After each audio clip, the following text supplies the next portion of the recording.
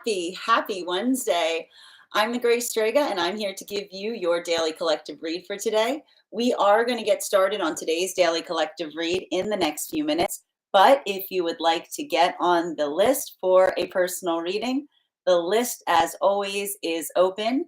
As always, it is 3 cards for a donation of 28 or more, 4 cards for a donation of 22 or more for my subscribers, links in my bio.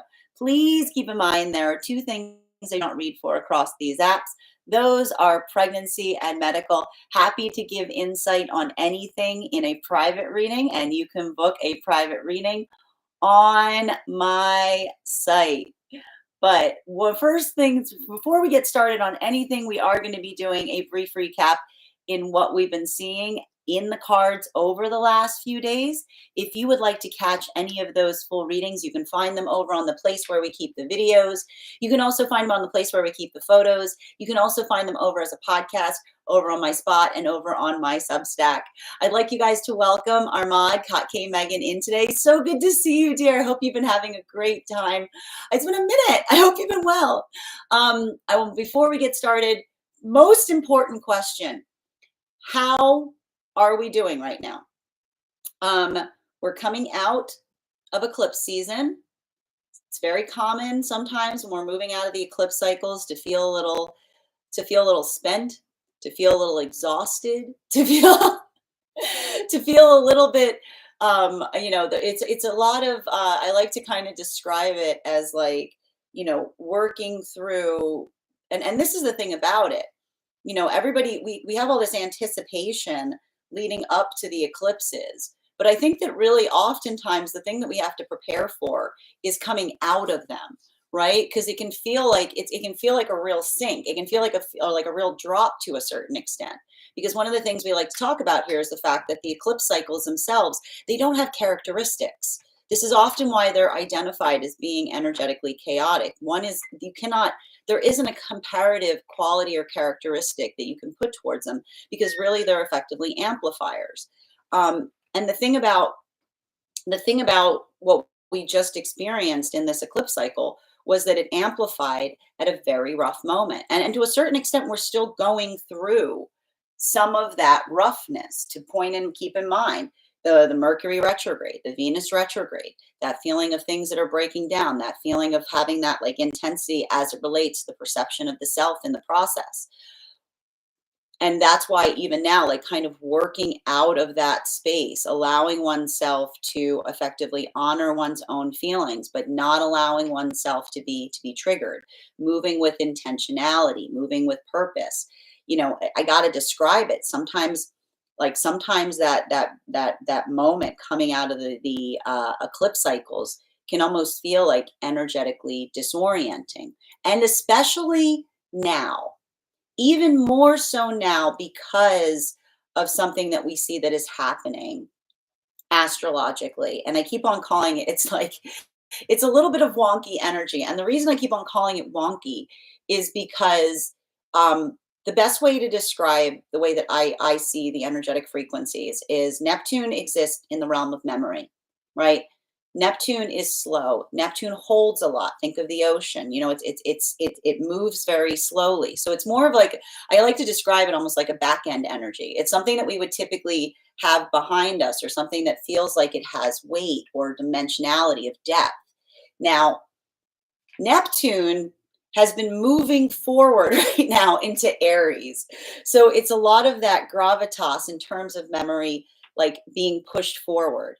Now, at the same exact moment, we have Mercury. Now, how do we perceive Mercury? Mercury is very fast energy. It has to do with the space of thought. It has to do with a lot of like the energy that like moves forward, a lot of that innovation, the idea energy, right? What is Mercury doing right now? Mercury is moving backwards. So what happens in this moment is the characteristics that we would typically ascribe to the energies themselves, they're moving out of their own framework to a certain extent. That's why it kind of feels, and then tucked in between them, like tucked in between them right now, we've got Venus. which has to do with the heart center, has to do with our perception of the self, navigating spaces of compassion.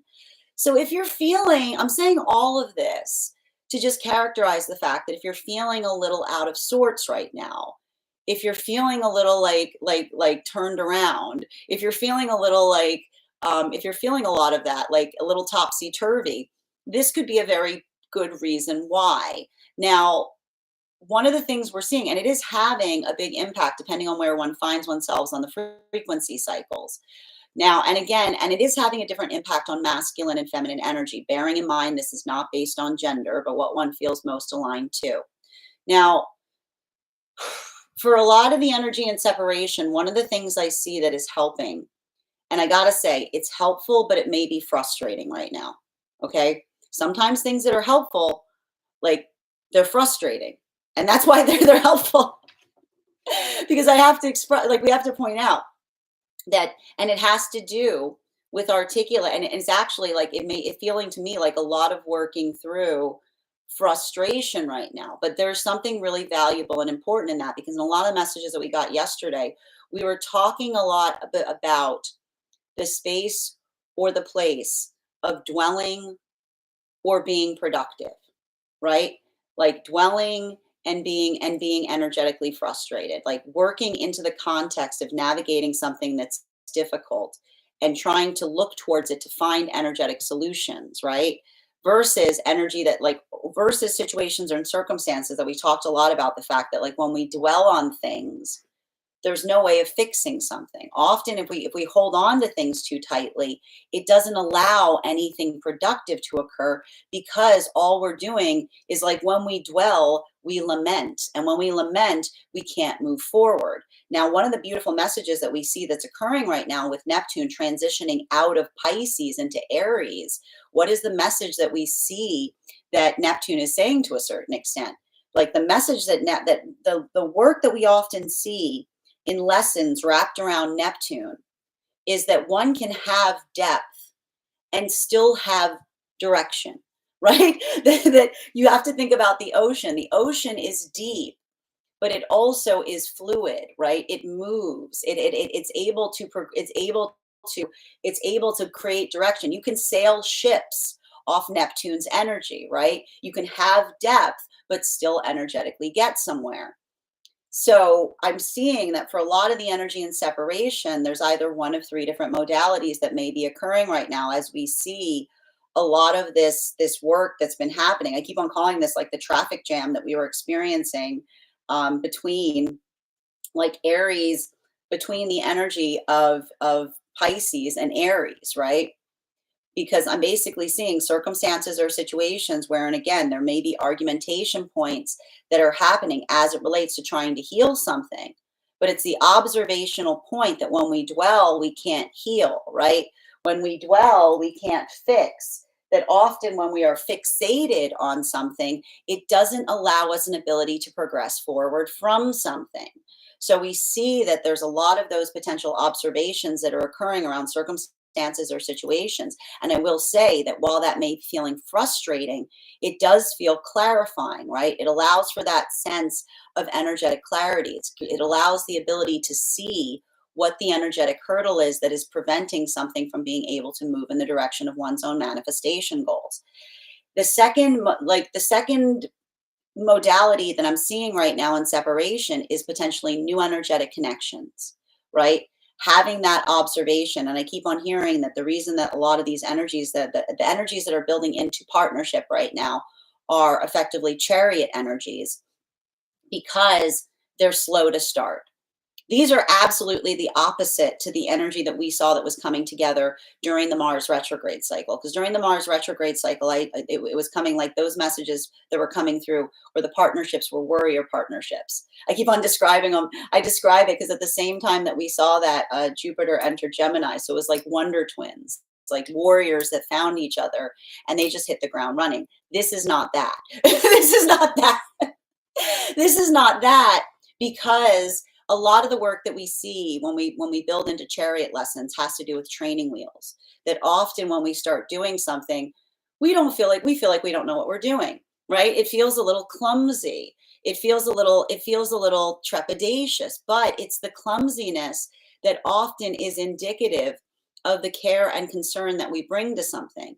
And there's something really beautiful and significant that I'm seeing right now in some of these energetic partnerships that are forming during this time that have to do with allowing the love that feels like the love. I keep on hearing the love that is a safe conduit, right? The love that articulates to another. And how is the energy in separation articulating to one another that their love is a safe conduit? They're actually doing a lot of work right now to disassemble their feelings. Now, this is really important. Remember that I'm saying right now the word disassemble, not disassociate, right? Because what is disassociation? Disassociation is going numb, right? Disassociation is not allowing oneself to feel something.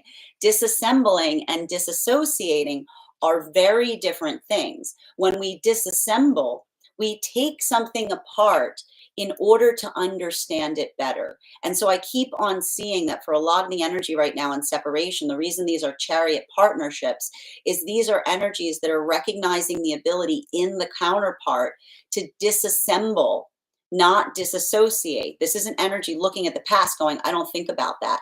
Nope. Nope. Like we don't talk about that. But it's not the energy that tries to like create a closure point. It's the energy that says, how much time do you have? I'm happy to unpack it. I'm still working through it. Right. And what's beautiful about that is, and we were talking a little bit about this yesterday, when we are working through trauma, it sometimes creates that friction point that it's hard to articulate upon something. But there's something about the disassembling that we're seeing here, the ability to articulate and to pull apart and to see something about the self. This is energy that is actively doing the work to identify and recognize and to articulate to another the circumstances or situations wherein they find themselves in separation. And in that moment, they're doing so to understand the lessons that they're trying to integrate so that they can do something better going forward, recognizing what was within the self to change versus what was outside of the self to accept. And in the modality of doing that, effectively telling the counterpart in every moment, you are safe with me because I don't just react to the things that I feel. I do the work to understand them. I move through the emotions with the intention. That is the honoring of the feelings. Remembering, honoring feelings is not just feeling how you feel at every moment. It is being intentional in relationality to how one expresses it. Now, for masculine and feminine coming into divine union right now, this is feeling like, I gotta tell you, I keep on hearing there's something that's coming through right now for the energy coming into divine union. And the best way I can describe it is it's feeling very scorpionic in here. Now, if you're someone with Scorpio placements, you'll understand that, because one of the things that we're effectively seeing is and I got to tell you, because and here's the thing about it too that we have to recognize.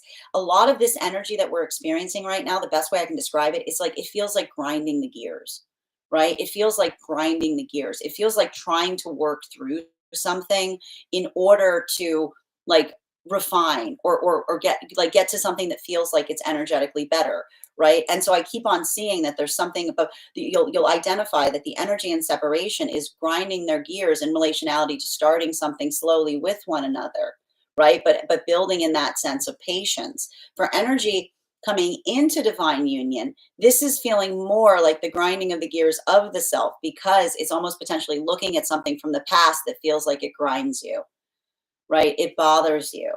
It frustrates you. But that's often something that we feel as we're moving towards our highest self, right? Because as we move towards and understand ourselves with more clarity, we look back on things and we understand and recognize, you know, I keep on seeing that for a lot of the energy coming into divine union, these are the warrior partnerships that we spoke about just like in the last cycle. It's it's feeling that frustration in something that you see from the past that you recognize you can't change. But that's also the energy that's coming into that space of understanding that the beauty of being able to see a blind spot is creating the ability to change it in the present, right?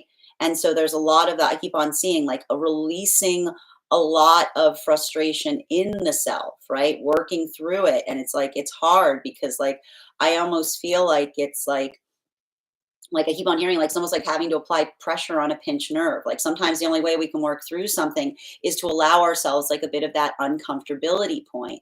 But what's beautiful about that for a lot of the energy coming into divine union is if this is the energy that is articulating and seeing something in a way that bothers them that they couldn't see it before, it's immediately reaching a space where they're mutually healing from it, because the ability to identify, and this is the energy that's looking at something, and what are they saying to the counterpart?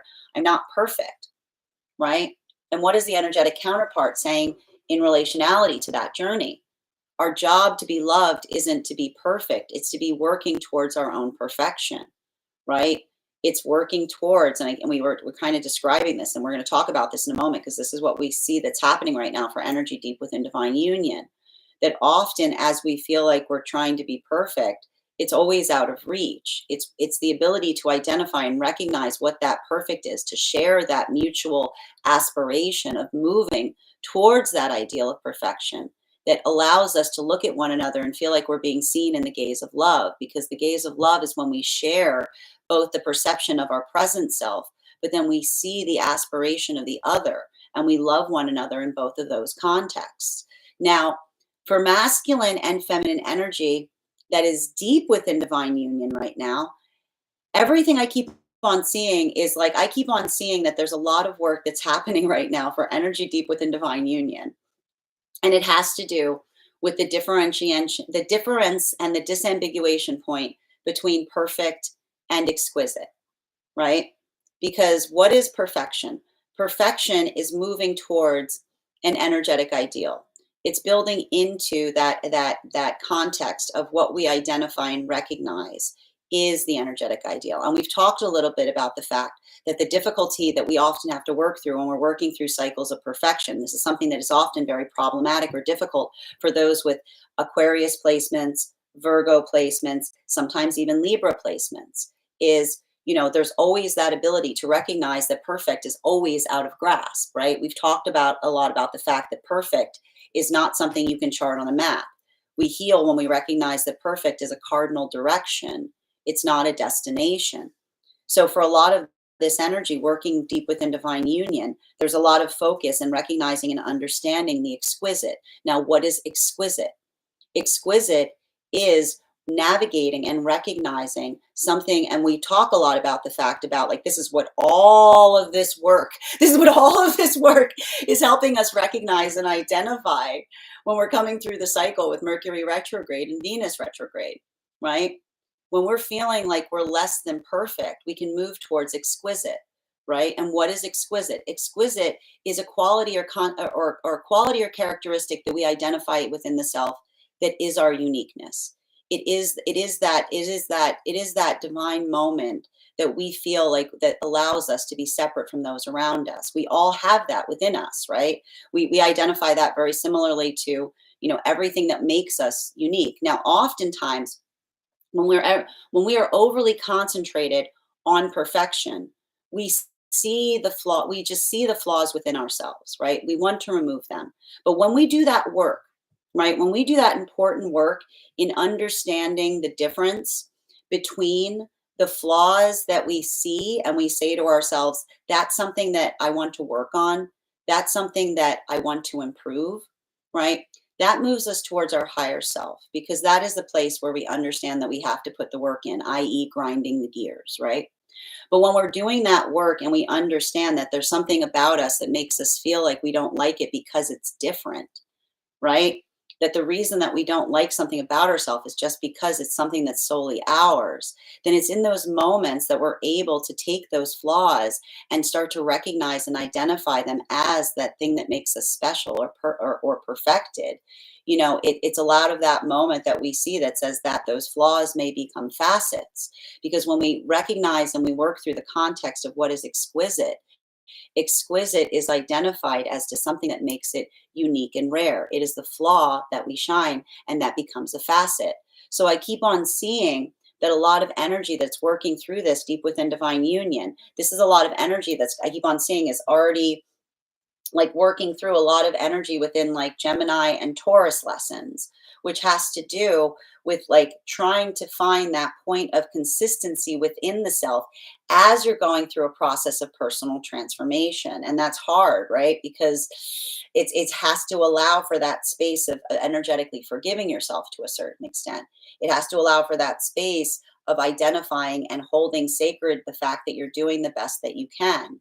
And there's a lot of vulnerability that I identify and see that is coming through in those spaces. But when we're in a place, and this is what we talked about with a lot of that, like with a lot of that energy that we recognize and identify, when we work in that space where we don't hold each other's, like when we don't hold our flaws as something that feels like it holds us back, but something that we're actively working upon, giving that bit of compassion to it, it allows for almost like that the possibilities that open up that allow us to kind of communicate from a place of, again, and I keep on seeing, like fortitude, strength, like talking about the meaning and why something is important. And I keep on seeing that one of the difficulty points that is happening right now for energy deep within divine union is recognizing and identifying the difference between stubbornness and in insistence. And I keep on getting it's divine insistence, right? Exquisite insistence, right? The difference between stubbornness, and the way that we can tell the difference between stubbornness and exquisite insistence is when we're feeling stubborn and the ego is holding on to something, the ego holds on and it just doesn't want to let go. And when we ask ourselves why, we say because it feels good to do so, right? Like the ego wants to say because it feels good, it feels safe, but it's hard to explain the reasons why, right? When we hold on to something because it's vital, because it's important, because it helps us see our higher self, it doesn't say I don't want to talk about it. It says how much time do you have? So I keep on seeing that there's a lot of active conversation that's occurring right now for energy in divine union, potentially articulating and expressing the importance and significance of how we feel. Because I keep on seeing that ability of doing so, it's like it's a lot of heart opening. It's a lot of that, like it's a lot of that expression that allows for, like it allows for the compassion that we feel. I told you, the compassion we feel in ourselves that we don't hold back, but we're able to like articulate and amplify to those around us. But it feels very vulnerable. Like I can see the energy even in the modality of doing so, like feeling, working through the strength of vulnerability. Like never do we feel more strong than when we're allowing ourselves the context of opening up in that capacity. That is where we find all of the energy prior to beginning today's daily collective read. Now, if you would like to catch any of that full reading, you can find it over on the place where we keep the videos. You can also find it over on the place where we keep the photos. You can also find it over as a podcast over on my spot at Tarot Church and over on my Substack. That said, we are going to get started on today's daily collective read in the next few minutes. If you would like to get on the list for today, you will be the second person read for. It is 3 cards for a donation of 28 or more. 4 cards for a donation of 22 or more for my subscribers, links in my bio. Please keep in mind there are 2 things I do not read for across these apps. Those are pregnancy and medical. Happy to give insight on anything in a private reading, and you can book a private reading on my site. But let me know how you guys are doing in this energy. I know, it's like, it's going to be still a lot. And here's the thing. If you're not feeling that change, if you're going to say to me, I feel worse than I did during the eclipse cycle, I'm not like self-care. It's okay to just be focusing on self-care right now. Okay. Sometimes coming out of these cycles and just being able to be, I got to point this out. And this is a message that's been coming through like wild, like as we come out of this, sometimes just coming through eclipse cycles and being able to stay like this, like bang up job,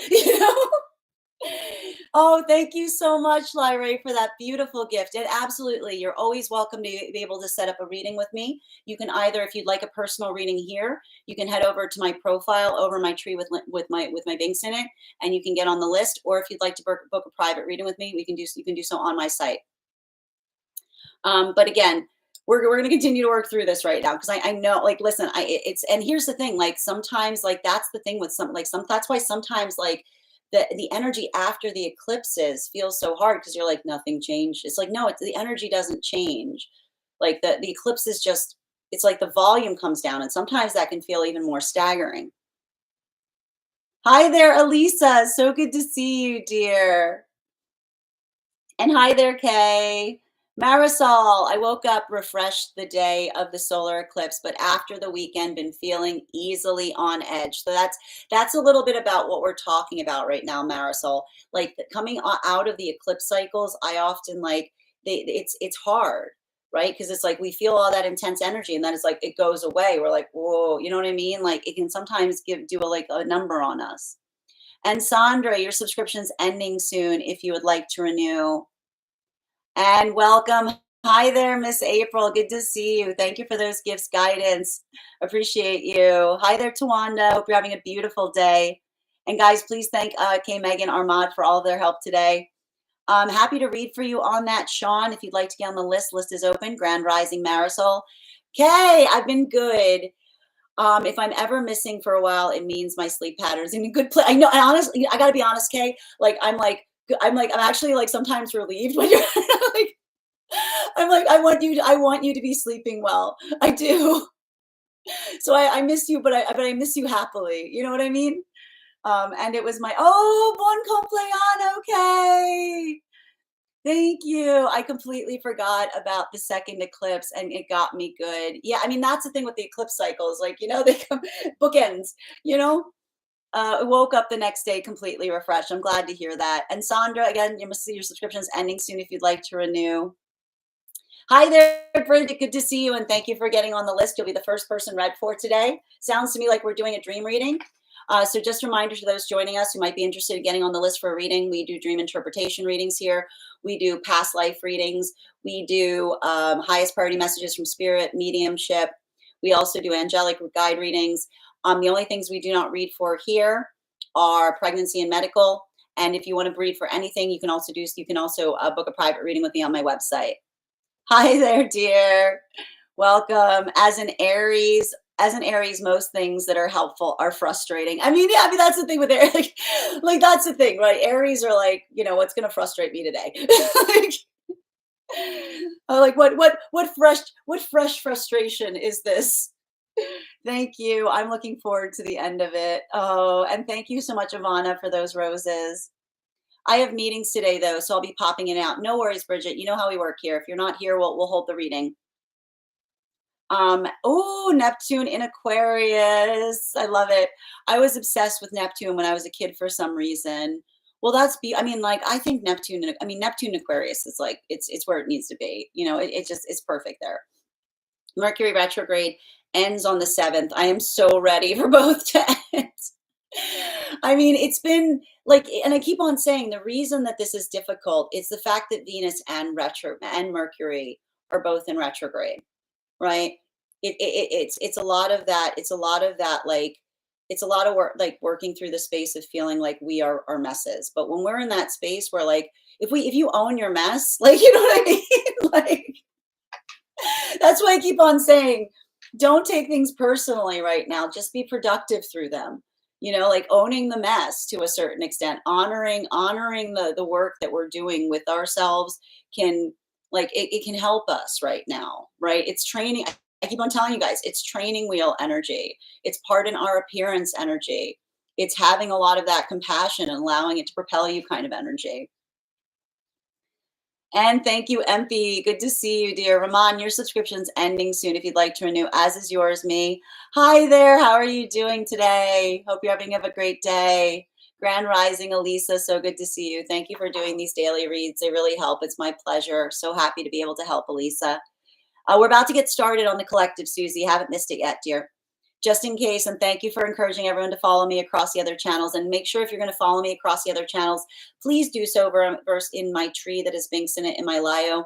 Because unfortunately, as you guys may know, I'm not the only person that has this issue. There's a lot of accounts that pretend to be me. The best way to actually make sure that you're following me across the other platforms is heading over to my tree with Binks in it. You'll find the links there. Hi there, MP. I'm doing well, Betty. How are you doing today? And thank you as well, Sparkle. Good to see you as well, Addison. Oop, hold on a minute. Hi there, Addie. Lovely day. I'm doing great. And Addison, Thank you so much for the beautiful reading the other day. You are so welcome, dear. Thank you for allowing me to read for you. And thank you as well. Hi there, Synthesize. Gratitude to you as well. Have a grand rising, Heather. Gramian, thank you for the follow. I always happily miss you all too. I love that, Kay. And thank you. As I mentioned, friends, we are going to get started on today's daily collective read in the next few minutes. If you'd like to get on the list right now, you will be the second person read for. 3 cards for a donation of 28 or more. 4 cards for a donation of 22 or more for my subscribers, thanks to my Lio. A couple of updates before we move into our daily collective for the day. First and foremost, thank you to everyone who attended our recent class on the Justice Card. Our next class will be held on Wednesday, April 16th at 6 p.m. PST, 9 p.m. Eastern. We will be continuing our studies in the tarot with a focus on the Hanged Man. If you would like to become a part of that tarot class program, all you need to do is head over to my Substack and become a paid subscriber. Your paid subscription to my Substack is your ticket of entry into our live classes each and every month. You will also, as a monthly subscriber, have access to over 9 hours worth of material in the Tarot Church Library. Now, it's not necessary to catch up. I'm going to always do my best to explain to you guys everything that we've studied prior to beginning the next class. But now is actually a really great time to join if you wanted to catch up, because you've got a little bit of leeway. You'd be able to do about 2 or 3 classes per week, and you'd be right back where we left off. And even you'll also have access to a one-on-one chat with me to ask any questions that may have in relation to anything that we're learning or currently have studied thus far. And if you become a founding member, not only will you receive a discount on the full year's worth of classes, but you will also receive a complimentary one-on-one mentorship class with me, where I will assess where you are on your personal tarot journey and give you the best insights in terms of how to utilize those classes to the best of your advantage going forward. You will also have access to the entirety of the Tarot Church Library archive. That is over 12 hours worth of material in an ever-expanding library. One of the things I tried to do in these classes was make them accessible to the absolute novice tarot reader as well as the seasoned reader. There's definitely something there for everyone. Don't let your lack of experience or your robust experience prevent you from joining us at our class program. And even if you don't become a paid subscriber to my Substack, I would encourage you to follow me there to stay up to date on any new offerings, services. I post my weekly newsletter there, which will let you know about my in-person events as well as my online live schedule. You'll also get to know if I have any new offerings. And speaking of offerings, on top of my standard life path readings, I also offer mentorship classes. These are for any of my students that are seeking a more personalized educational experience with me. I take a very limited number of students for this reason, as those classes are focused on each individual's personal spiritual journey and journey work. Those classes can be purchased on an individual level or as a monthly class series, weekly or bi-weekly as your schedule permits. Also, for my clients that are seeking more consistent weekly tarot support, I'm very happy to offer weekly tarot insight packages. That is a package of 4 30-minute readings, again, weekly or bi-weekly as your schedule permits, so that you can stay more consistent on your personal journey. I'm also very happy to now offer dream interpretation readings. You can purchase those on an individual level or as a series. If you purchase the dream package, I would encourage you to start to keep a dream journal, as we will meet weekly or bi-weekly with that journal and utilize the tarot to understand the key themes and messages coming towards you in the dream space. That said, we are going to get started on today's daily collective read in the next few moments, but if you would like to get on the list for today, the list is open. It is 3 cards for a donation of 28 or more. 4 cards for a donation of 22 or more for my subscribers, links in my Lio. Please keep in mind there are 2 things I do not read for across these apps. Those are pregnancy and medical. Happy to give insight on anything in private readings, and you can book a private reading on my site. Also, we are doing 2 giveaways today. Our first giveaway is we will be gifting a reading back to the collective when we hit 50K likes. My friends, we are already at 10.1K. Thank you guys so much for tapping the screen. We'll get to 50K in no time. The other giveaway we're doing right now is we'll be doing a gifting a reading back to the collective, whoever gives the highest gift between now and the conclusion of the daily collective read. So I wish you a lot of luck in when winning that as well. I'm going to take a few moments to read over some of the comments that came through as I was reading. For those who are joining us across the other platforms, you can also get on the list for today. All you need to do is head over to my tree that has Binks in it in my bio, and you can get on the list there. You'll be the second person read for. And thank you so much. Hi there, Gramian. Thank you for the follow. And thank you guys so much. As I mentioned, no better time than the present. Why don't we get started? Welcome, everyone. Happy Wednesday. I'm the Grace Strega, and I'm here to give you your daily collective read for today, Wednesday, April 2nd, 2025. What do we have coming through in the cards for today? May I please have the first 2 cards in our 5-card spread? First 2 cards we are starting our day off with today. Let's get through it. Okay. The only way out is through. All right, guys, let's get to it. We got here, listen. Remember when I mentioned, before we started the podcast, I was talking about the fact that a little bit of this energy it's grinding the gears energy. Okay, it's 10 of Pentacles in its reversal in combination with our 6 of Swords in its reversal. Let's talk a little bit about what's going on here. So I'm going to keep pointing this out.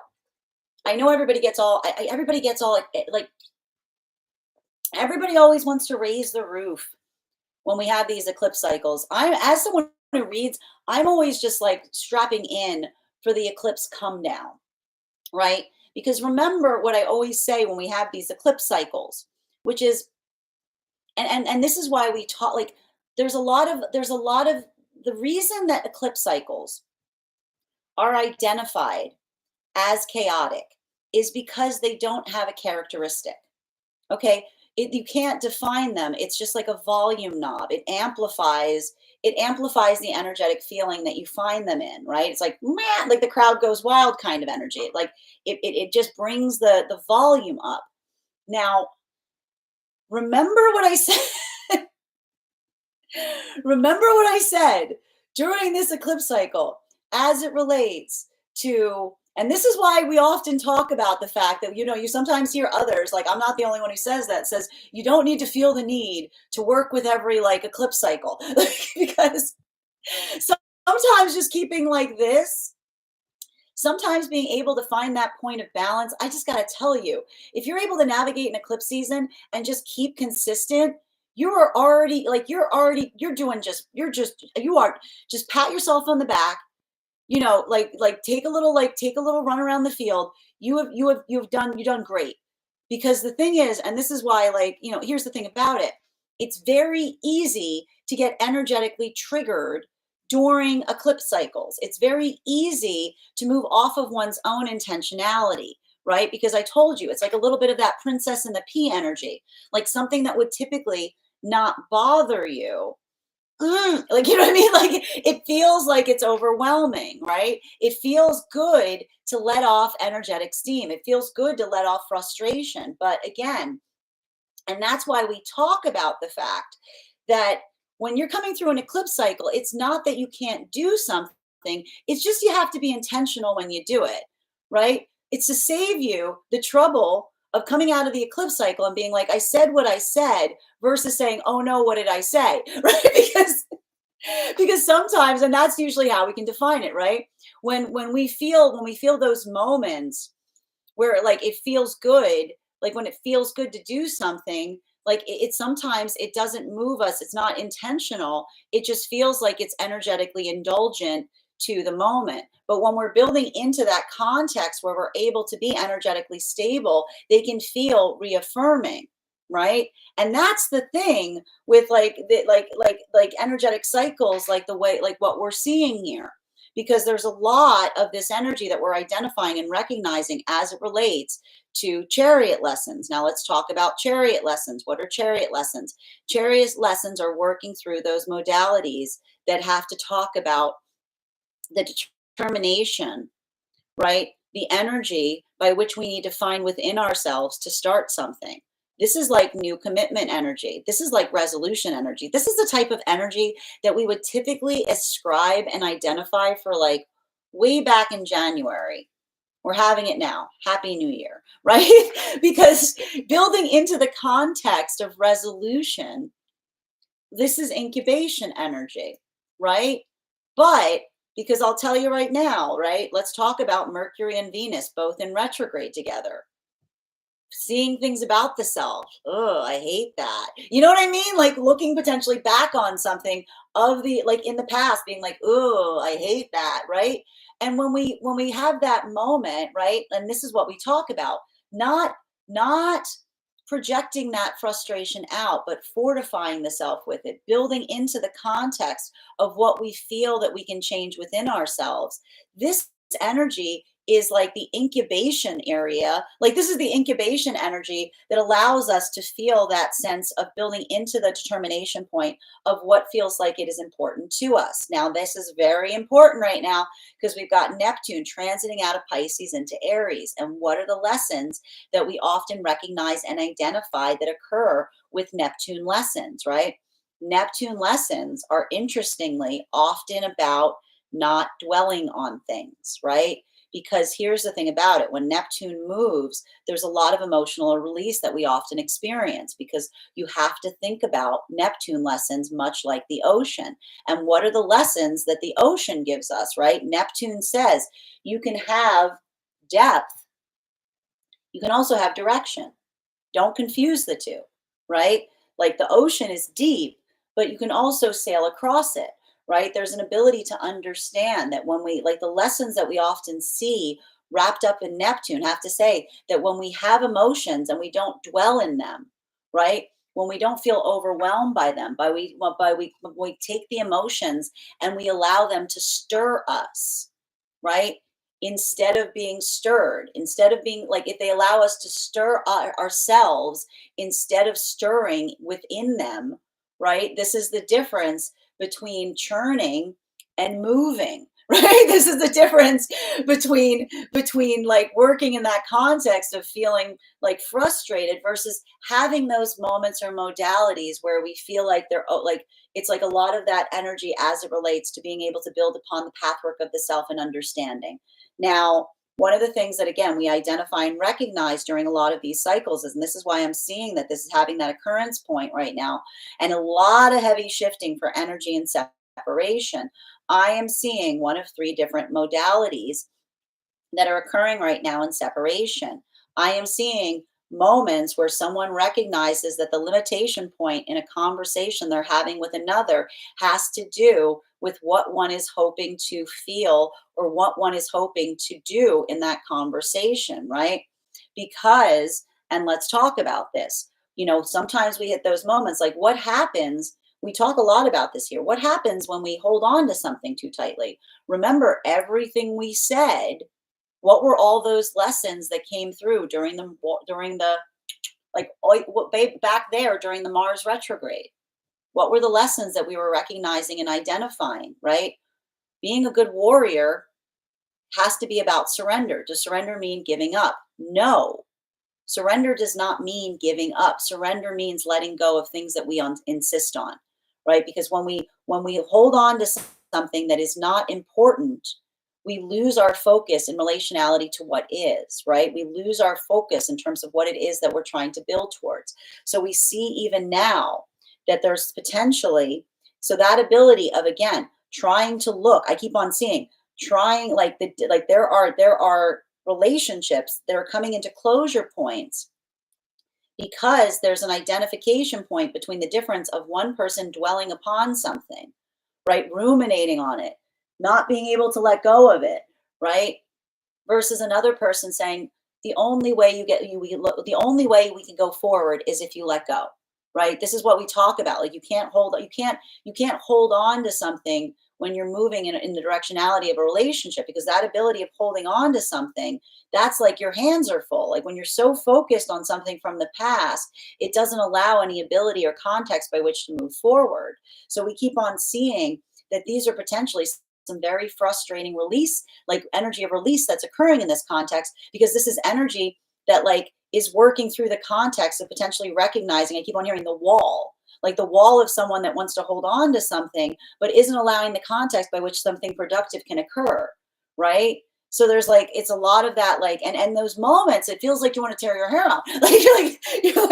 Like, and I need to just find, like, if someone cannot articulate what can be done to fix something, you sometimes feel like you're at an energetic impasse point, right? And so I keep on seeing that there's some energy right now that's like storming away from a situation or circumstance, but feeling like storming. I told you the frustration that moves you, the frustration that empowers you, because it's not the frustration of giving up on something, it's a frustration in seeing the limitation that is creating an impossibility matrix. Well, as I see another energy right now, I see another modality of energy and separation that is articulating upon instances and experiences just like this as they build into new energetic connections, right? That modality of like feeling those moments that you literally say, I was like, like nothing. And like, that's the energy. It often says nothing I could do would fix it. And it's like almost the moment that when you say that, suddenly you understand and recognize it, right? Like that moment that we kind of see at times that feels like it is expansive, but it's frustrating, right? And here's the thing about it, like there's something that's happening right now for energy coming into divine union, coming out of separation and moving into divine union, which is feeling the relief and release of someone that shares mutual frustration. Because what happens when we share mutual frustration? We understand the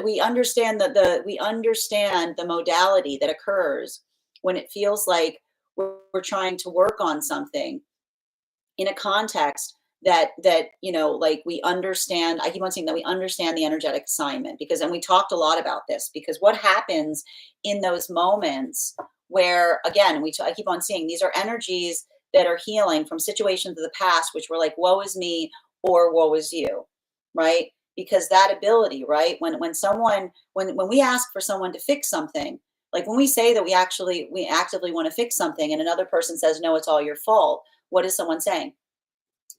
I can't do anything. It's up to you to fix, right? When we have those moments that we want to fix something, we say, I guess I'm the worst. I'm sorry you have to put up with this. It's the same exact energy saying, I'm not going to change. It's up to you to deal with. And so this is the energy. I literally have energy and separation, like saying to each other, nobody wants to work anymore. Because the energy that's coming together, I told you, it's chariot energy. They know what it takes to fix things, and dwelling doesn't fix things, fixes things. While for masculine and feminine coming into divine union, this is the same kind of energy, because this is the energy I keep on seeing that is understanding the assignment of the self. And the thing is, and this is the thing about it, it's a perpetual assignment. Like that's just the thing about it. There's never a point in one's own spiritual journey that you reach and go, I've done it. Hooray. Like, I'm good now. I'm finished. Like it don't work that way. It's the sacred perpetual assignment of the self. It is always being able to identify those spaces and in places that are improving, those places and spaces that we learn to grow. And that's why we have to be very compassionate and patient with ourselves in that progress, right? Because it's not like it's a constant perpetual unfolding, right? It's not about arrival, it's about continually finding oneself. And so I keep on seeing that there's a lot of energy right now that's coming into divine union, and they're giving themselves the pat of consolation in saying, look how far you've come. And then feeling the depth of gravity of saying, look how far more you have to go, right? Like it's twofold. So that's what we're effectively seeing there. Now for masculine and feminine right now, deep within divine union, I keep on getting the same message here, which is like, this is energy right now, Taurus and Gemini lessons, which is, it feels very protective. It feels very Like it feels like I keep on hearing, um, how do I describe this? This is the energy, and I literally feel like the reason that the divine and the energy deep within divine union is feeling so energetically protective right now is because of so much of this vulnerability that we see is occurring right now for the energy coming into divine union and the energy in separation, right? I keep on seeing, like, in a way, like the energy within divine union is the shell, right? It's interesting. It's almost like it's the energy that builds into the context of building into resiliency and tenacity right now, right? Because everything that we're seeing there, like, it's a lot of that energy that says that when something is important, we work to energetically protect it. That's why we kept on having the message that was coming through, the exquisite insistence of the sacred knot.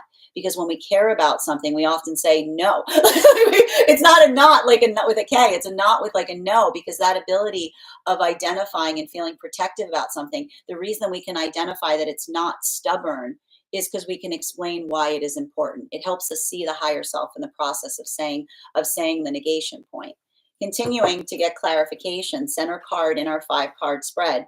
We've got our world card in its upright. And there's something really beautiful about that because, one of the things that we're seeing to a certain extent is I keep on seeing, like, um, and I got to describe this right now. Remember how I was talking about Renaissance energy? Remember I was talking about Renaissance energy? There's something really important here because it feels like, and I think that this is the one thing, this is the thing I have to describe that's happening right now that's kind of intriguing, is like we were moving forward into Aries and now there's energy pulling back into Pisces. It's because of the retrograde, which is like, whoop, wait, I forgot some emotions here. I got to bring them with me, right? It's like it's carrying, it's about identifying, it's about understanding and recognizing the things that energetically matter, right? It's like it's being able to articulate. And there's a lot of that space of identifying. And I want to say this, I keep on telling you guys, like the joke I keep on making right now is, what do you call, like, Saturn, Mercury, and Neptune are all jammed up together. What, like, Saturn, Neptune, and I mean, actually, correction, right? So here's the thing: Saturn is coming towards the energy right now.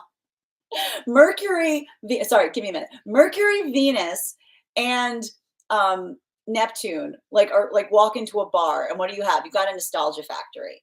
You've got a lot of the ability of looking back on the past and looking with like a lot of that like sentimentality, right? There's that sediment that gets stirred when Neptune moves, which is like, oh, it's never going to be like that. But then here comes Saturn coming towards those planets and going, but anything is possible, right? Anything is, if anything, if it, like I keep on hearing, like Saturn now moving up as well, like to join that energy is the articulation that when we look in the context of time, time, the time we give ourselves, right? Like it almost feels like I keep on seeing, like, there's something about that feels like Saturn entering the equation to a certain extent. It almost feels encouraging. It feels energetically reinforcing, right? Because it has to do with understanding the context of things that are important via the perpetuity, things that are important in the perception of perpetuity, and often ways that we can identify and recognize things that move us towards our higher self or our energetic ideal is, I keep on hearing, is the miracle of a dream that exists in perpetuity, right? Like that is how we can identify and recognize the higher self, because it moves beyond us. It always stands before us. It surrounds us. And our own ability of recognizing it and identifying it helps us move closer towards that ideal. Now, for masculine and feminine energy, this is what I keep on seeing. Like that's the space of saying, and this is why I keep on hearing the energy that's saying to one another, in that ability to take something apart, is saying this isn't the energy trying to take something apart because they don't care about it. Remember, this is energy that's looking at the past and taking it apart so they can build it together. They can build back better anew, right? This isn't the energy that is having a breakdown. This is the energy that's working on a breakthrough, right? This is the energy that's saying that when we're in the midst of that, holding on to the past too much doesn't allow us to build into the present context of what we can do, right? And that's what's beautiful about, I got to tell you, that's what's kind of beautiful right now with, like, like Neptune, Saturn, and Mercury all together right now, right? Because Neptune, it's like you want to look backwards and you want to just get like it's very easy to get lost reminiscing on the past, right? And what does like Mercury say? So Mercury says snap out of it. We got work to do, right? And Saturn says we've got the time, like, and like time, like, and that's what Saturn, which is helping us identify and recognize the utilization and value point in relationality to allowing for the context of time. Now, one of the things, continuing to get clarification here, fourth and fifth card in our 5-card spread, we've got here our Knight of Swords in its upright in combination with our 3 of Wands in its upright. Now, one of the things that we're recognizing and identifying right now has to do with working through that context of frustration, right? This card, I keep on telling you guys, this card has been popping up like the entirety of the eclipse cycle. Like, this card is like it's working through frustration. And this is what we talk about in relationality to working through frustration. When we feel frustration, when we're not in a space that we can navigate frustration, it's very easy. Like, the indulgence point of frustration is wanting to project it out or wanting to over internalize it, right? But here's the thing: you're the worst or I'm the worst doesn't get anything done, right? That's what we talk about. Like, when we're on the pathwork of healing, we let go of blame, because blame is working through the context. Like, often when we're feeling blame, we have to identify accountability. So when we're trying to work on the self, it's like blame just feels like it feels unnecessary. It doesn't feel like it's energetically productive, right? The context by which we understand says that when we harbor things from the past, it doesn't allow the context by which we can build forth into the present. So I keep on seeing that for a lot of the energy right now in separation, having those type of conversations feels like a breath of relief, because I can almost see some energy in separation going through, I keep on hearing, going through the lunacy of trying to articulate to another, saying, yeah, I wanted to fix something with someone, but they were so fixated on something that broke that there was nothing that we could do to get beyond it, right? Like, that's the energy that says, like, when someone, like, when something isn't working and you're trying to fix it, but another person is just bemoaning the fact that it's not working, it doesn't leave your hands free to do anything about it, you know? So it's like a lot of that energy that like works through the frustration of having to expand, being like, and I can see the energy saying those moments of saying, sometimes those situations, you don't want to walk away from them. But when you observe the absurdity of a situation, like, I see the energy throwing, like, you see, this is like the energy that feels the throat frustration. And I always like to point this out. The 3 of Wands for me, is always like the throwing the hands up.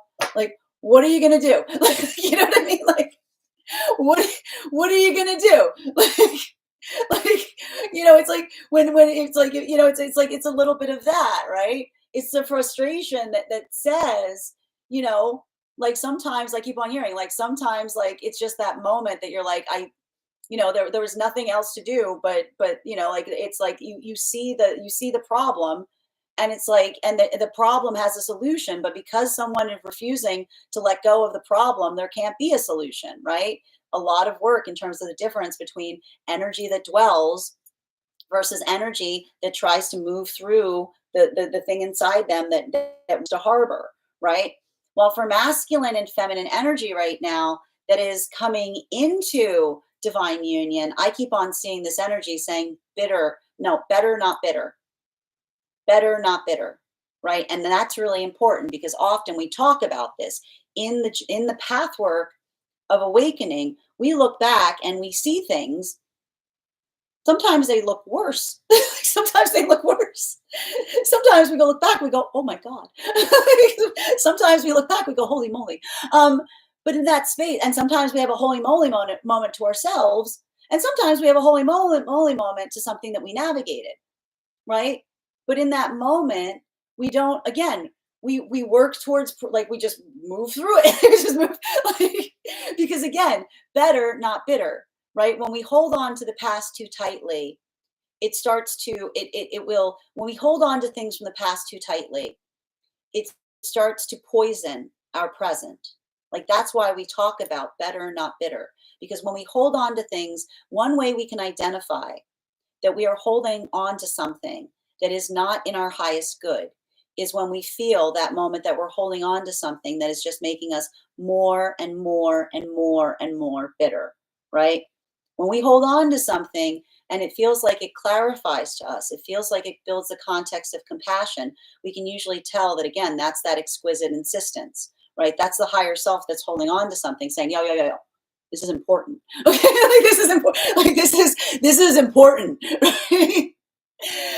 And I feel like that's something that's coming through right now across the frequencies, right? And I can see some energy here saying, I wanted to, I see some energy in separation that's literally saying it's heartbreaking because there was some kind of situation that they potentially wanted to fix with someone, but like someone was becoming so bitter in the context of not being able to let go of something that it just makes an impossibility point, right? And that's not wanting different things. That's potentially having to heal from a situation or circumstance where someone did not have an ability to let go. But here's the thing, and this is what's going to be a little bit difficult here. I want you to understand this.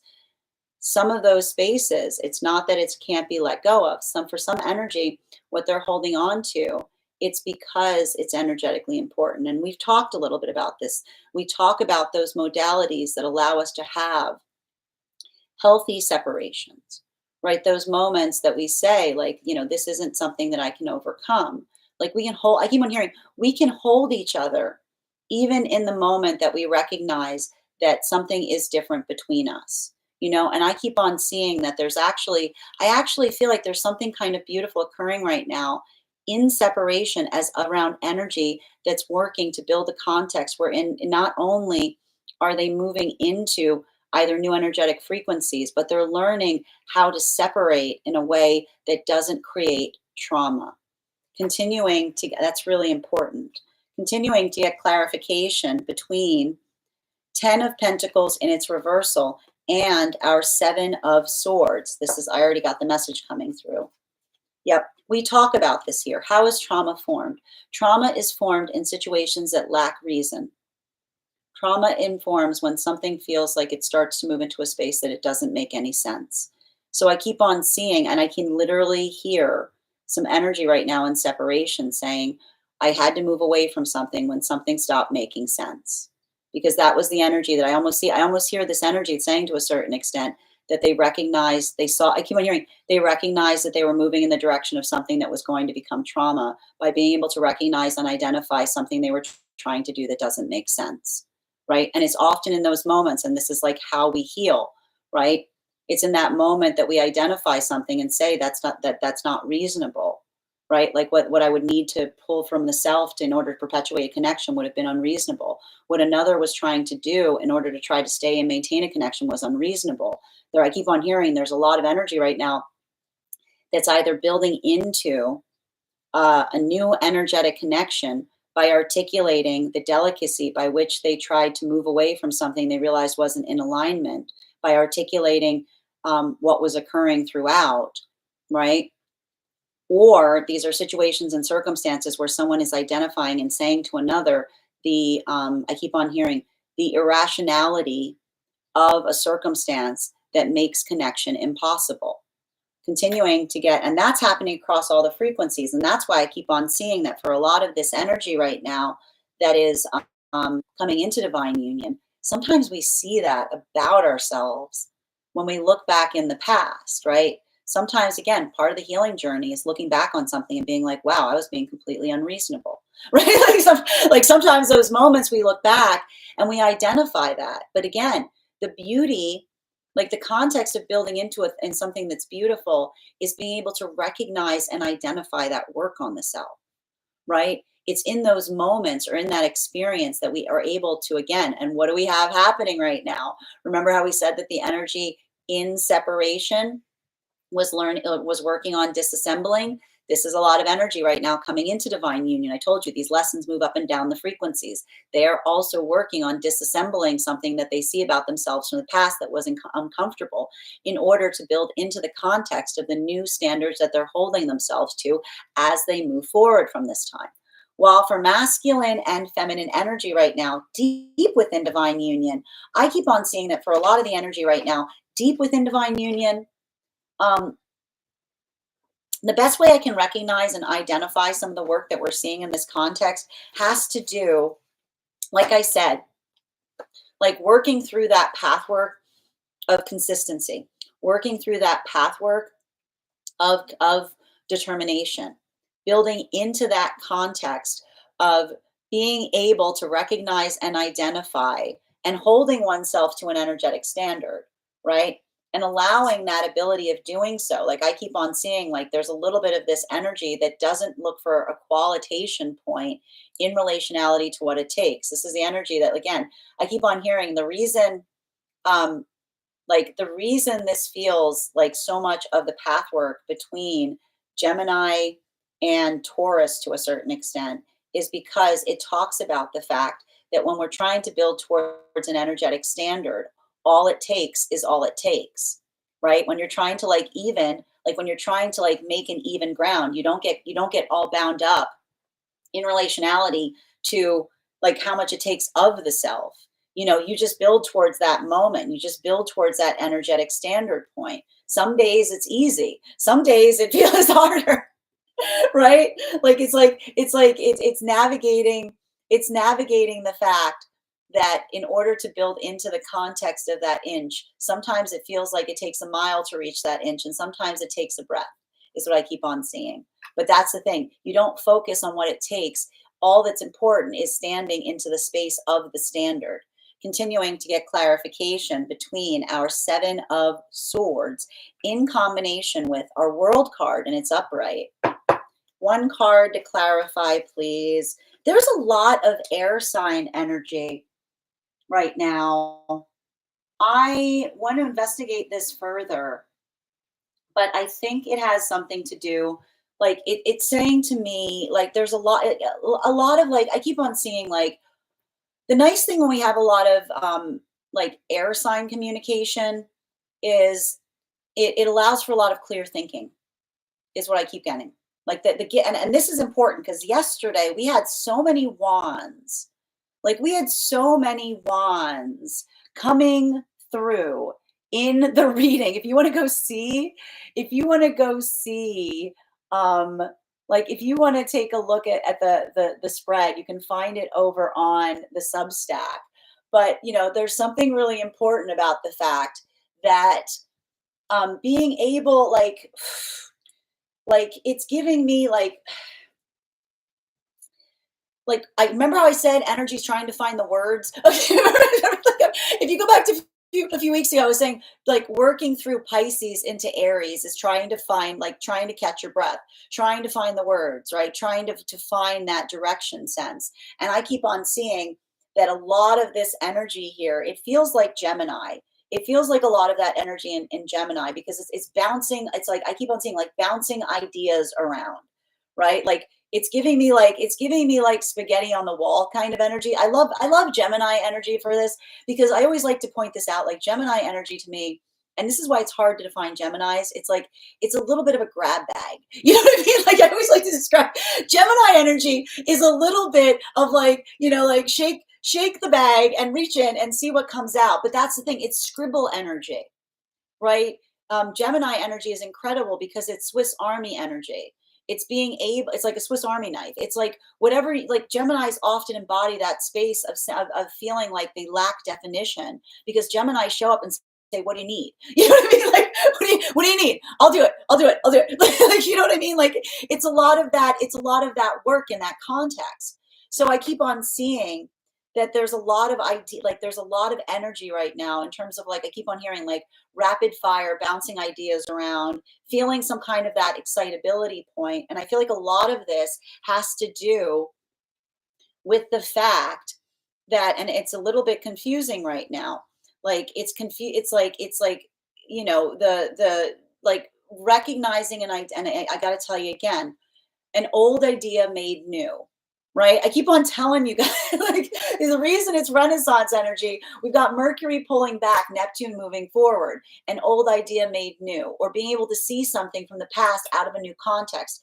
This is why, for a lot of the, as I'm like knocking my mic all over the place, apologies to those listening to the podcast, that was my hand. But so, for energy and separation, a lot of this kind of energy, like that's why I keep on seeing it feels like energy that's going, like I keep on hearing the energy going, um like I keep on hearing the energy that's saying, like it's saying to me, like cut energy, but also like also relief energy. Why do we see that? Because this is the energy, like I told you, if this is an energy where something came from the past and someone was expecting or anticipating transformation, but instead of transformation, another person's just still in the same modality, dwelling in the same things, like holding on to something. I can see some energy being like, this is exactly like, this is exactly like, it's like the rearrival that confirms the issue in relationality to what was the difficulty point. Whereas I see some energy right now building into connection that feels that breath of relief, right? Like that energy when you're trying to explain something to another and they get it, and you just you want to laugh so hard that you want to scream, because it's like, finally, it's like you feel like that moment of someone who gets you, that makes you feel like you're not energetically alone, right?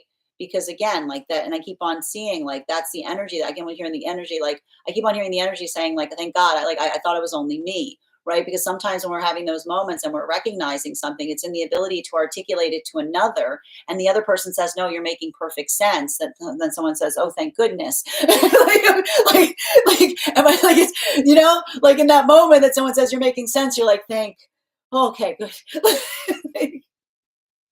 And that's why we keep on seeing that for a lot of the energy right now that is coming into divine union, this is energy making sense of their past, right? This is energy making sense of their past. And sometimes when we make sense of our past, we're like, oh man, yeah, that was me. No, that was them. Like, we see things in ways that there's clarity, but I keep on hearing that's why the energy is saying better, not bitter, right? Not holding bitterness to that past, but recognizing that often the context by which we see something means that we have the ability, we're either in the process of already changing from something, or we're in the process of energetically healing from something.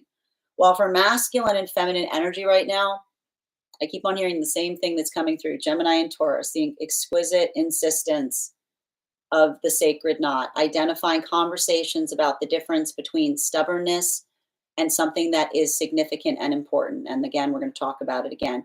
How can we tell the difference between stubbornness and something that the higher self insists upon? Because when we're feeling stubborn, right, when we're holding on to something, right, we're holding on to something. Why are you holding on to that? Because it feels good, right? Because it feels good. It feels good. Whenever we have the answer, it feels good. That's the ego. Like, that's the ego.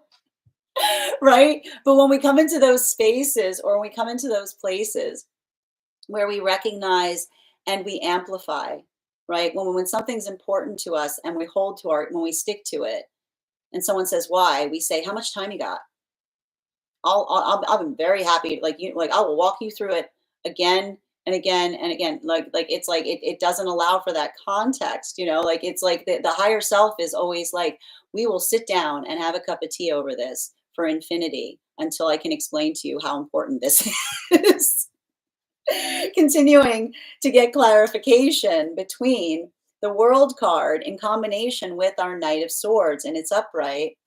May I please have one card to clarify? Clarification coming through right now with our Sun card in its reversal. It's all about what you do with a less than ideal situation. I got a news flash for you. Nothing is ever ideal.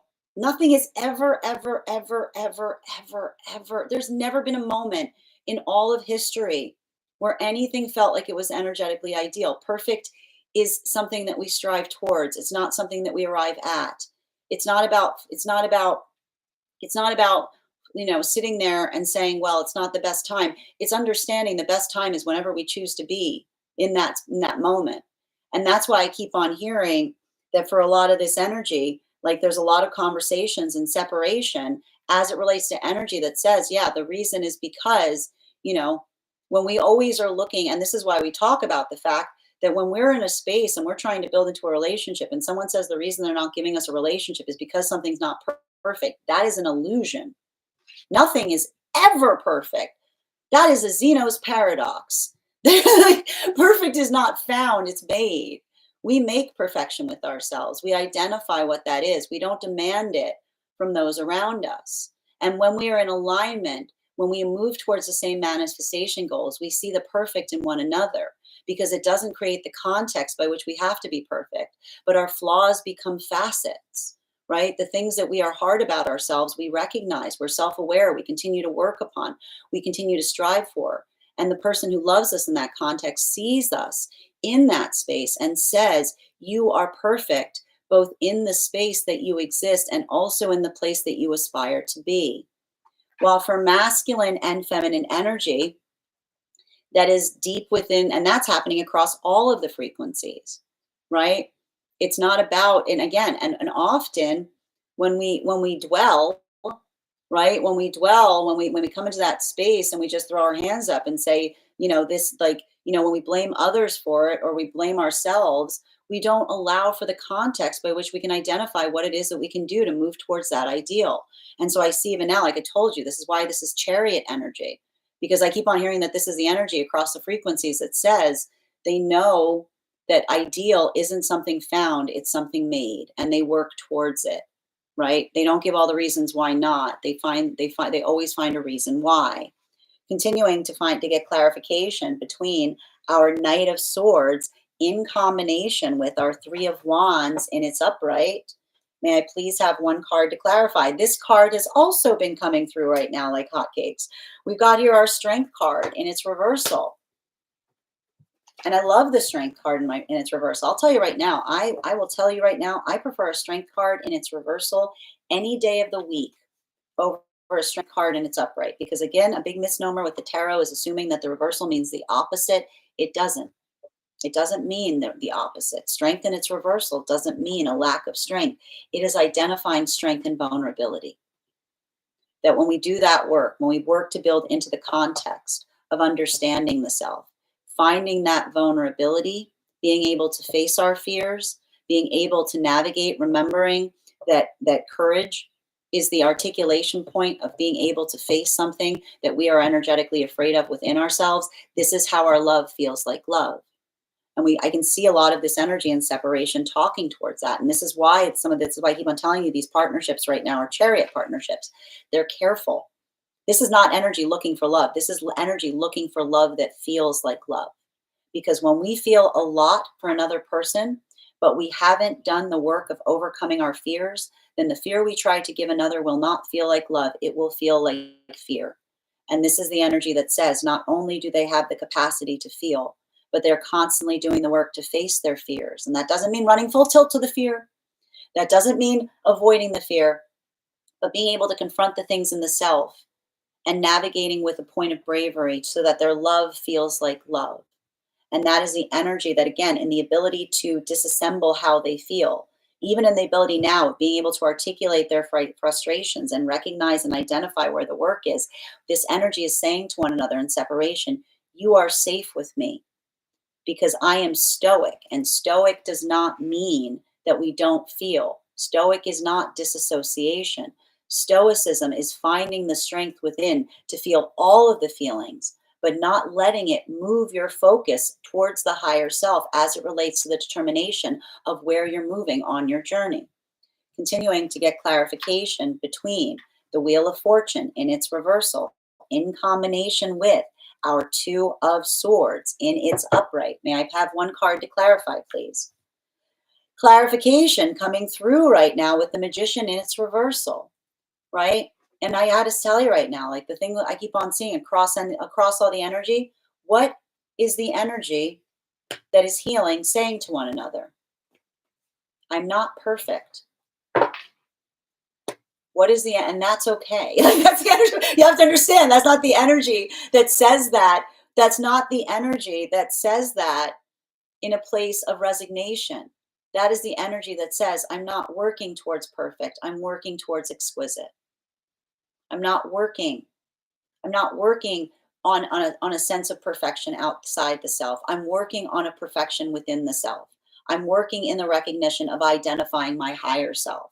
And when we're working towards the higher self, we don't feel like that space of like, this is why we talked about a lot of the lessons that we're recognizing and identifying and working through during this cycle feels so difficult. And remember, I told you, if you're someone who is looking for a lot of external validation right now, finding external validation during Venus and Mercury retrogrades is like very difficult because it's like it creates a lot of that outside distortion point, seeing things in ways that feel like it's hard, making things look like they're worse. But when we find that internal mirror, when we hold ourselves to the standard of the self and we see that perception of ourselves, we find our strength from within, because that ability to connect upon that, that's the energy that says, and even as we do this, often finding the self feels like that journey of stumbling upwards, right?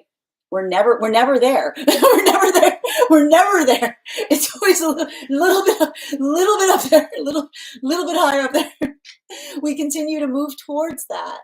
And we hold ourselves in a space of compassion on every step of that journey. And there's something really beautiful about this for the energy across all of the frequencies right now. I keep on hearing the energy right now building into the new energetic connections that does not look for perfection each other. They look for the ability to identify what that work is. They work towards that ability of not holding on too much to the past, right? And this is important, right? It's not that you don't let go of the past. Why would you let go of the past? The past is like everything that's ever happened to you. It's where all your lessons are. This is the energy that works to hold their past lightly, to be able to look at it, to be able to see it, to be able to understand it, right? To be able to learn from it. This isn't the energy that builds into the anxiety and letting the fears overrun what they're experiencing in the present. Because when we hold on to the fear too much, it becomes anxiety, it becomes worry, it becomes doubt about what's around the corner, instead of trusting our own ability to be able to navigate and face whatever's around that corner. So there's a lot of this energy that I keep on seeing, that's the energy that says to one another, and the ability of being present in the moment, I can hold the reins, right? Because in that moment, the reins that we hold, right? When we look at the Chariot card, we've got those two energies there. And that is the ability to, again, be present in the moment, to hold the past in a way that you don't allow it to make you bitter, to be able to see it, to learn from it, to grow from it, to expand, to be able to hold on to the future with hope, not anxiety, with fear, not with fear, with excitement and hope, not fear and anxiety. Because when we're able to do that, we are able to steer ourselves. We're able to come into that space of recognizing and building into the pathwork of determination by which we say, I don't know what's going to happen tomorrow, but I know who I'm going to find there. And it's going to be me. And I know that I am in the space that I can navigate whatever that might be. And so there's something about that energy that as soon as they see that in the counterpart, what do they hear? You are safe with me, because I am safe within the context and framework of the self. Continuing to get clarification, and that's happening across all of the frequencies. Continuing to get clarification between our Two of Swords in combination with our Sun card in its reversal. May I please have one card to clarify? Clarification with the Queen of Cups. This is having a different impact right now on masculine and feminine energy. Bearing in mind, this is not based on gender, but what one feels most aligned to. For feminine energy, there's a lot of this work. Feminine, I keep on hearing both of these energies right now. And then this is why I got to keep on describing this. This is not the same work right now. This is, I keep on hearing, it's synchronous. It's synchronous work, because these are energies that are working through different lessons. What is the work that the feminine is working on? This is the feminine saying that honoring the emotions and honoring the emotions of others does not require the feminine to discard their own emotions, right? This is the feminine energy that's building into the context. And I told you, this is feminine energy that's building into the context of not feeling like it is villainous to be able to honor the emotions of the self, right? And that's not the feminine energy becoming bitter. That is the feminine articulating and laying those energetic standards, right? Because this is the feminine that says When I articulate my frustration, not in a way that I'm projecting it outwards, right? Not in a way that I'm internalizing it within, but I talk productively through it, right? I set those energetic standards around the self. And if someone else is reactive in that context, then I understand and let that be a learning moment in relationality to what that energetic connection is, right? Because the ability to honor, like the ability to love, is being able to rest in the stability point of feeling safe that our standards are being honored, right? That's why we keep on hearing the feminine that says, never do I feel more loved than when my ability to say no, or my ability to come into the space of articulating something that one would rather not do. Like that's the energy of the feminine that feels loved in the arms of feeling like they don't always have to be in that space of affirmation. And that's why a lot of the energy of the feminine saying to masculine that this is the energy that says, I don't just go in the space of feeling, that honoring my feelings is getting, is like feeling them all the time. This is a feminine that says, I do the work to make sure that I'm bringing my own prescription to those feelings. For masculine, I see a lot of this work is masculine healing from the perception that in order to be masculine, they couldn't have any feelings. Like masculine's looking at something here, and I just keep on seeing masculine. This is why I keep on hearing it's hard for masculine right now, because I feel like masculine's trying to stitch themselves back together again. Because if this is the masculine that was trying to come into that work of finding their masculinity by letting go of the thing that makes them energetically human, the thing that is a part of their soul, this is a masculine that says I can be in my masculine energy, and being able to be strong in that context isn't just shutting off the emotions, right? Because then when the emotions come, I have no control over them. And then nobody's safe around me, right? Right? It creates that explode, like that's a kettle that's about to pop. This is a masculine that says, I learn to integrate my emotions. I learn to feel safe experiencing them. I learn to be able to articulate through them. Because when I learn to do that, I become strong because I say to those around me, I am in control of my emotions. My emotions do not guide me. I guide through them. Continuing to get clarity, and that's happening across all of the frequencies. Continuing to get clarification between our sun card in its reversal in combination with our strength card in its reversal. Can I get one card to clarify, please? Clarification coming through right now with our Eight of Swords in its reversal. So I keep on getting, I got to stress this, and I would definitely encourage you to go take a look at yesterday's reading spread compared to today's. Yesterday's was like heavy, heavy on the wands, right? That was it was very grounded. It was very passionate. There was a lot of that feeling of, I keep on seeing like like bringing things into a point of tangibility. This is, I keep on getting, this is a more cerebral kind of energy that I'm seeing right now. That's why it feels more like air sign energy. It feels more conductive. It feels more like Gemini, because it's a lot of conversation. It's a lot of that like it's giving me like the rapidness of like bouncing ideas off one another, or feeling like those moments of energetic inspiration. And I keep on seeing that there's something for the energy in separation right now that allows that context by which, I mean, I keep on recognizing and identifying, it feels it feels I, I feel like there's some energy right now in separation is healing from situations where they were afraid to articulate their frustration because they felt like another person would take it personally, right? And here's the thing about it, like, and this is what we talk about when it comes to healthy communication. Um, when we're in a space of being able to air our frustration, like that sometimes, like, again, it allows for that context in order to be able to build into productivity, right? It allows some context by which you can identify and recognize what it is that you're trying to change. It's like a lot of like, it's like you got to think about it like kind of like clearing the air, right?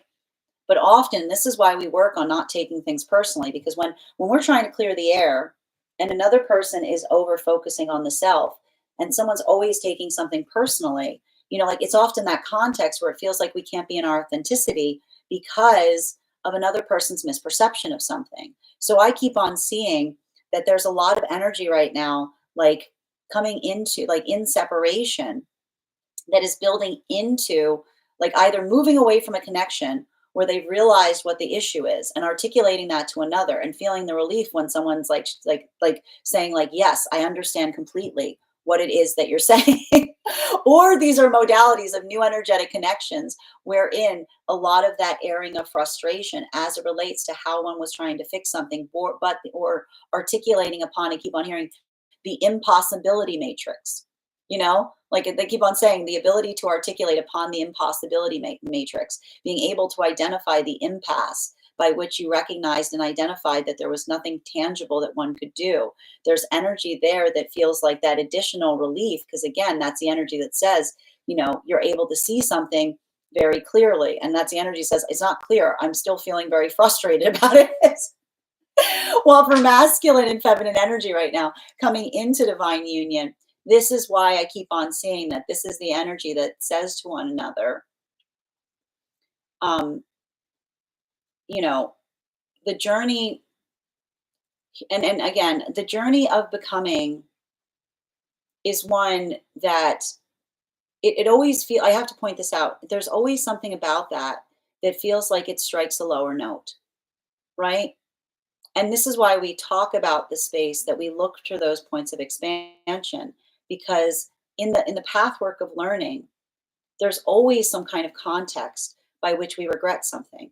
There's always something that we wish we could have seen sooner. But this is why I keep on seeing that for a lot of that energy, working in the context of setting the intention as it relates to what one can do in the present, it feels like a release and a relief, because this is the energy that effectively articulates and identifies what it is that they're working towards in order to build forward bigger and better, right? Like building into the context of the self. But the bigger and better isn't the demands outside of the self, it is the demands within, right? Well, for masculine and feminine energy right now, I feel like there's a lot of energy right now deep within divine union, landing upon ideas, is what I keep on getting. Landing upon ideas, having energetic breakthroughs. And it does, there's a little bit of this energy today. And that's why I keep on describing it as a bit of like Gemini energy, because there's like a snap, crackle, pop to it that feels very like, it feels very productive, right? But that's the thing, when we're able to navigate through our frustration, we're sometimes able to find those points that we're able to communicate very effectively. Continuing to get clarification between our magician energy in its reversal and our Queen of Cups. One card to clarify, please. Clarification coming through right now. There's that Devil card. Let's talk about it, because again, and I got to tell you, you'll remember what I said. What did I say? What did I tell you guys? The thing is, like when we're coming out of these like eclipse cycles, sometimes they can be even rougher, because the thing about it is, I keep on describing, it's the eclipse come down. Like everybody's all ramped up about the eclipse, and then the eclipse ends, and everything kind of feels like it goes back to the way it is. But because the thing is, you have to understand, eclipses don't have characteristics; they're amplifiers. Right? They just crank the volume knob on things. And the thing is, like the volume, we're still going through, like the message is, we're still going through the same exact energy that we were experiencing during the eclipse cycle. Like just because the eclipse is pulling back, the energetic, the astrological experience of going through the Venus retrograde and the Mercury retrograde is still happening. So don't be like, oh, good. Like I can start taking things personally again. No, like don't, like I'm telling you right now, sometimes it's like coming out of these cycles is worse, because then you feel a little bit of the vertigo of like the dizziness of, I keep on hearing like the dizziness of coming out of the eclipse. So it just be, again, don't be triggered right now. It's not that you can't do something, just be intentional with what you're doing, right? You don't have to be afraid of doing something as long as you're intentional, right? It just make sure that you're building in pathwork of intention, and not just coming to the space of doing something that feels like it's energetic projection, right? Like, and again, like that indulgence point And the way we are able to, and again, if you're feeling like you're not sure about what that is, I want to remind you, feels good is good. Okay. Feels good is good. And what is feels good is good, which is like those moments or modalities where the higher self says, this is the directional point. And the ego says, oh goody.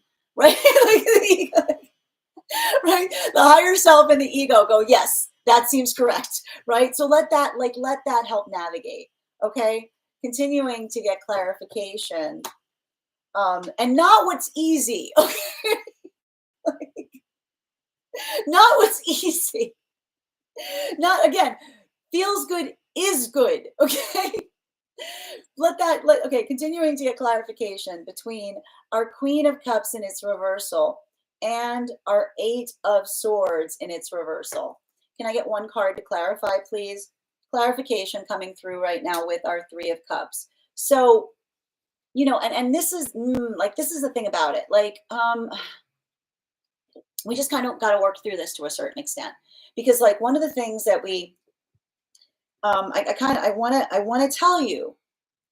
Okay, I'm gonna just repeat the same exact stuff that we've been saying during the eclipse cycle. Nothing has changed. Okay, we're still working through the context where there's things that feel like they're energetically breaking down. Okay, that's the Mercury retrograde, and then on top of it, we have a lot of the Venus retrograde, which creates that feeling of distorted perception. So I wanted to just kind of bring up the fact that like a lot of that work in terms of recognizing and identifying that, not taking things personally right now, moving into the context of what feels like it's energetically productive, right? Because we keep on seeing this, like, when we come into I need to point this out, like it's very easy right now to want to take things personally. But instead, if we're able to navigate things with a sense of compassion, like that is the compassion, like allowing compassion to guide right now, allowing your compassion to lead, it's going to create its own sense of release and relief, right? Because a lot of that, it's like working through a bit of this indulgence point. I know that it's energetically heavy. I know that it's energetically difficult, but I want you to continue to remember that the solution to a lot of the work that we're doing right now exists in the lesson that we were working through prior to this one, which was all of that. Remember all of that Leo full moon energy? That when we're feeling like when we feel like things are too heavy and we say to ourselves, it's an honor to carry it, it changes our perception, right? Not coming into that woe is me or woe is them, but allowing for that amplification of finding what feels like it brings us together instead of feeling like we're falling apart. Continuing, final card for today's spread, between the Devil card in combination with our Three of Cups in its upright. May I please have one card to clarify? Clarification coming through right now with our Four of Swords in its reversal. And I like this because, again, and I need to point this out, I feel like there's something about this that's very interesting and intriguing, because I feel like I see some energy right now. Okay, I'm going to talk about what I'm seeing across the frequencies. For energy and separation, I see one of three different modalities happening. I'm seeing situations or circumstances wherein there is an identifiable point that's happening in some connections as to seeing what the problem is, right? It's like I see like the breakthrough that someone is having is identifying the circumstance or situation. And this is honestly, like, this is how we heal from karma. Because the thing about it, I got to point this out, because karma, like I need to point this out, karma is not the space of just forgiving everything. Karma is understanding and working through an energetic lesson. It's understanding the reasons why something is the way it is. And sometimes we heal karma. It's frustrating, right? It's not ideal, right? It's not that space. It's like identifying what the energetic, again, when you're working through a good lesson, the solution is understanding what the problem is. So I want you to think about it like that. The ability of being able to navigate that allows that context where it's not about everything becoming okay and not caring about things. It's about understanding why something is the way that it is, right?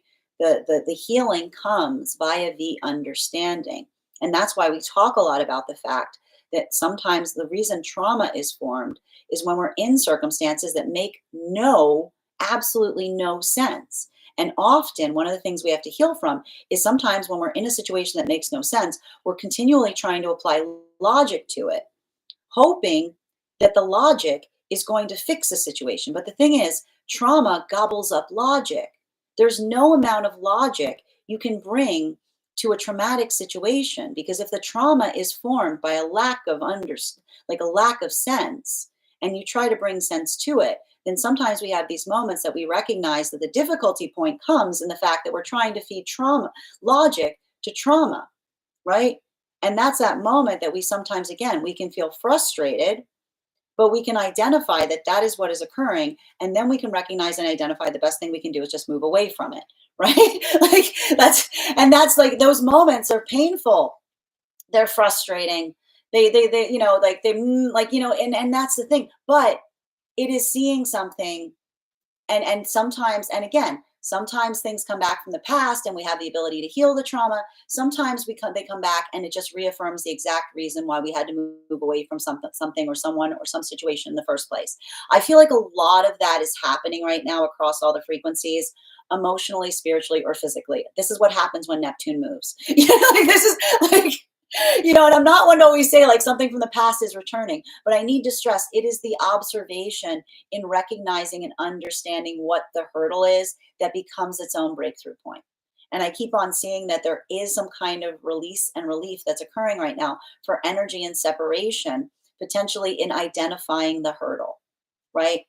And for a lot of the energy right now that's coming into partnership, coming out of separation, it is being able to work, like to build with someone that it also understands that you have to take hurdles together. Like you have to be moving in accordance with one another in order to get anywhere. Because when you're not moving in accordance with one another, you get in a tug of war, right? The only way to get anywhere is if you mutually want to go somewhere, because if not, you often get in a tug of war situation. And that just, like, again, it may feel like attractive. It may feel like, but this is the energy saying, I don't find that romantic. I don't find tug of war romantic. I find getting somewhere very romantic. So I keep on hearing that this is energy that's building into a new sense of romance. Like they're letting go. They're like, that's not romantic. That's tug of war. Like this is like going somewhere, like going somewhere is romantic. Well, for masculine and feminine energy, coming into divine union, this is the energy that is seeing themselves in a whole different way. And this is the energy that says to each other, I'm not perfect. And that's the energy that says, you're not perfect, but you're working on being perfect. And that's why I love you, right? This is the energy that says every day we give ourselves the opportunity to continue forward. And it's not about, again, some days we feel like, I keep on seeing, some days we feel like like sometimes like, and like some days we like, and I need to point this out, like this is the energy that says, we always move in we always move in the same direction. And we hold each other with love, even as we stumble, right? And so even in those moments that we have those points where we get frustrated with ourselves, this is the energy that says, I love you, keep going, right? And that's why I keep on hearing that, like, it's interesting because like the energy deep within divine union is in a space where I told you it's all Gemini and Taurus energies, which is like they're totally willing to tussle because this is the energy that says, when something is important, we're willing to engage with someone on it. We're willing to activate on it, right? Because it is the moment that we articulate and say something has meaning that we are able to define who we are. And so I keep on hearing that there's a lot of energy right now finding the ability to express why something has meaning, because that is the energy that says that that is the force of love. Bottom of the deck on today's reading. I am so happy to see this card. I am very happy. Here's the thing. It's bottom of the deck. So the bottom of the deck right now is the Temperance card. The only thing that's a bit of a like, it's not the only thing. There's a lot of things that are like that work in conjunction right now that feel like a little messy. But like the thing that is hard right now is that there's a lot of planets in Aries. Okay? There's a lot of planets moving into Aries, and the thing is, and any Aries knows this. Aries, we're not so great with the patience. But I need to stress this, and this is often the misunderstanding that those with Aries placements will understand this. Aries, it's not that Aries don't have patience. They don't have patience for things that aren't going anywhere. You tell me Aries don't have patience. I'll tell you, watch an Aries helping someone learn how to do something. Watch an Aries that has something that they see someone struggling to get better at. Aries will become the most patient person on the planet because Aries is always looking for one word and one word only, and that is try. The energy that is trying, the energy that is working to do better, the energy that is trying to grasp something. Suddenly, in that context, you'll find that Aries become the most patient person on the planet because they know what it means to try to build in accordance of working through frustration as they're trying to do something better. So again, if you're feeling frustrated right now, give something some patience. Give like that is the force of compassion, right? The compassion that we give ourselves is articulated in the patience that we give ourselves to work through something. The compassion we give those around us is the patience we give as we see someone actively trying to do something in a better way. So I keep on seeing like that's the calibration point that's happening right now, which is a difference of energy that says, wait, but doesn't want to change versus the energy that says, you don't have to wait. I'm trying, I'm doing something, right? And that's the energy that says, if someone says, I'm trying, someone's saying, you're putting a qualifier on something that you're actively doing, right? That is I keep on hearing the patient, the breath, the sacred breath of partnership is the the exhalation point in articulating what needs to change. And it's matched with the productivity and changing. It is the ever expanding breath. A healthy relationship, we find our patience is indefinite because when we find that sacred breath in partnership, the ability to express a need and have that need met, the even energetic exchange of asking and receiving. I keep on seeing that this is energy that is not looking for patience in partnership. They're looking for the sacred breath. That is our daily collective read for today. I want to thank you guys so much for being here and receiving it. Just a reminder, if you would like to book a private reading with me, you can do so on my site. Please keep in mind, if you book a private reading with me, it is a two-step process. You have to book the reading, you have to pay for the reading. Please make sure you do both if you'd like to have that reading. Most importantly, please remember that I will never, ever, ever, ever, ever, ever, ever, ever reach out to you for a private reading.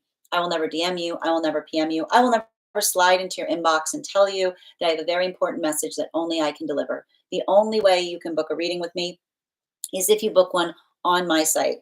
I also want to let you guys know about a couple of updates before we move into personal readings today. First and foremost, thank you to everyone who participated in our recent class on the Justice card. Our next class will be held on Wednesday, April 16th at 6 p.m. PST, 9 p.m. Eastern. We will be continuing our studies into the tarot with a focus on the Hanged Man. I'm so excited to teach this class with you guys. We're going to go over the symbology of the card, the history of the card. I'm going to work you through the spread applications. I'm also going to be presenting a unique spread specifically oriented towards the lessons of the Hanged Man. And all you need to do if you'd like to become a part of that class program is become a paid subscriber to my Substack. Your paid subscription to my Substack is your ticket of entry into my live classes each and every month. You will also have access as a paid subscriber to over a monthly subscriber to over 9 hours worth of material in the Tarot Church Library Archive. It's not necessary to catch up. I'll do my best to give you updates on everything that we've studied thus far in those classes. But now is a great time to join because you have you have a couple weeks to be able to phone up if you want to meet, if you want to have all the classes under your belt before we meet. You'll also have access to a one-on-one chat with me and the other students to ask any questions that you may have in relation to anything that we're studying or have studied thus far. And if you become a founding member to my Substack, not only will you receive a discount on the full year's worth of classes, but you will also receive full entry into the entirety of the Tarot Church Archive. That's over 12 hours worth of class material in an ever-expanding library. You'll also have access to a one-on-one. You'll also have access to a complimentary mentorship class with me, wherein I will assess where you are on your personal tarot journey and give you the best insights in terms of how to utilize those classes to the best of your advantage going forward. One of the things I tried to do in these classes was make them accessible to the absolute novice tarot reader as well as the seasoned reader. There's definitely something there for everyone. Don't let your lack of experience or your robust experience prevent you from joining us in the class program. And even if you don't become a paid subscriber to my Substack, I would encourage you to follow me there to stay up to date on any new offerings or services. I also post my weekly newsletter there, which will let you know about my in-person events as well as my online live schedule. You'll also be notified as to any giveaway information and any offerings that we are hosting. Speaking of offerings, I'm very happy on top of my standard life path readings to also offer mentorship classes. These are for any of my clients seeking a more consistent, seeking a more personalized experience learning from me. Those classes are I take a very limited number of students for those classes as they are focused on each individual's personal spiritual goals and journey work.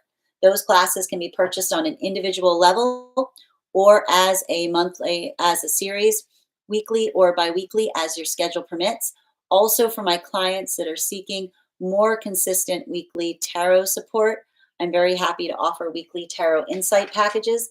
That is a package of 4 30-minute readings, again, weekly or biweekly as your schedule permits, so that you can stay more consistent on your personal journey.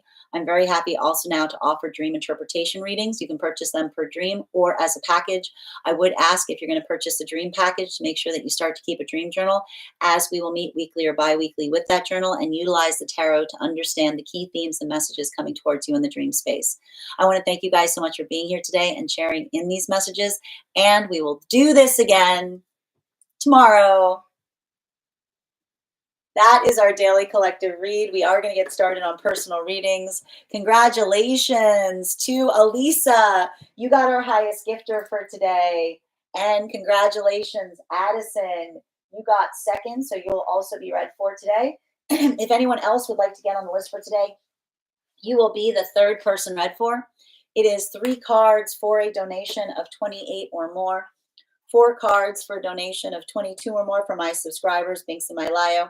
Please keep in mind there are 2 things I do not read for across these apps. Those are pregnancy and medical. Happy to give insight on anything in private readings, and you can book private readings on my site. Before we get started today on personal readings, I am going to take a minute to read over some of the comments that came through in our readings. If you missed the daily collective read, it will be up later today. Over on the place where we keep the videos. It'll also be up on the place where we keep the photos. It'll also be up as a podcast over on my spot at Tarot Church and over on my Substack. All right. And just bear with me a moment as I read over some of the comments that came through as I was reading. Hi there, Cappy. Welcome, Aries Energy. Hi there, LJ. Oh no, the cards are coming out. Yep, they always do here. Gotta go. Take care. Hi there, Walter. Hope you're doing well today. And Orlando, hamster on a hamster wheel. Is it a happy hamster or is it a sad hamster? That's the important thing, Orlando. Walter, my problem. Okay, again, Walter, I'm going to say the same thing I say whenever you communicate here. If you're going to communicate, as long as what you're saying makes sense, you're happy to do so. Make sure that what you're saying makes sense or I'm going to have to mute you. All right, thank you. Respecting the wind, tap to claim too weird. Yes, I had a lot of wands too yesterday. I'm glad to hear the sun is back, Walter. Orlando, I miss the collective reads during the day because I'm at work. That's okay, Orlando. So one of the reasons I recognize that sometimes we can't be here live for these. So that's why I do my best to be able to post them over on the place where we keep the videos and over on the place where we keep the photos, and as a podcast over on Spot at Tarot Church and over on my Substack. So you've got a couple different options if you're not here, but I'm glad that you're here today. And thank you for those gifts, Too Weird. I know it's not the same, but they're always posted. Oh, thank you, Kay, for letting them know. Thank you for confirmation, Sana. All right. Literally scribble and writing a new song while I'm listening to you. Alice, I love that. Oh, I'm so glad that this is helping to inspire you. And thank you for the follow, Alice.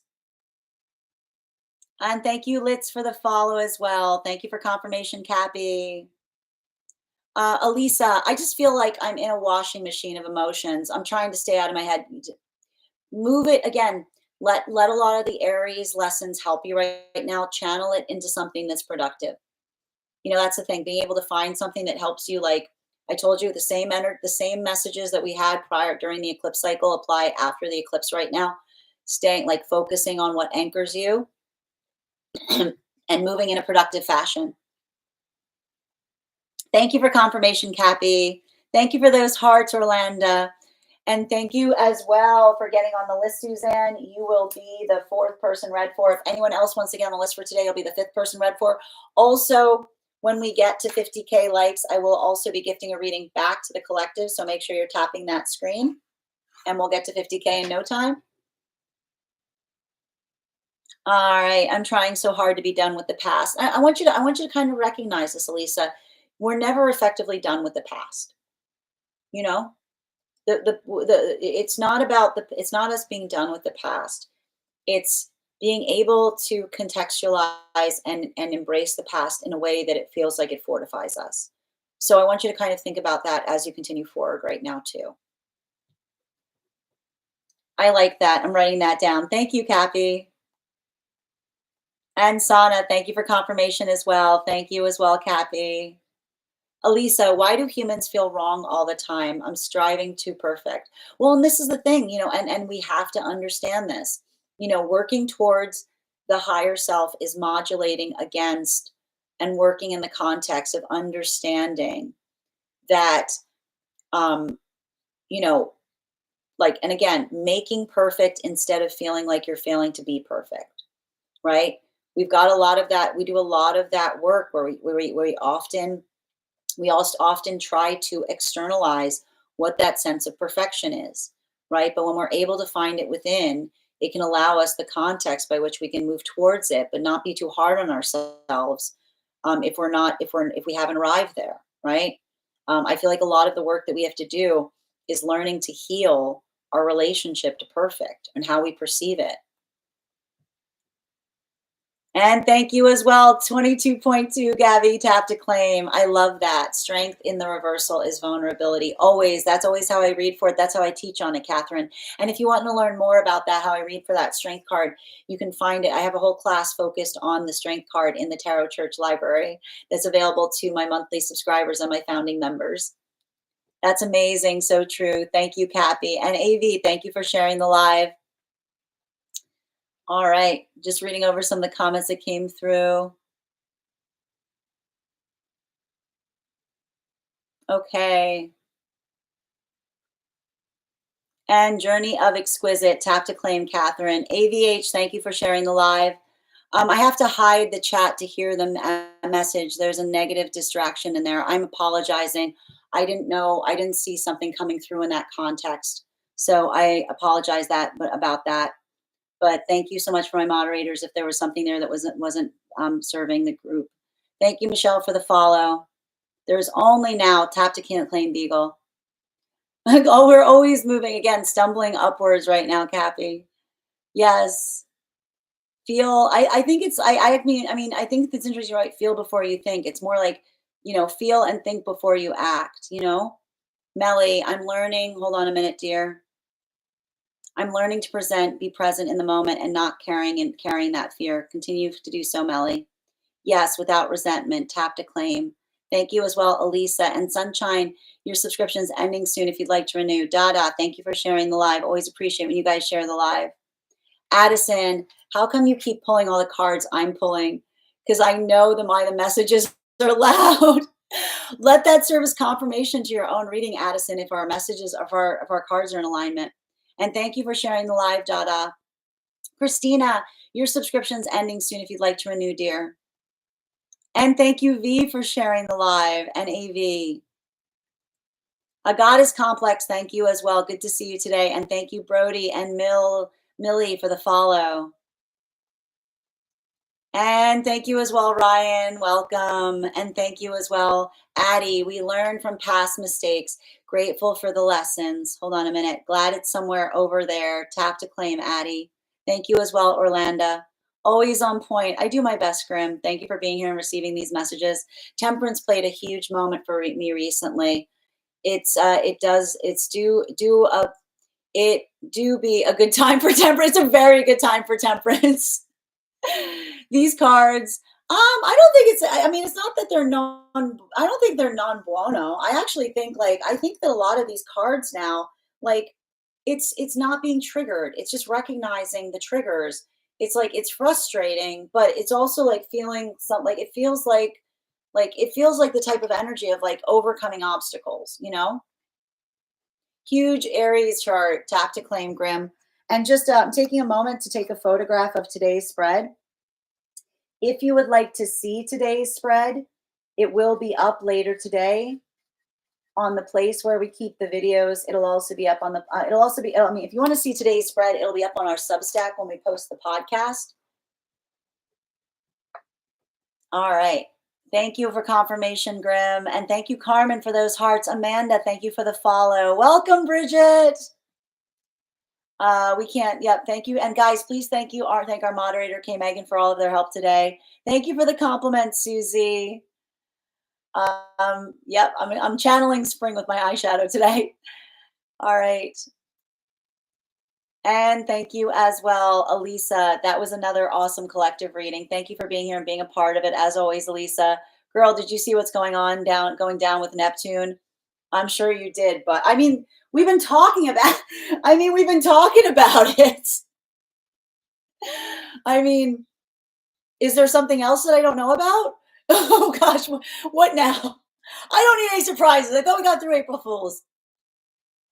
Such a good reading today. Helps me decipher the small emotions. I'm so glad this helps, Ryan. I'll be back in a jiffy. I got you, Susie. Would it be okay if I grab one card reading before heading off? Absolutely, K. Megan. Thank you for your help today, dear. Getting food. No worries, Susie. No rush. You'll never miss your readings here. I always confirm you're in the room. And Daniel, thank you for the follow.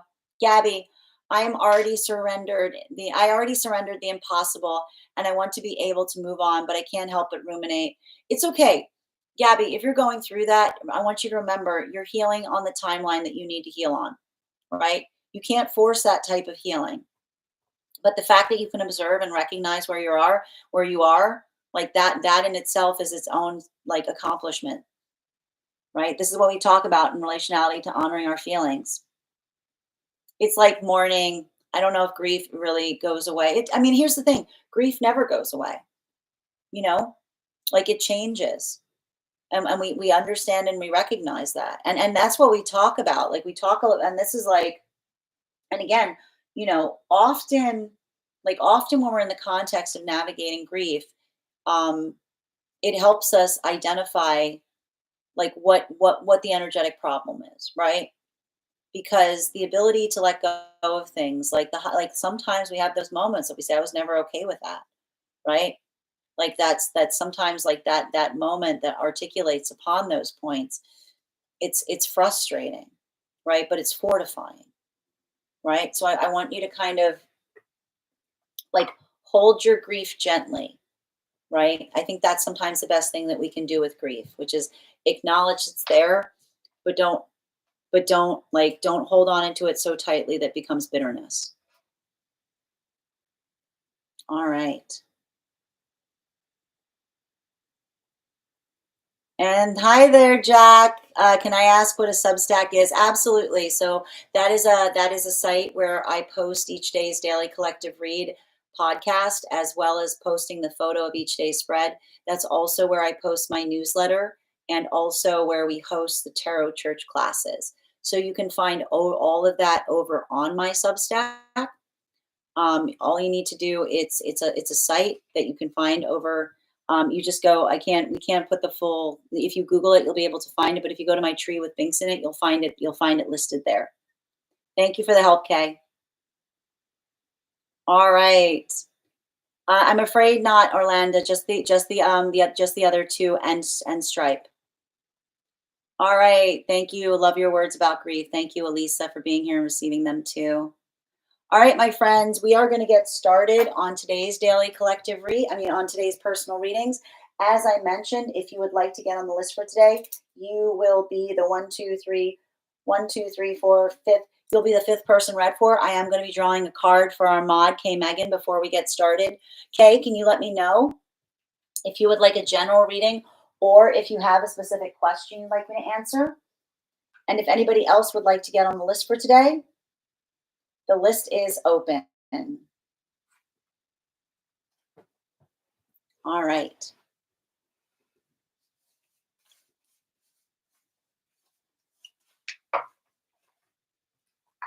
One card on Austin. Got you, dear. Okay. Can I please have one card, highest priority messages from Spirit, please? Highest priority messages from Spirit on that energetic connection.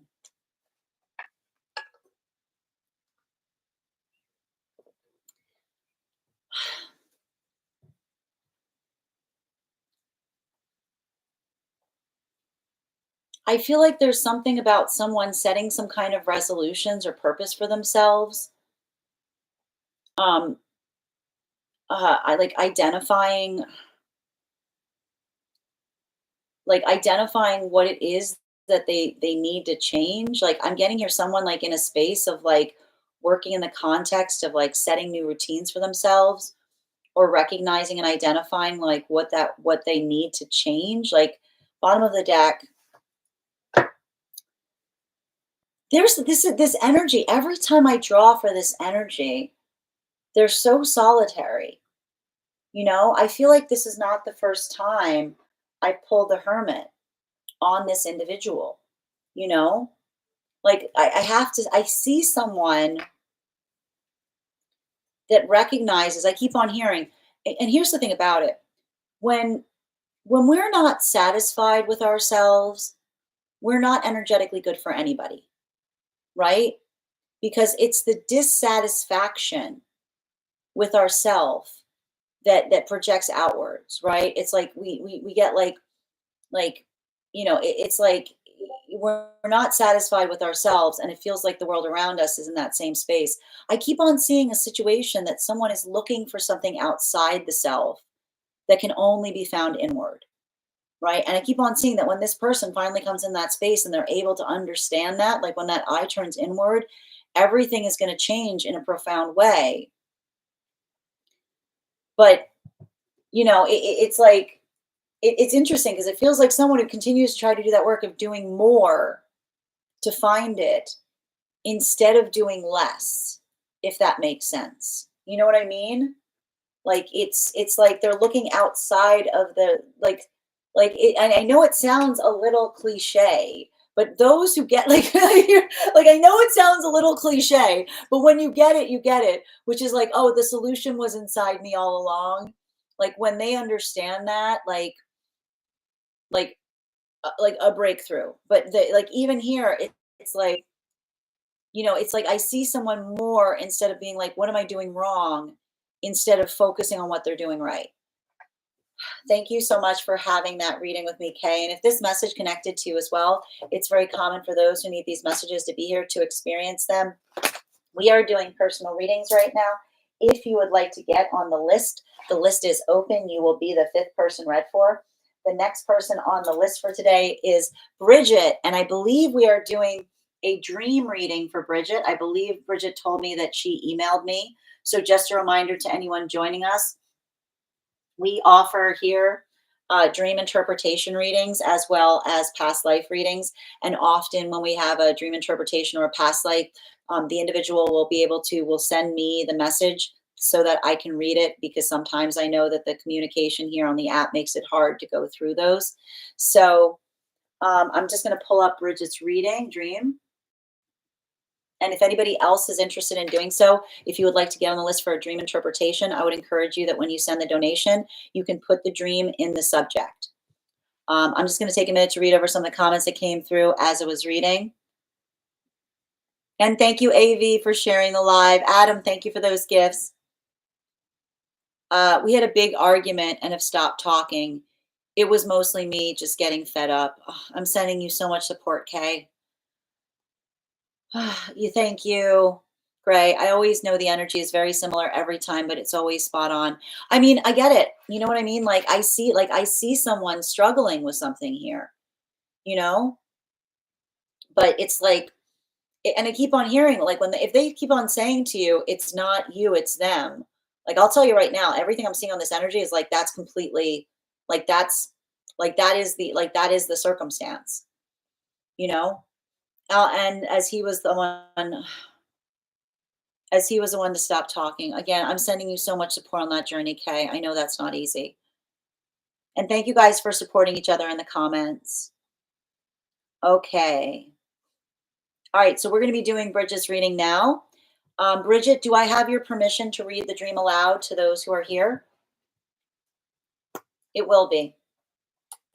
And I think that, I mean, again, I feel like there's a lot of this work that you've been doing in terms of allowing oneself not to feel like to find, again, much like the same message we've seen during the retrograde, find that anchor within the self. And thank you for that consent. All right, so we're reading right now. We're doing a dream interpretation. Dream interpretation. This is the dream in question. I am walking to my car, and my ex is there. He offers to drive me home, which is weird because it's my car, but he takes my keys and drives me home. He then comes back and comes inside, and we start talking, and it's like we're friends again. I noticed the house is very sparse, like I had just moved in. There were things all over the floor, tiny things like a stack of books or papers and a mattress on the floor. We're laughing, we're playing games, and I realized he drove me home with my car. So I offered to get him a share ride, like an Uber. He says, no, don't worry about it. And then there's a girl there who just shows up, presumably to take him home. He's putting on her jacket and saying goodbye to me. And that's when I look at him. It's like I have this realization that he's my ex. And I say, why did you come here? You're not welcome in my space anymore. I notice the girl is quiet and stays there just listening to everything. She almost looks to be nodding her head as we talk. I tell him this is not okay and that he does not get to know what's happening in my life anymore. He looks hurt and confused, like he's going to make an argument. But then I wake up. Wow, that's an intense dream. All right, can I please get 5 cards for Bridget? Highest priority messages from spirit in relationality to the dream.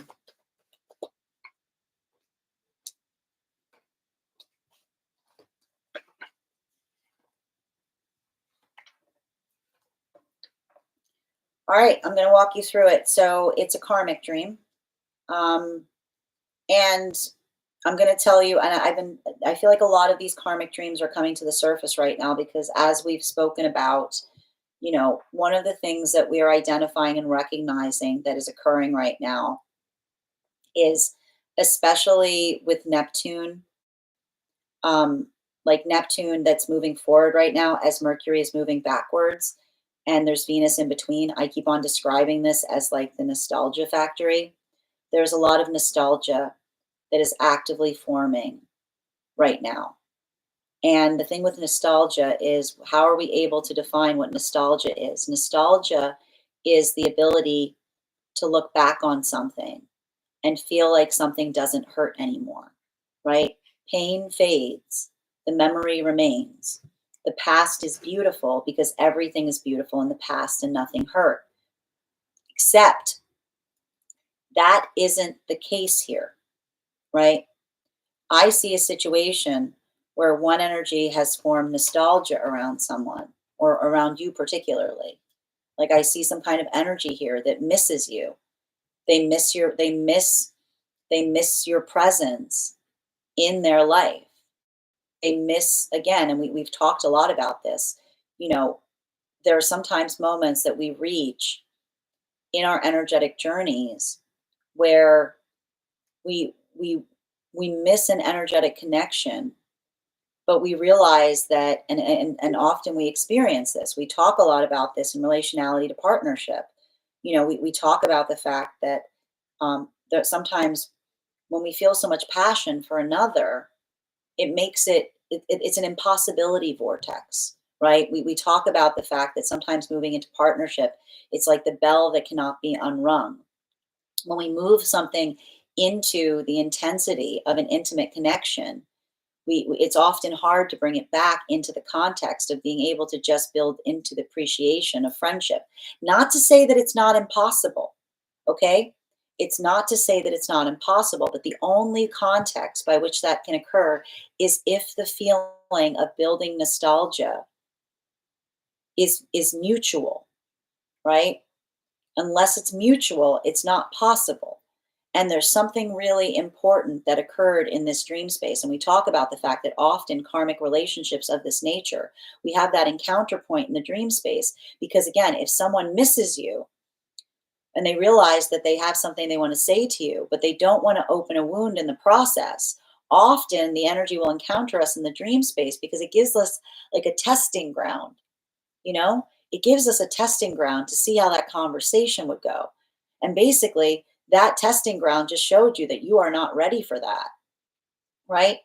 If that had been a situation where, you had that, I want you to think about the dream in the context of what could have occurred, which is a dream by which you saw that individual, you were having all of that fun, right?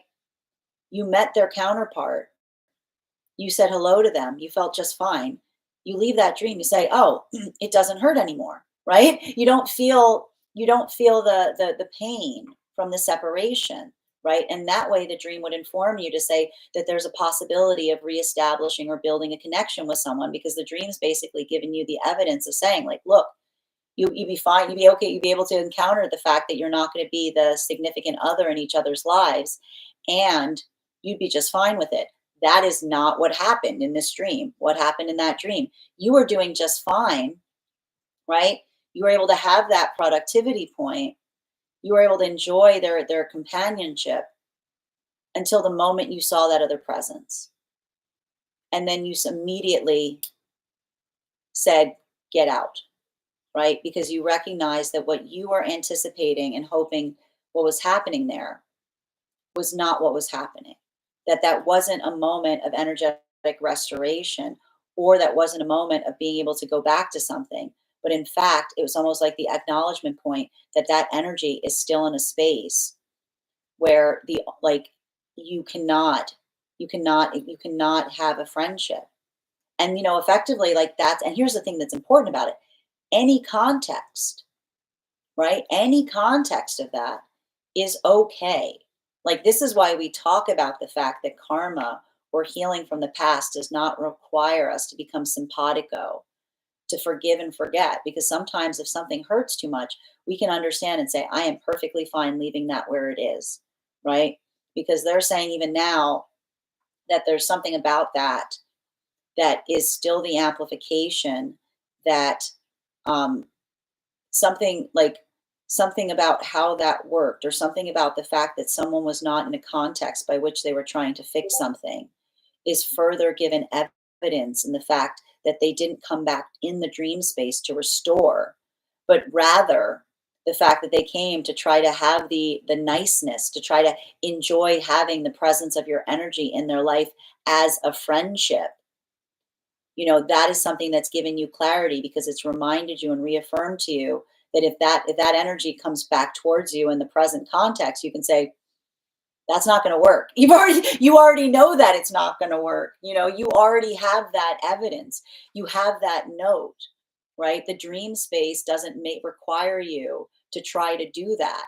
Like, this is how the dream space helps us, because you're like, yeah, this dream space just gave you the testing ground to help you see what would happen if you tried to do something of that nature.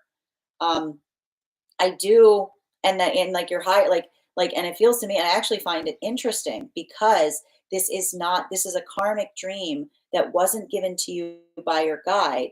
This is a karmic dream that was given to you by your higher self in order to, I keep on hearing, in order to prepare and help direct you in the experience that should happen on the terrestrial plane, right? You don't have to give it a try. You already know how it's going to go. You just experienced it in real time.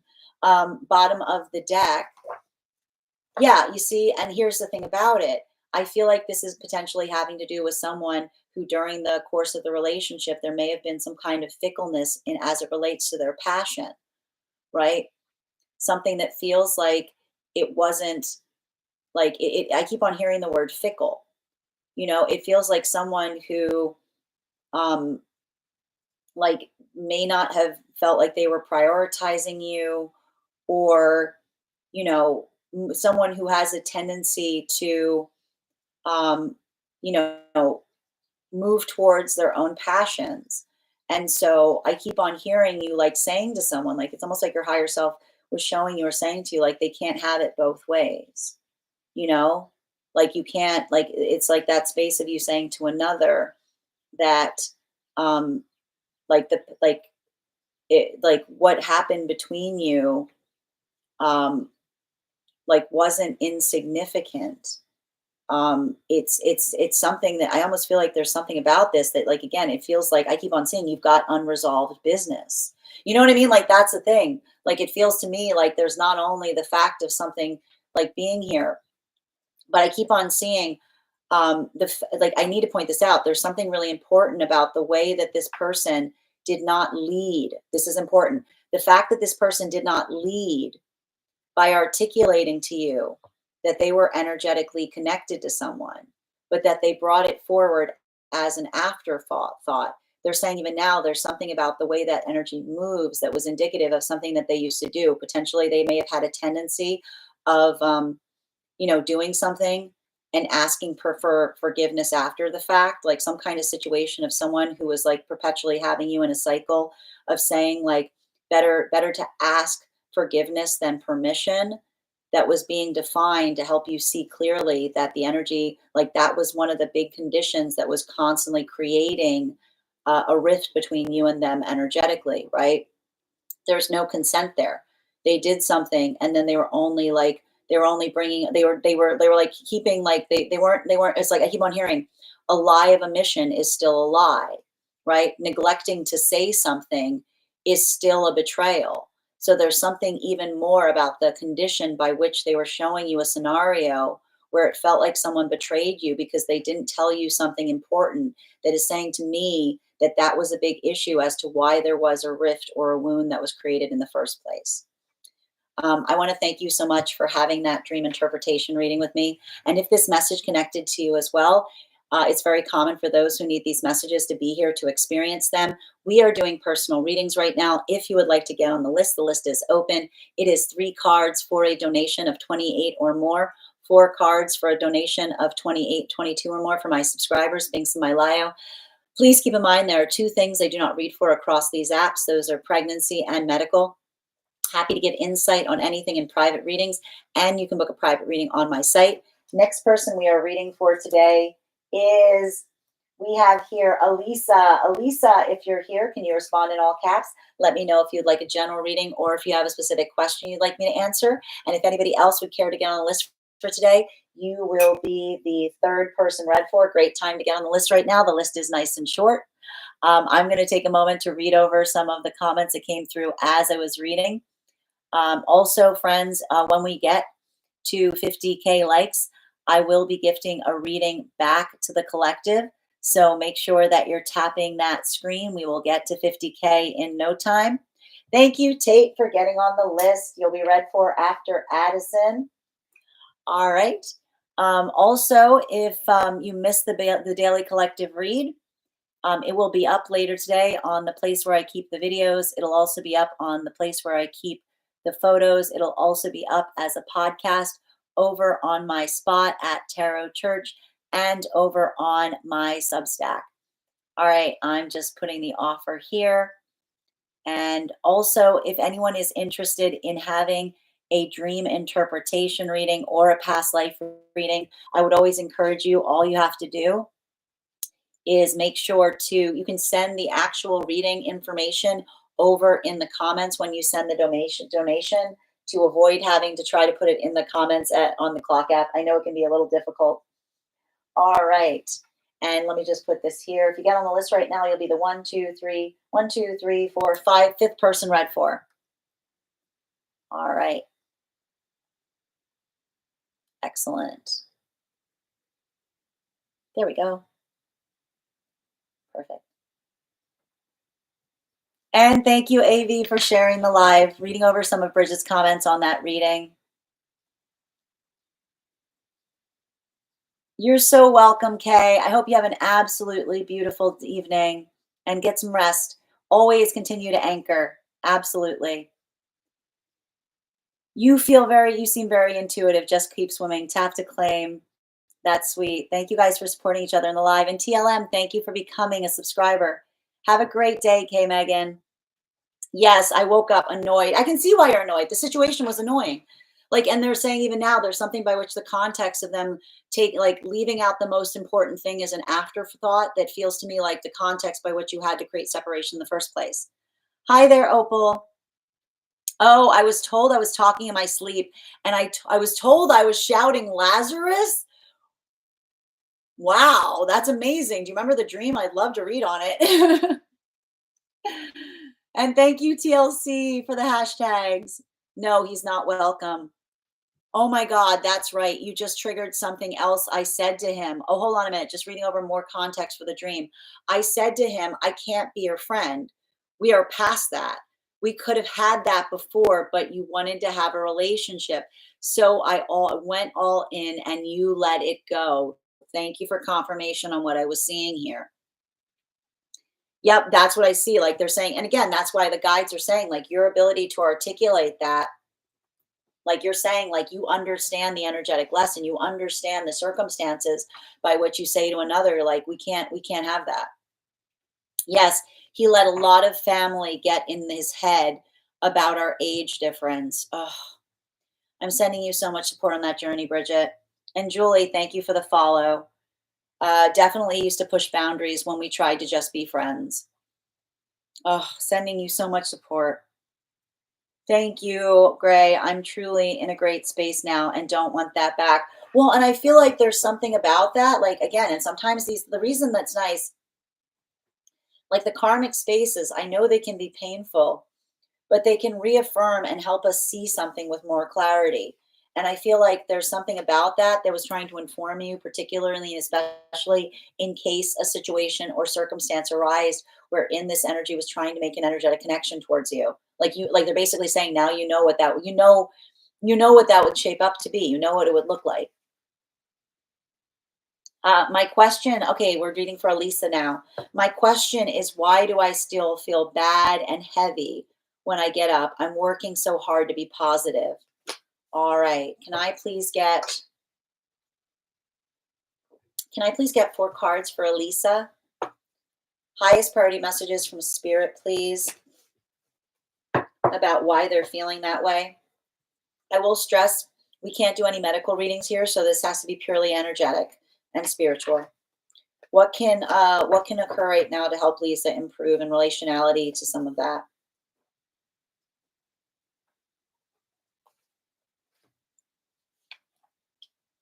Oh my goodness. Oh yeah. All right. So the first thing I want to point out is, so here's the thing.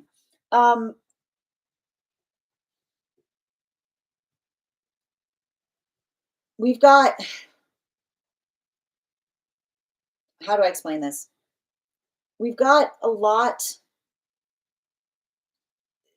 the energy that we're currently in right now is not great for sleeping. It's not great. And I'm going to tell you why. Okay. Pisces energy. Oh, I want you to imagine the scenario right now where the energy is straddling the line between Pisces and Aries. Okay. Pisces, you've heard me say this. Pisces is drowsy energy. It's hard to wake up. It's hard to rouse, right? It's working in that space where it's like it feels like getting up is impossible. At the same time, we've got Aries energy. Aries energy is hard to stay down.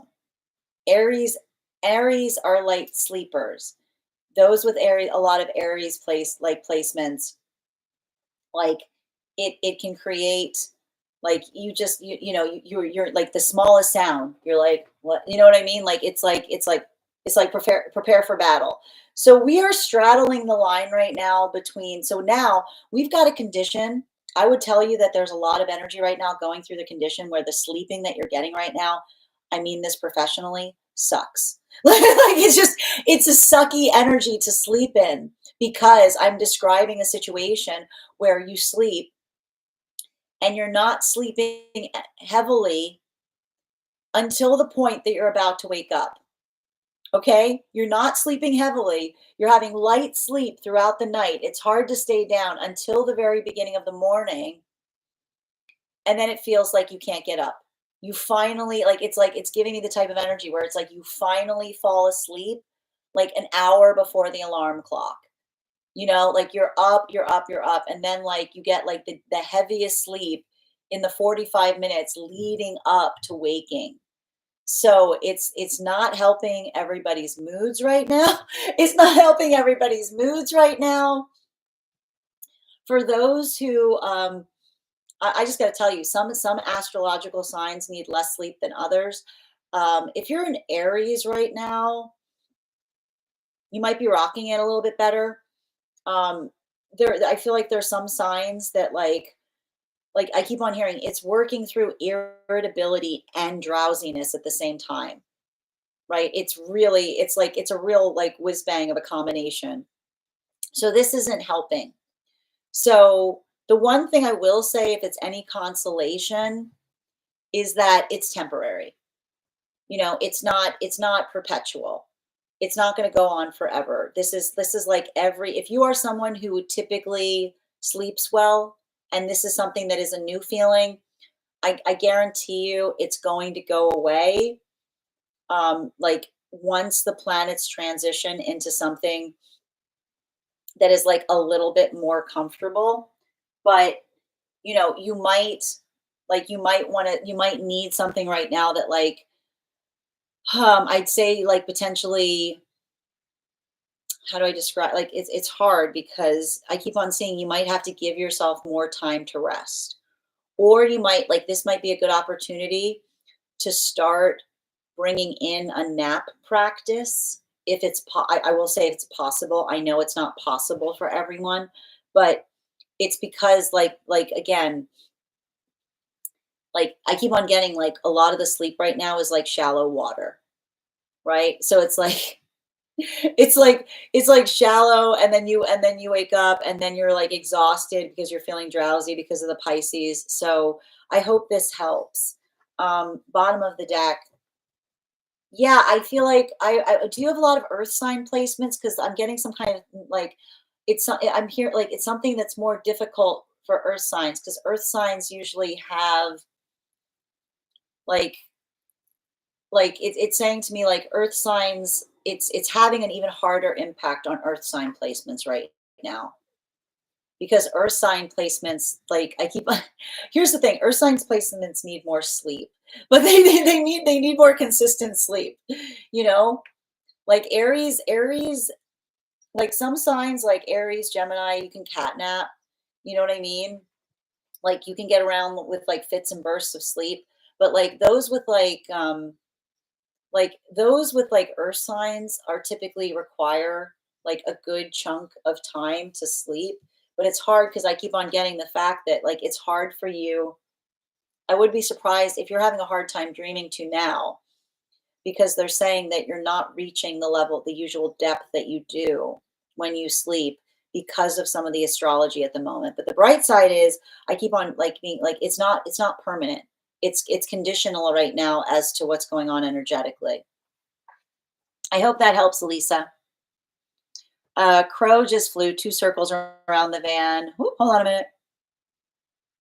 Bear with me a moment. Uh, I'm not going through another cycle. Sending you support, Frida. And thank you for subscribing, TLM. I wake up sad and heavy. Yes, I think I'm dreaming of conversations with my ex. Well, and that's why, again, I think it's interesting too, because I do feel like there's something about the volatility that's happening in the dream space, because I'm getting a message too that your guides, so like, it's not that you're dreaming, it's like they're not letting you bring them back, because it's like, it's not, I keep on hearing it's not helpful. But they're saying again, it's like this is temporary. It's not going to be like this. It's not going to be like this permanently. It's just the energy right now. And I keep on getting, like, I just keep on reading this. Hard to stay down. It's mutually hard to stay down and hard to get up, which is like the most annoying combination. Hi there, Jakey. But again, I think that again, and honestly, like, they're saying even now, if there's something that you can do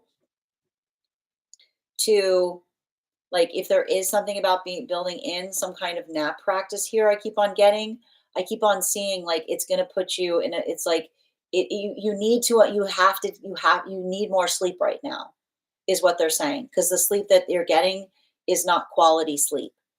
But that's something that will change once we move out of this energy, if that makes sense. It's like there's so much talking in my head and mind, it won't rest. Well, I'm telling you right now. So it's like I keep on telling you, like, one of the issues that's making this difficult too is that with Mars in Cancer, there's a lot of confrontation right now in the dream space, like things in places that they ought not be, or feeling a lot of overcrowded energy. Um, So I just want you to, like, again, I want you to be prioritizing rest and saying that this is a time period where you're going to need more of it. It's not going to be permanent, it's temporary. Thank you, Annie, for the follow, and thank you for confirmation. Yes, as an Aries, this has been yeah, Aries are like used to this. That's the thing with Aries. Aries are like Aries. Like, again, Aries are like, I never sleep well. Like Aries can't stay down. Like Aries, like they go down for a few hours and then they're like the slightest sound. Aries are like, what was that? You know what I mean? Um, Everyone's getting poor sleep. It is. No, I'm telling you. Yeah, it's like it's the energy right now. Oh, bon cumpleaños, Oscar. Oh, you heard Aries. It's your season. How many more days of this? Like I think honestly, I think it'll be easier when we're like when we're all when the energy's more like, it's like it's like back and forth right now. Like, as soon as, when I feel like it's getting off of this like borderland between like Aries and Pisces, things will kind of return back to normal to a certain extent. So, I'd say for now, just anything you can do to prioritize more sleep is going to be helpful. But remember, it's not forever. It's just temporary. On point, restless, irritable, moodiness, and having to stay focused on the day to day. Exactly. Capricorn, and I can't sleep. Yeah, I feel like it's having a bigger impact, especially harder on the earth signs right now. Cancer sun, Aries rising, Libra moon. Interesting.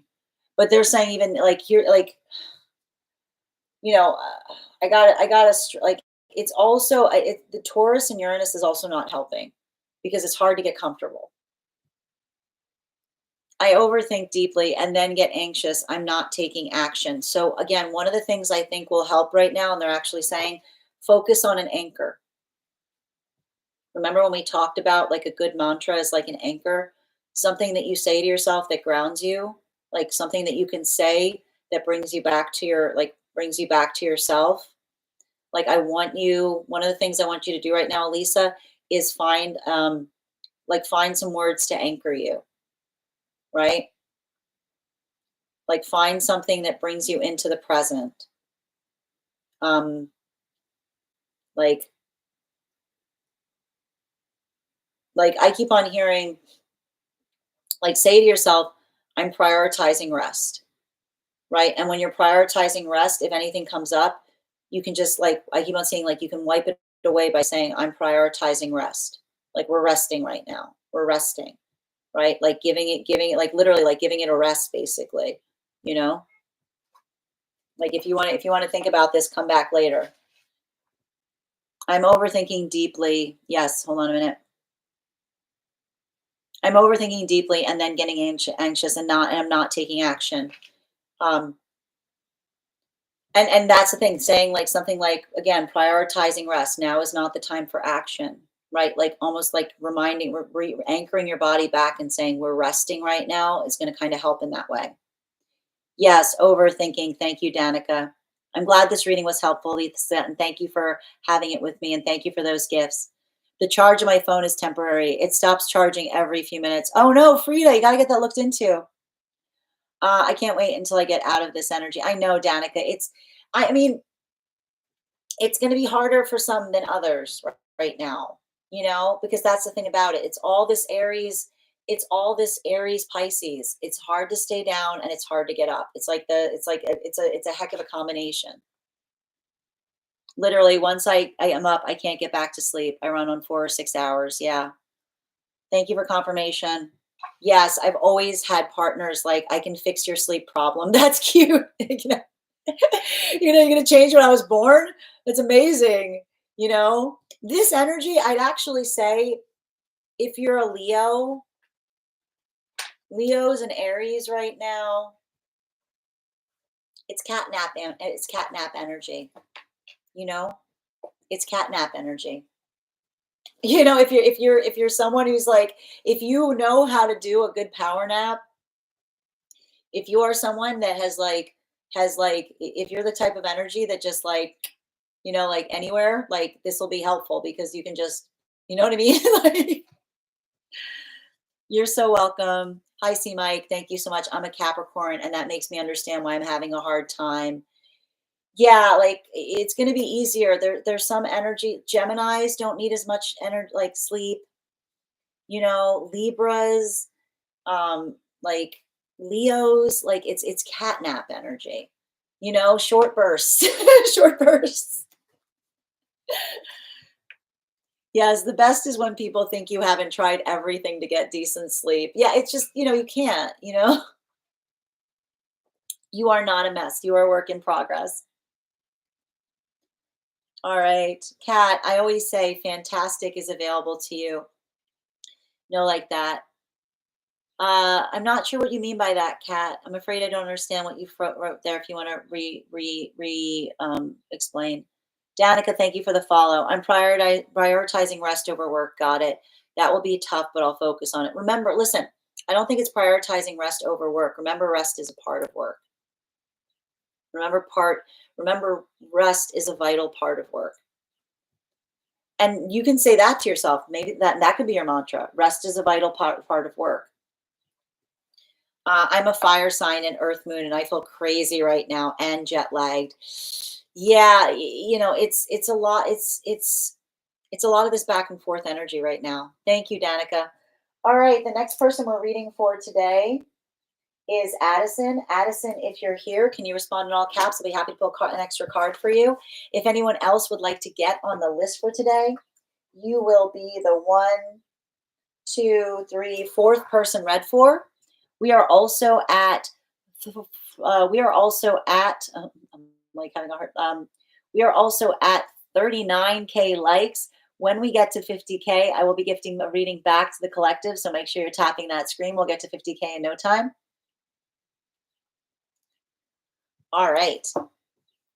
And if anyone else wants to get on the list right now, it is 3 cards for a donation of 28 or more, 4 cards for a donation of 22 or more for my subscribers. Hi there, Addison. I'm here, but I think that was actually Addie who had number 2. Thank you so much for confirming that, dear. I appreciate that. Addie, are you here? Which is cute because I go by Addie. We've got so many Addies here. Excellent. Addie, are you here? Can you respond in all caps? Let me know if you'd like a general reading or if you have a specific question you'd like me to answer. I don't know if Addie's in the room. Well, you know what, Addison, given it was my confusion point, I'm gonna draw 2 cards for you, and if Addie comes back, I'll draw 2 cards for them as well. It's a great name to walk with. I like that. Addie City here. I like it. All right. Can you let me know if you'd like a general reading or if you have a specific question? And again, if anyone else would care to get on the list right now, you will be the one, two, three, fourth person read for. And if you missed the daily collective read, it'll be up later today on the place where we keep the videos. It'll also be up on the place where we keep the photos. It'll also be up as a podcast over on my spot at Tarot Church and over on my Substack. Thank you. I would like to ask about the energy around my sister. I've got you, dear. Part 1 of 2.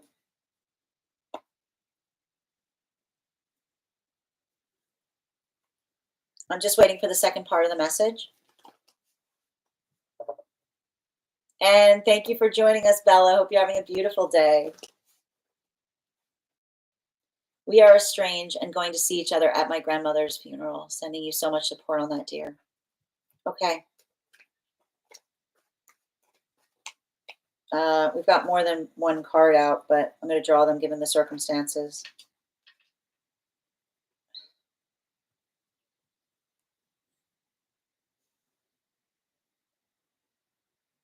I mean,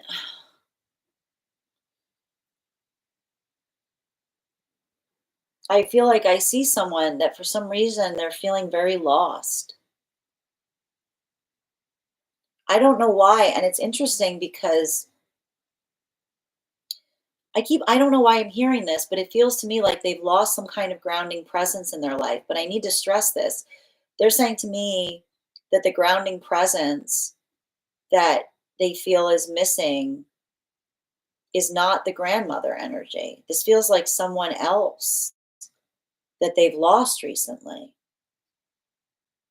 I don't know. I don't know why I keep on hearing someone say like twice in 1 week or something of that nature. You know what I mean? Like I'm just seeing here where it feels like somebody's going through something where it just feels like the hits keep on coming. Um, you know, I feel like I see someone who feels very isolated, you know. They feel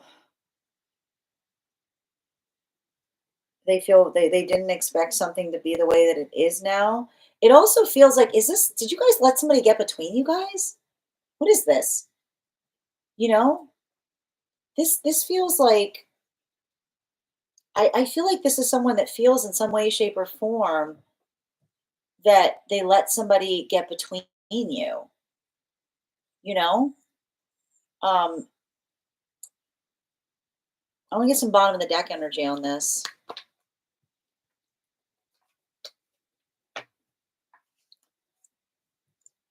You know,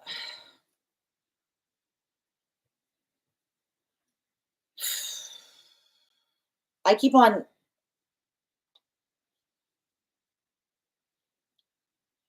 it's very interesting because it's very similar to the messages that we were receiving um, during the during the collective read, which is remembering that like we talk about this when we brood on past grievances, we can't heal anything.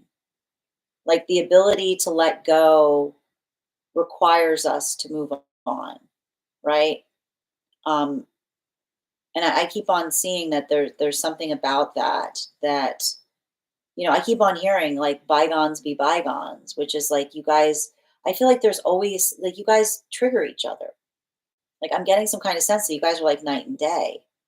Like someone who's like always tried to like when someone I keep on getting when someone's always worried about outside appearances, then someone living in their authenticity will always feel wrong to them, right? Um, you know, I, there's something about finding that meeting ground or finding that point where you're not necessarily forcing each other to be something that you're not, but you're respectful of what gives meaning to one another. So I keep on getting like, let the same message that we had in the daily collective kind of hold true. Lead forth with the compassion, like articulate like what it is you aspire. Um, and remember, like, be confident in that, be brave in that space. Thank you so much for having that reading with me, Addison, and sending you so much support on that journey. And if this message connected to you as well, it's very common for those who need these messages to be here to experience them.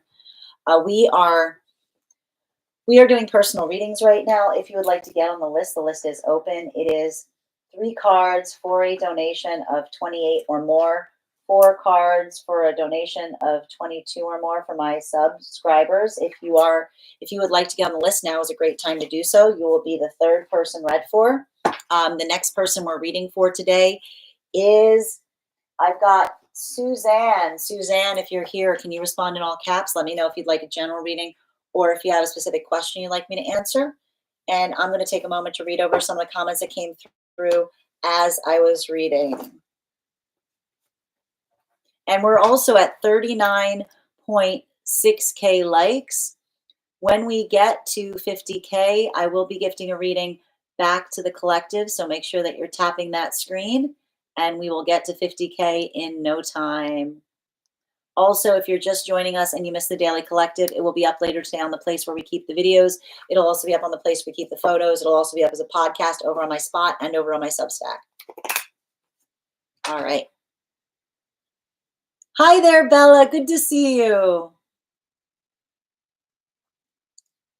All right.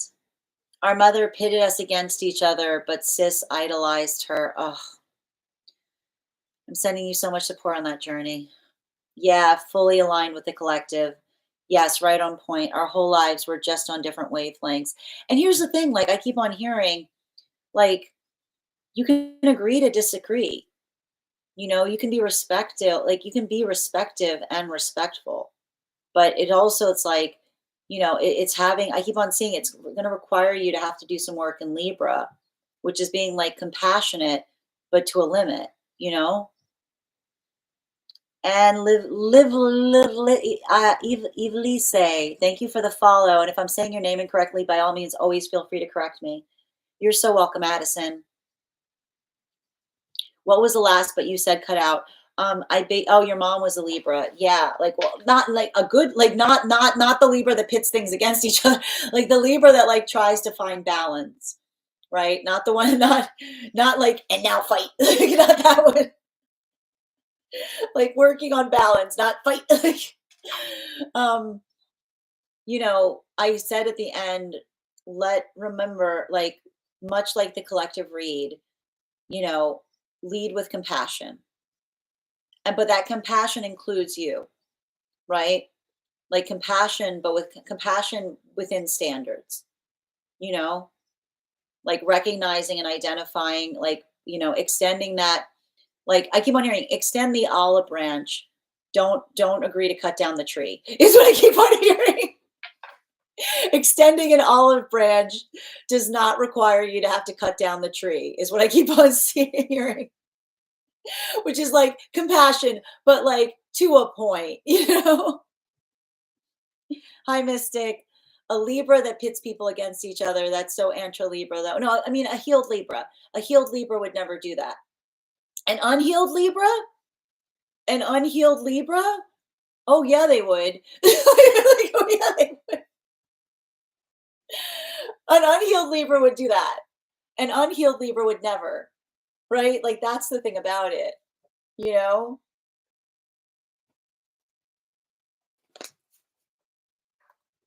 I'm a Sun Libra. I can't even imagine. Well, you're a healed Libra, Mystic.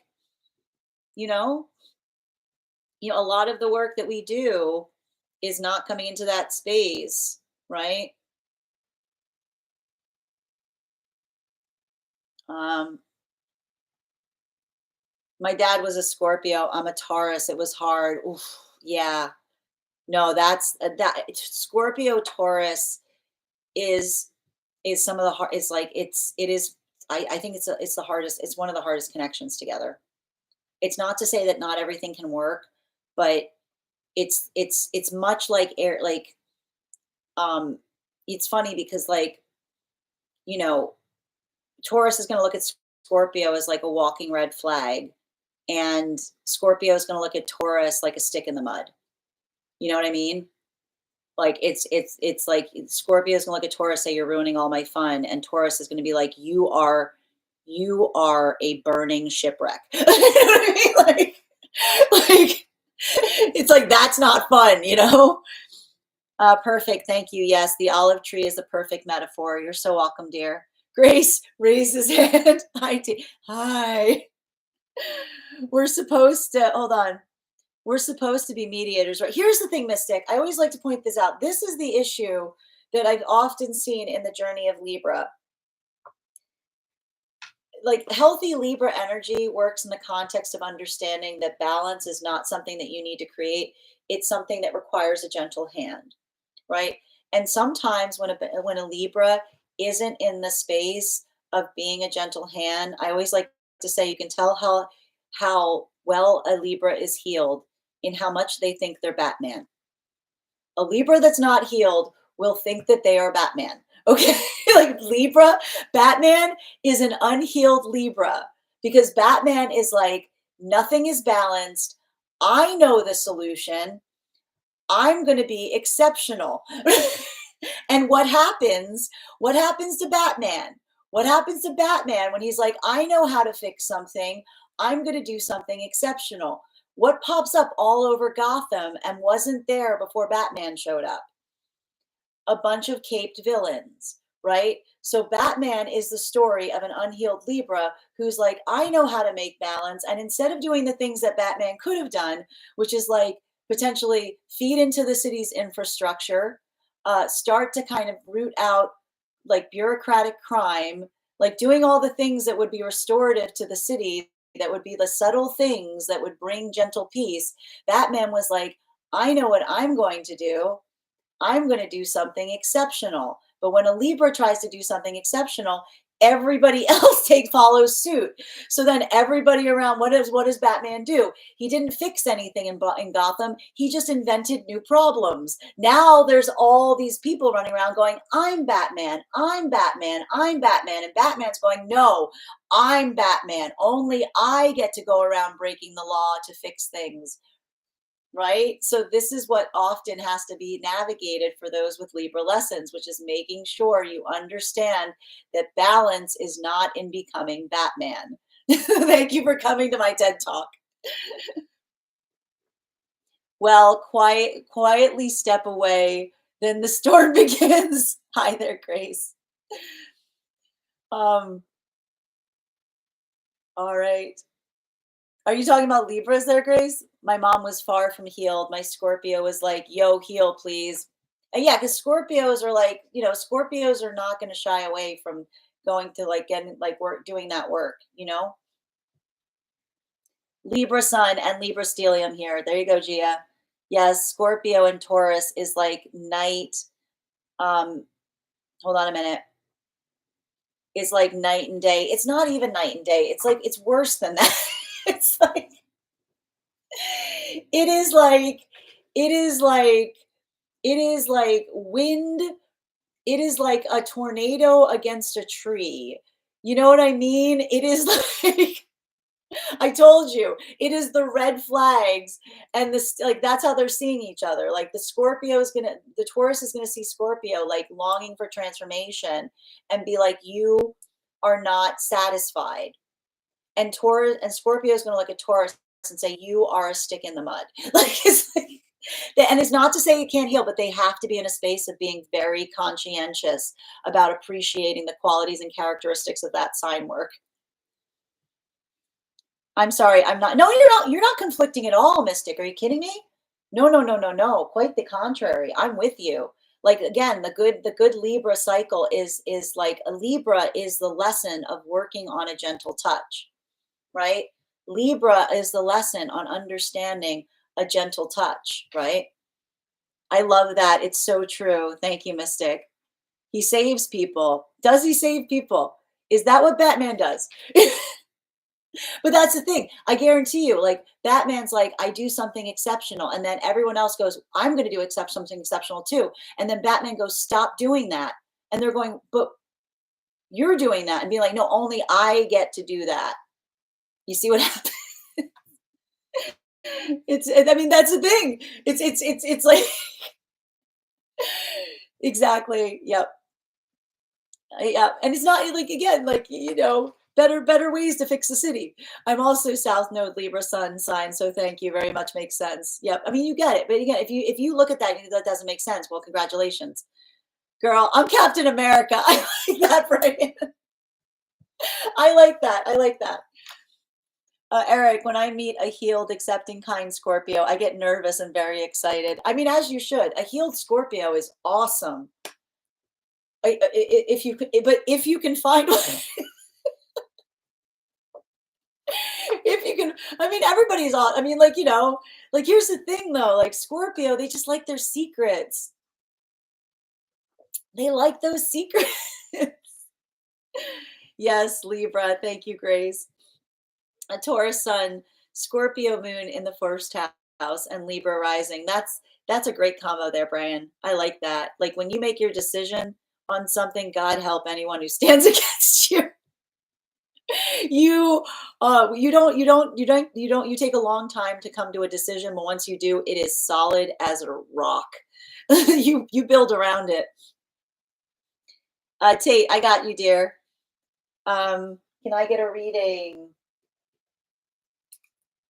on what April has in store?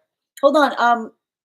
I was reading for Suzanne first, though, Tate. I think I've got Suzanne and then Tate. And if I said you first, I apologize. That was my error. Haha. My PDA son is a Scorpio and I'm a Taurus. I always say he's my greatest teacher. Well, that's good. You see, you're a very good healed Taurus there, right? You're learning things. Like that's good. That's a good thing. Hi, Alexandra. Taurus in my eighth. That's such a great way to respond. No, that's a beautiful way to respond. Like again, and that's absolutely that's beautiful. Like that is the ideal. Like and that's the thing. Like you said, when you look at each other and say, I could take a page from your book, then you become beautiful together. You know? Taurus in the sixth house, Scorpio moon in the first. Mm-hmm. Libra's rising. So like, yeah, that's like saying to me, it's like it's learning not how to change for a situation, but becoming more stable as you go, right?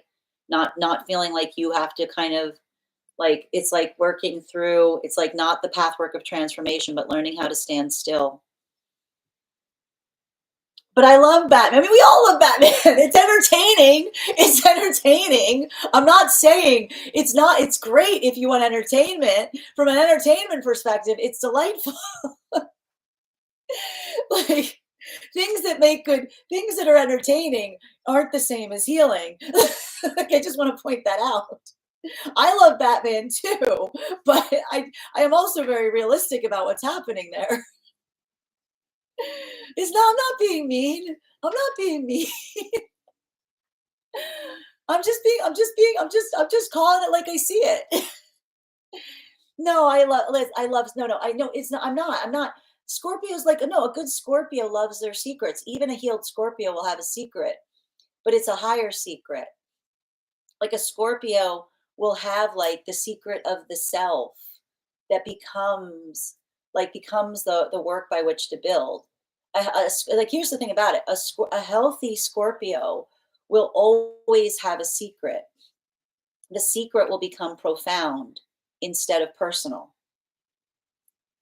It'll become a profound secret instead of a personal secret.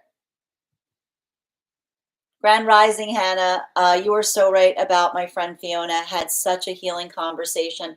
I am so glad that something I gave you helped in that way. Thank you for letting me know. It means a lot when I get that confirmation afterwards. Libra, Aquarius. I love, like, here's the thing. I am a big, I have a lot of, I have a Libra stellium. I get it. I'm allowed to talk like this about Libra. I am also working on these lessons. All right. Hi, Jacob. My mom's a Scorpio, so true. No, it is. I mean, here's like he's like the Scorpio are like the opposite of Sages. If you ever want to watch a Sag lose their marbles, tell something to a Sag and then say, "That's between you and me." Like you can't like like just walk. Shh, like you say this to a Sag, good luck. Like, bursting at the seams. Scorpios are locks boxes. Sagittarius are like, you know, oops. Hi there, Susie. It's okay, Tate. Oh, I don't care who goes first, if anything. Oh, okay. All right. I mean, if you're comfortable with that, I'm happy to read for Tate first. Exactly. You give it to people straight, which is good. Yeah. All Batman fan. I know I love like here's the thing. I love Batman. But like you can't listen, I love Batman, but you have to admit there's something a little problematic. There's something a little problematic. We could open like he could fix the whole city. He could fix the whole city. He could fix the whole city with a snap of his finger. I'm just saying. We have to notate it. We have to notice it. All right. Okay, back me up. That was insightful. Yes, amplified by being a native New Yorker. I don't mince words. Exactly. Taurus, Sun, Scorpio, Moon. I mean, that's again, like that's a lot of work that has to fight with yourself to a certain extent, because like your Scorpio wants to transform, and your conscientious self is like, I like where I am just fine. Like that's hard. Hi there, Yaz. What's the lesson I missed? Oh, we were just talking. We were. I'll try to post it later. I was giving my conversation where I explained that Batman is a Libra. All right. Okay, so we're gonna get back to the readings right now. The next person we're reading for. All right, so Addis, it sounds like Suzanne said she's comfortable with Tate being the next person on the list. So Tate, let me get back to your question. My chart's wacky. I'm a triple fire sign. So, Melly, would a Scorpio be triggered if we notice how secretive they were asking for a friend? No. Like Scorpios know a good Scorpio knows they're secretive. The thing with Scorpios that drive people, like, I'll point this out. This is the thing that's annoying with, like, I mean this like with love because I adore Scorpios. But Scorpios make secrets where secrets don't exist, right? Like Scorpios will do this. Like, this is to me what Scorpio does. Like, Scorpio will walk in a room with their hand in a fist, like a little kid, and you see like a little kid with their hand in a fist, and you look at the kid and you go, "What's in your hand?" And the Scorpio looks at you and goes, "Nothing." And then you go, "No, really, what's in your hand?" "Nothing." "No, no, no, like, no, just show me what's in your there's nothing in my hand. Let me see your no, you can't have it." And they will fight with you for 5 minutes and you'll be like, "Just let me see your hand." And then you'll grab their hand and they'll open it and there will be nothing in it.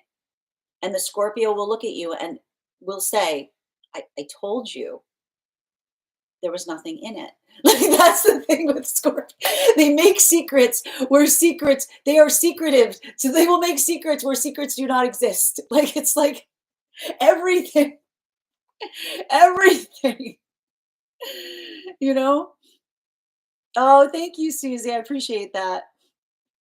Autumn, hands on the hip, like, and here's the thing, every Libra is like, time to save Gotham. And then the healed Libra is like, baby steps, like baby steps. You're right. Batman needs to invest in community infrastructure, but he doesn't. He makes he's like it's just all right. Okay, so we're reading right now for Tate. Just coming back to Tate's question, backing it up. Can we get a read on what April has in store? Absolutely. And just a reminder, if anyone else wants to get on the list right now, you will be the third person read for. We are also at 41K. When we get to 50K, I will be gifting a reading back to the collective. So make sure you're tapping that screen. All right. All right. Can I please get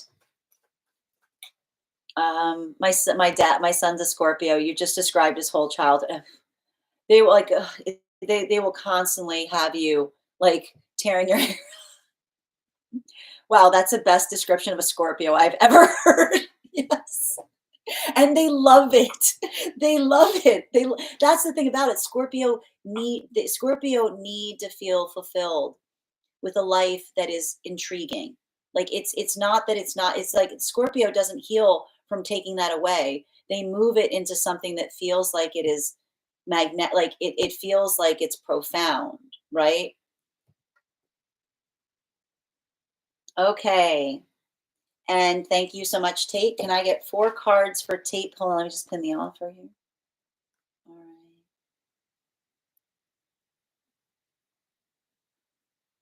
There we go. Can I get 4 cards, please, for Tate? 4 cards, please, for Tate. Highest priority messages from Spirit in relationality to April, please.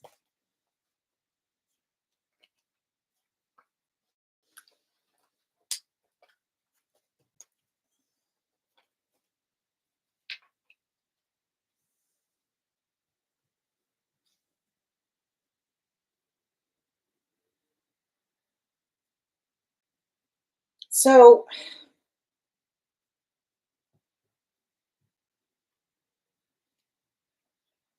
I gotta say, I'm seeing the thing about April is, and I know this is gonna sound a little wild when I say it, but it feels like a little bit of an experience where you're like at your limit, but in a good way, right? Like it's saying to me that there's something about you like reaching a moment that you're at your limit, but it's creating some kind of breakthrough. You know what I mean? Like I gotta point this out. Like it's giving me a little, and I'm not one. This is like actually coming from one of your guides because this is not usually the way I speak, but it's giving me a little bit of this like NFG kind of energy. You know what I mean? Like it actually feels like it's like your authenticity starts shining. I think it's funny too because like you know it's not, and I feel like you've got a guide that's saying like you're not coming into your villain era if you're just refusing not to be another person's doormat. You know what I mean? Like that's actually what I'm seeing here. It feels like something that I almost see you. Um, and I got to point this out. And I see something here, and they're saying that it's actually like it's you having a lot of NFG moments. But again, I keep on hearing calling someone out, but not blowing up at them. You know, like I feel like there's something about seeing the kind of progress that you're making because it's almost like you navigating some kind of circumstance or situation that in the past would have had you just like absolutely, I'll put it this way, like the type of situation in the past that if you had navigated it, it would have just disoriented you. You would have just exploded. You would have just like, just like gone off on someone. But instead, I see you literally like just saying to someone with absolute clarity, it seems like this is happening. And it's like in that moment, it's like poof, they go away and you're saying good riddance. You know what I mean? Like it's almost like it's like the kind of I want to say it's like almost like this is your month where you see past some kind of emotional illusion. You know what I mean? Like it's almost like that moment that someone comes towards you in a way that like you and I feel like it's almost like it feels like it's almost surreal. Like you almost have like these lucid moments that you almost remember and be like, oh, I remember how I used to react to that. Used to. Like the word is used to is what I keep on hearing. Is you just being like, yeah, that doesn't Like it's almost, I keep on hearing like the word, like, like the words, like your mantra for April is that doesn't work on me. If that, you know what I mean? Like that's what I hear. Like it's almost you being like, it's antidote energy. You know what I mean? It's just you being like, yeah, like I'm not gonna drink your poison because I'm already like I'm not gonna drink your poison because I realize like I've already have an antidote for it. It's kind of that kind of thing, you know. But it's like it's required. Like it's just you. Like I almost feel like again you avoiding something in a way that you just like you're like nope. And I think it's interesting too because it feels to me like something like it feels like in a way like the past feels like it helps you in some context, um specifically and particularly because you're just like it's giving me like no thanks, not interested, you know, like couldn't be less, like couldn't be less like couldn't be less plussed is what I hear. It feels like someone trying to plus you and you feeling like you have a breakthrough because you realize in that moment that you could not be less plussed. And it's in that moment I see you kind of like it feels like and that's why the guides say I keep on hearing you like I almost hear your higher self saying that there's going to be some kind of moment um like this month that feels very lucid as you're navigating it. And I hear the higher self saying it was at that moment we realized how far we come. It's at that moment that we realized like we only choose things that are for us, you know? Um, and I keep on hearing it has to do with someone bringing some kind of wish towards you, you know? Like someone being like, I wish, and you being like, wishes don't get anything, doing things gets things, right? Like it's like I keep on hearing like the messages coming through on this month is you saying to someone, I don't wish, right? I don't wish. I just move in accordance with what it is that I desire.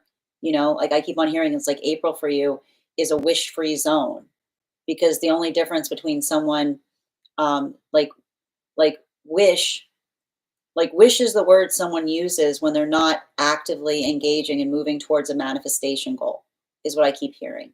And so I keep on seeing that there's something about the word wish that comes through. Someone who comes towards you in some way, being like, "Oh, I wish," and you being like, "Wishes, like if wishes were horses, you know what I mean? Like it's wishes don't get things done. Getting things done get things done." And someone like you just kind of saying like, you know what you can do, like you know what you can do with your wish. Like I can see you saying to someone, you know what you can do with your wish, you know. Um, But that in itself, the guides are saying that in itself is a breakthrough point because they're saying the old version of you would have like I keep on hearing like would have taken the hook, line, and sinker. Like someone coming towards you with a wish, and you would have been like you know what I mean, like you would just like fallen for the romance of it. You would have fallen for like the sentiment, but instead I just see you being like that's not romantic, it's tragic. You know what I mean? I literally hear the you saying there that's not romantic, that's tragic. Um, Bottom of the deck. Yeah, because it still feels like there's some kind of energy tugging on you, trying to get you to settle for some stuff, you know? And often, I got to point this out, like when someone does not want the same manifestation goals as us, they'll come towards us all like wishy like why do we call it wishy? Because they're wishy and they're washy. Like they talk about wishes, but then they don't, but they absolve themselves of doing anything about it. Like that's why we use the term wishy-washy, because someone who wishes also washes away having to do anything, right? Oh, I wish, oh, I wish this is not what I expected to be. I wish something was going to happen with us. I wished, I wished you would have moved towards me. Yeah, like that's why we call it wishy-washy. It's because somebody wishes, so they articulate what they desire, but in the same place they absolve themselves of any responsibility of coming towards it. So that's saying to me, it's like someone comes towards you in a wishy-washy fashion, and you just call them out on it. You're like, yeah, you want something from me, but you're absolving yourself of any responsibility as to why that isn't the way it is. You know what I mean? Like I just see you almost like deconstructing it for them at a moment that they're trying to like, romanticize it. You being like, no, you just start deconstructing it, you know?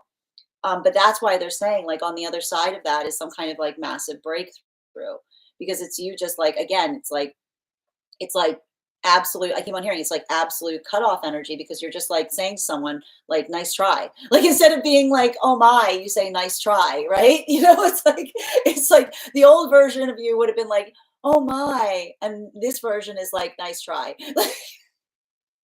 Thank you so much, Tate, for having that reading with me. And if this message connected to you as well, it's very common for those who need these messages to be here to experience them. We are doing personal readings right now. If you would like to get on the list is open. It is 3 cards for a donation of 28 or more, 4 cards for a donation of 22 or more for my subscribers, Binks and Mylio. Please keep in mind there are 2 things I do not read across these apps, pregnancy and medical. Happy to give insight on anything in private readings, and you can book a private reading on my site.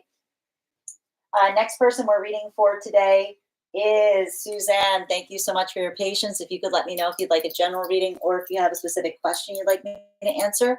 And I'm going to take a moment to read over some of the comments that came through as I was giving that reading. If anyone else would care to get on the list right now, you'll be the second person read for. Great time to get on the list. List is nice and short.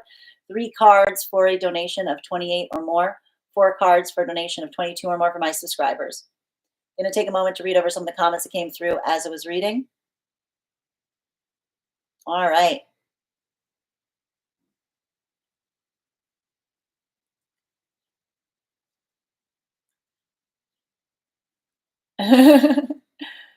Excellent. Hold on a minute. I feel like those with like Scorpio children need to have support groups because it's not the fact that the child, like the energy of the child's secretive. It's like you just never know. Like they're secretive about stuff that they don't need to be secretive about, you know? Like, oh. Yes, us Scorpios just look moody and mysterious for no reason. No, you mean like it's beautiful. You love intrigue. I love it. Like Scorpios love having a layered life. Like Scorpios live for things that are intriguing. That's why Scorpios love tea. They're like, I want to know what's going on. Like you're like, tell me, I want all the tea. I want extra tea. Like if I want tea, you go to a Scorpio because the Scorpio's like, I have the collection, I have the tea set. I've got all of the tea. I've even got some tea. I got some tea I don't even show anybody. I'm going to show you this is my specialty. This is my specialty. They always have the tea. You didn't hear it from them, though. You never heard it from them. Your reading resonates for me, too. Oh, thank you for also connecting to this reading. Tate, I already feel this. Thank you for confirmation. Elizabeth, your subscription's ending soon if you'd like to renew. Wait, yeah, I'm like, all right, the yearning is no longer romantic anymore. I'm right. And that's the thing, again, like it feels like someone trying to come towards you, like trying to romanticize some kind of yearning and you being like, it's not romantic, it's tragic, you know? Yes, that's not romantic, that's tragic. Yep, thank you. Tap to claim, Yaz. This could have, this could not be more spot on. Thank you for also receiving this message, Tabith. Wow, that was spot on for me too. Thank you, Elizabeth, for receiving this message. Sunshine, called out lessons learned that we aren't going to go through again. Lol, tap to claim. And Jacob, thank you for those gifts. Frida, I wish you would have come to me. I'm not sure what you're referring to, Frida, but it sounds difficult, and I hope you heal from whatever you're describing because that sounds very, very painful. Susie, what would my spirit guides like to tell me? Any messages from them, please? I got you, dear. And just a reminder, if anyone else would like to get on the list right now, you'll be the 4th person read for. All right. Like really make it make sense. Oh, sending you support, Frida. All right, can I please get 4 cards, please? Highest priority messages from Spirit, please. Highest priority messages from Spirit. What does Suzanne need to know right now? All right.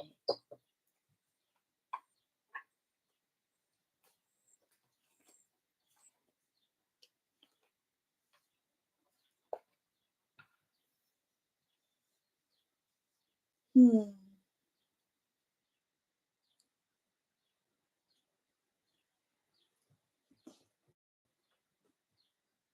I mean, there's a couple of things I want you to keep in mind right now that I think are really important. Um, Specifically because one of the things I'm identifying around like a circumstance or situation here, um, I mean, I'm going to walk you through what we've been working through. And I got to stress this because, and this is why some of this energy right now almost feels like it's harder coming out of these eclipse cycles, um, specifically because um, one of the things that we have to work through right now is the Mercury retrograde creates these moments where it feels like everything is breaking down, right? And I need to stress this, okay? Because this is the Mercury retrograde here, and this is the Queen of Wands in its reversal, and this is the Venus retrograde.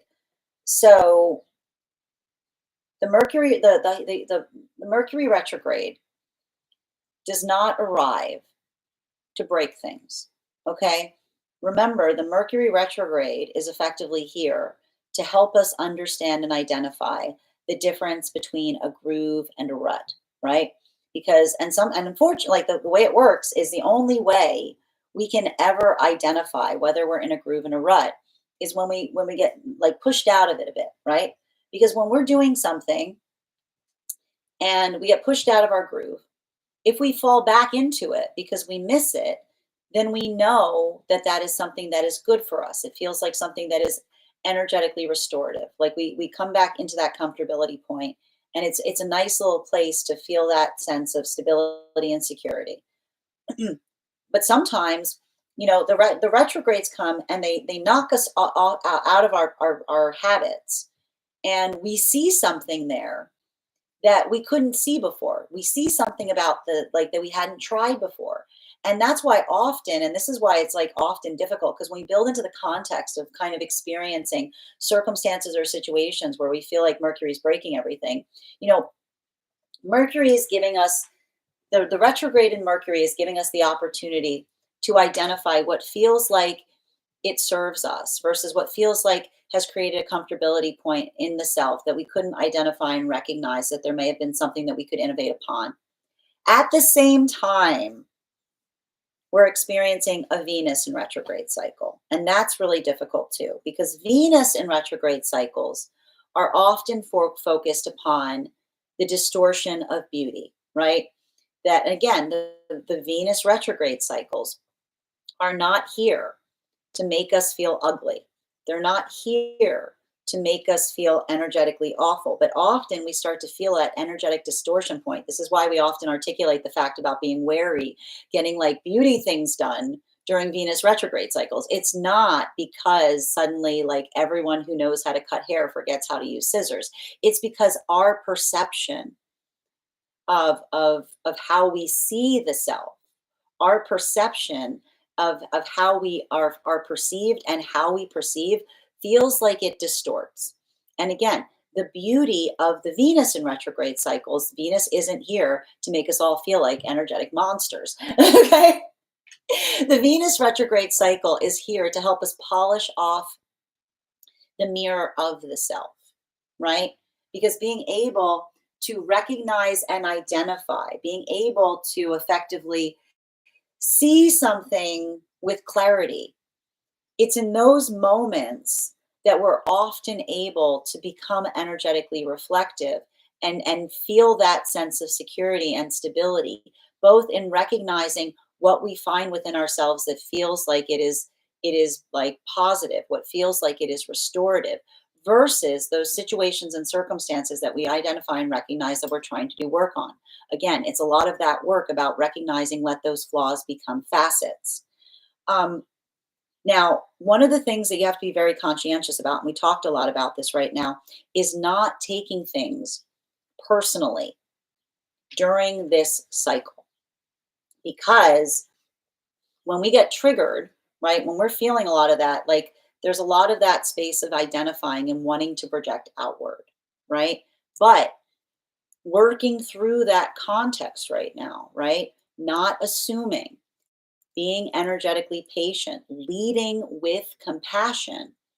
It's it's like I keep on seeing it feels, and I feel like if what I'm reading here in the cards is what is how you're experiencing something, I need to stress this. Um, I don't want you being triggered right now. I don't want you even I and I got to point this out, even if you feel validated in being triggered, because I want to point this out, and this is the important thing that's I like very vital to recognize. When someone comes towards us in a way that isn't positive, when someone comes towards us in a way that isn't productive, right? And if we meet them at that level, all we do is say to another that you have the ability of moving one off another's axis. All you have to do is come towards another person in like the most egregious way possible. And now suddenly you're egregious, right? We never we never move off of our own sense of self, right?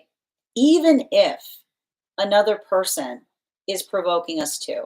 And I want you to think about that heavily right now because I feel like there's something about this right now that you're experiencing that feels incredibly triggering. I don't want you to be triggered. I want you to acknowledge the fact that you're feeling triggered. I want you to move into that space of not making an example. I want you to be the energetic example, right? Leading forth with compassion, allowing your, and I keep on seeing, not not reacting, but asking the important question. Because when someone comes towards us in a way that is completely unacceptable, and instead of reacting to it, we say, why would you say that? Why would you do that? Right? Then we allow for that space of another person to see themselves. So I want you to think a bit about that here because it does feel to me like it feels like I feel like there's some kind of situation here that just feels like this feels like someone just being like perpetually unhelpful. This feels like someone that um, is potentially triggered by seeing you in your authenticity. And I got to point this out, and I got to say, I want you to have a lot of compassion if there's something that you're navigating where another person is looking towards you with any sense of like frustration, because I keep on hearing, and this is coming from one of your guides, that your guide is saying, remember that anger is is fear in disguise, right? If you're being authentic and another person has spent their entire life not finding the courage to be their authentic self, you're going to trigger them, right? But that's not your responsibility if you trigger them in that context. And that's why it's really important that they're saying that there's something that you have to navigate with a sense of compassion, because they're actually saying, like, remember that anything another person gives you is effectively or a really truly a mirror about how they feel about themselves, right? And that's why they're saying even now, like, don't let another person make you forget who you are. You know who you are. You don't need another person's validation in that. And I keep on seeing that your own ability to like navigate a situation or circumstance that feels difficult, but with a sense of, I keep on seeing compassion, understanding, and that doesn't require you to be a doormat, but with like a sense of, I keep on seeing like not being reactive, like you always like you always have the you always have the ability to um like heal something, but I keep on hearing it starts within the self. Bottom of the deck on this reading, yeah, we've got a lot of this chariot energy. I need to stress this, like, and here's the thing about it, it feels like someone projecting, you know like when some, and we talk about this here, when we feel of volume, I got to point out, like, there's something coming, this is like a very heavy reading coming towards you, Suzanne. The opposite of hate, of love, isn't hate. The opposite of love is nothing, right? Hate. And this is why it's always important for us to understand and be able to explain the things we hate, right? Because when we hate something and we're able to explain and articulate and identify the reasons why something bothers us, that is our higher self that's helping us see ourselves with more clarity, right?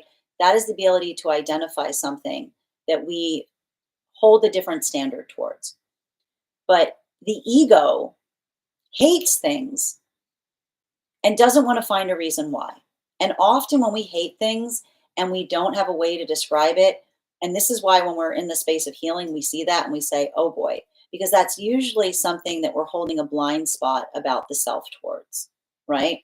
It's in those moments when someone says, I hate that person. And you go, well, why do you hate them? And you go, they just bother me. Being like, that's interesting because that doesn't sound like hate. That sounds like someone who's like got a very confused sense of love. They can't stop thinking about someone and they've got a lot of feelings, but they're not doing the work to investigate the feelings, right? So remember, if you're doing that work to investigate how you feel and you're able to find the words for it, like let it build bridges and let it help another person see if they have some kind of disparity point upon something. Because I just keep on identifying that there's something about this work that you're doing. It's like, it's not easy. It's like almost requiring you to have a lot of hard conversations. But a lot of it is being defined in the sense that, you know, when we hate something, but we can't explain why, that's usually because we have some kind of fear around it. And our ability of understanding why we fear things is how we understand ourselves, right? It requires that energy that is healed is energy that is self aware. So make sure that if you're doing that introspection, it's not too much to ask from those around you as well. Thank you so much for having that reading with me, Suzanne. And if this message connected to you as well, it's very common for those who need these messages to be here to experience them. We are doing personal readings right now. If you would like to get on the list is open. You will be the next person read for. It is 3 cards for a donation of 28 or more, 4 cards for a donation of 22 or more for my subscribers, Binks in my Lio. Please keep in mind there are 2 things I do not read across these apps. Those are pregnancy and medical. Happy to give insight on anything in private readings, and you can book a private reading on my site. The list is now open. If you would like to get on the list, I'm also going to be opening it up to 1 card readings for subscribers. If you are a subscriber and would like a card pulled, go ahead and put it in my comments. If you would like to become a subscriber, you can just hit that subscribe button and I'll be happy to add you to the list. Just bear with me as I take a moment to read over some of the comments that came through as I was reading.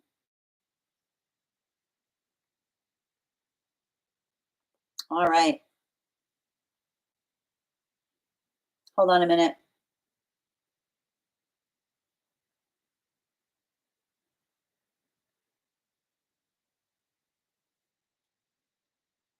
It's so true. Thank you as well, Doing. And Elizabeth, thank you for subscribing. Always appreciate when you guys subscribe. And Doing, thank you as well for the follow. Phoenix, thank you for the follow as well. Hi there, how are you doing? Taromancer, I've never heard that word before. That's kind of cool. Is it a bad time to dye my hair blue? That's my other question. I don't think, here's the thing. I need to point this out. It's if you've had your intention set on dyeing your hair blue, Susie, I'd say go for it. Just remember, like, when does this Venus? Hold on, when does the Venus retrograde? When? Like, give me. Please hold. Wait. End in 2005. 1 second. Let me just confirm. I mean, like, the Venus retrograde ends on the 12th. If you've had your heart set on getting your hair dyed blue, I'd say go for it. But just remember, like, you might be much more critical about it than you typically would, right? You might be able to like identify flaws there that you can't because like that's the thing about it. Like the Venus energy, it creates a little bit more of this like hyper fixation as it relates to like aesthetics and how we look. This is spot on. My BF is being flippant about the aforementioned situation. Like he doesn't care. I got it, and like It requires me being mature and solid in my stance. I completely understand. We visited my BF's hometown and he was trying to tone me down the whole time. Oh, I'm sending you so much support, Susie. Like, told me not to wear glitter or dress up more. Oh, I understand. And I keep on seeing there's something to be said. I keep on hearing talking about what is intrinsically important, and thank you. Like everything I was seeing, like, yeah, the authenticity coming through, like, yeah, this is a rough situation. Um, I keep on like this is like I keep on seeing like have to how to explain to someone,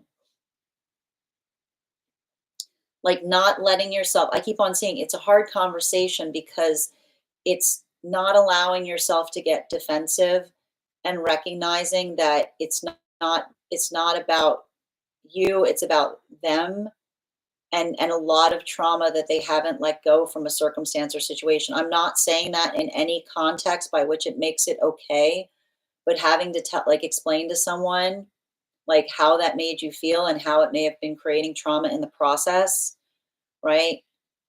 Like, I send you so much support on this journey.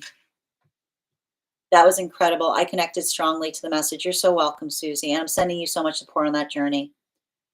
Healthy communication. Thank you so much. I was going to mention the Venus retrograde. Yeah, thank you, Rihanna. I feel like I feel like there's some kind of situation someone walks into that they're already embarrassed.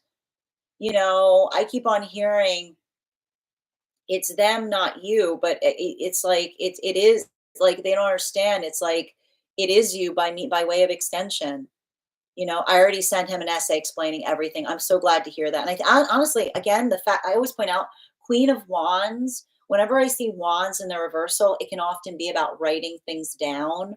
So the guides are basically also giving confirmation here that like writing things down was the right way to go because it gives someone an opportunity to absorb something that you've said.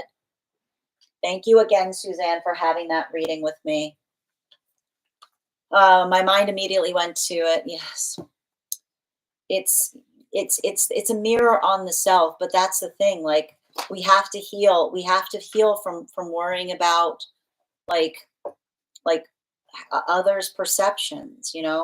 His mom, oh, maybe that's also, yeah, and that's why I keep on hearing there's more, like, there's something about the complication that I keep on seeing about something here you know and again, I'm sending you guys so much support on that journey. I keep on hearing healthy communication is key. Hi there, Yolanda.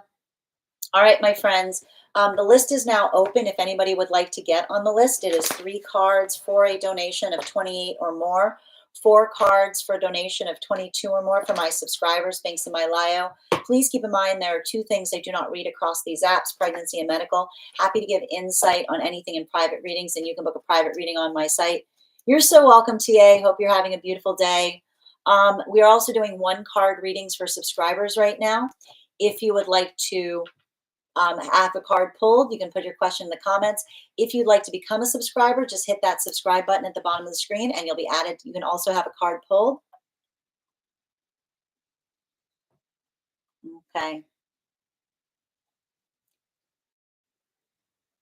I keep on seeing like, I keep on hearing healthy conversation, you know, like I keep on seeing like making sure don't assume anything, give them the opportunity to explain, because I told you even now something about distorted perception in terms of what they asked for versus what you may have heard. I keep on seeing like there's something there that feels like there's something to be restored, right? But like don't get reactive. Like exposition is what I keep on hearing. I keep on hearing someone say, I think you misunderstood. I keep on hearing someone say, I think you misunderstood what I said. Like that's why I keep on seeing there's some kind of like there's some kind of productive conversation and you not getting triggered. Hi there, Ella. Absolutely. Can I get one card, please, for Ella? Especially, don't let someone make you regress to an earlier version of the self. This is feeling like family energy does this to us. Like, family energy, we experience them and suddenly we feel like we're a little kid again. I keep on hearing it's like you have to help someone understand. Sometimes the only way you can help another person understand that you're not a child anymore is not letting them trigger you into acting like one. I don't know why that's coming through, but they're saying like the best way, like sometimes the best answer is nothing. Sometimes it's not like don't let someone assume something, like I can be the bigger person. I don't care who started it, right? You become the mature one when you don't finish it. Like again, be the adult. When someone is treating you like a child, be the adult. Very accurate. You're so welcome, Ella. All right. Oh, buon compleanno, Elisa. Wonderful. Excellent. I love all these Aries birthdays coming through. Oh, good to see you, Ruby. So much. And thank you as well. Lisa, card on the weekend, please. Card on the weekend.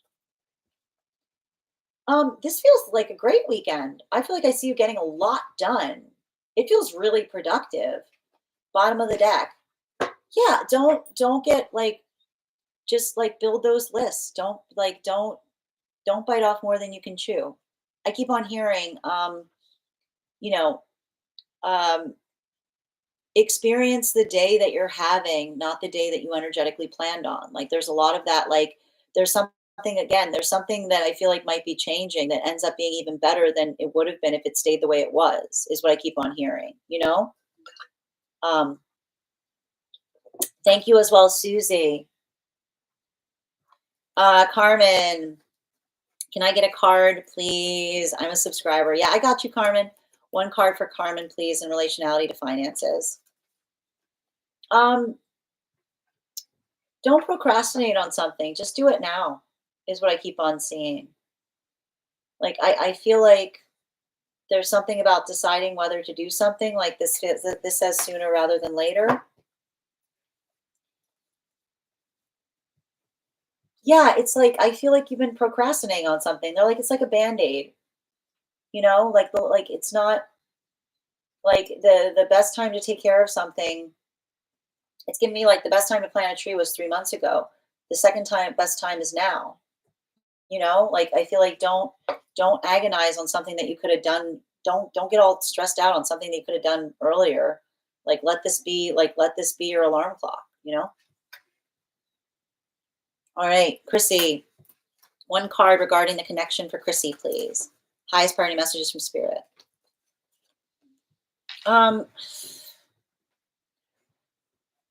It's so interesting because like every time I read for this energy, I just kind of have some kind of sense of like lethargy. Like it almost feels like someone that's got some kind of reliance on a coping mechanism that creates some kind of lethargy in them. Like it feels like there's like this like sluggishness, like someone who thinks about things a lot, but then like also is really good at thinking themselves out of them just as quickly. Bottom of the deck. They're like, you know, it feels like and this is what I mean about lethargy, like someone being like, oh, I thought like someone who's like, oh, I thought I did that, but they only feel like they did it in their head. You know what I mean? Like things slip their mind, like it's giving me a little like, I'm not sure why it's like giving me a little bit of spacey energy on something. And it feels like, it feels like some kind of spaciness as it relates to a coping mechanism. It doesn't feel entirely natural, is what I keep getting.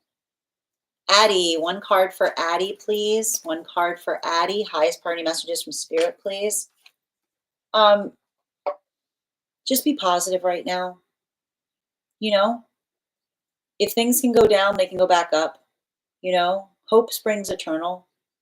Um, you know, the like sometimes don't let yourself get defeated on something that you haven't even started yet, is what I keep on seeing.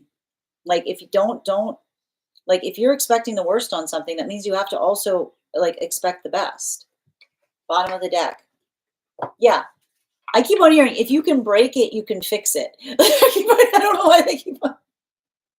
I keep on hearing something. If you can break it, you can fix it. Like it's like if you got into something, you can get out. Like it's giving me a lot of this. Like everything is mendable. It just requires it's just a question of what one has to do and what that plan is. So like again, like don't get overwhelmed. Just honor the plan. You know.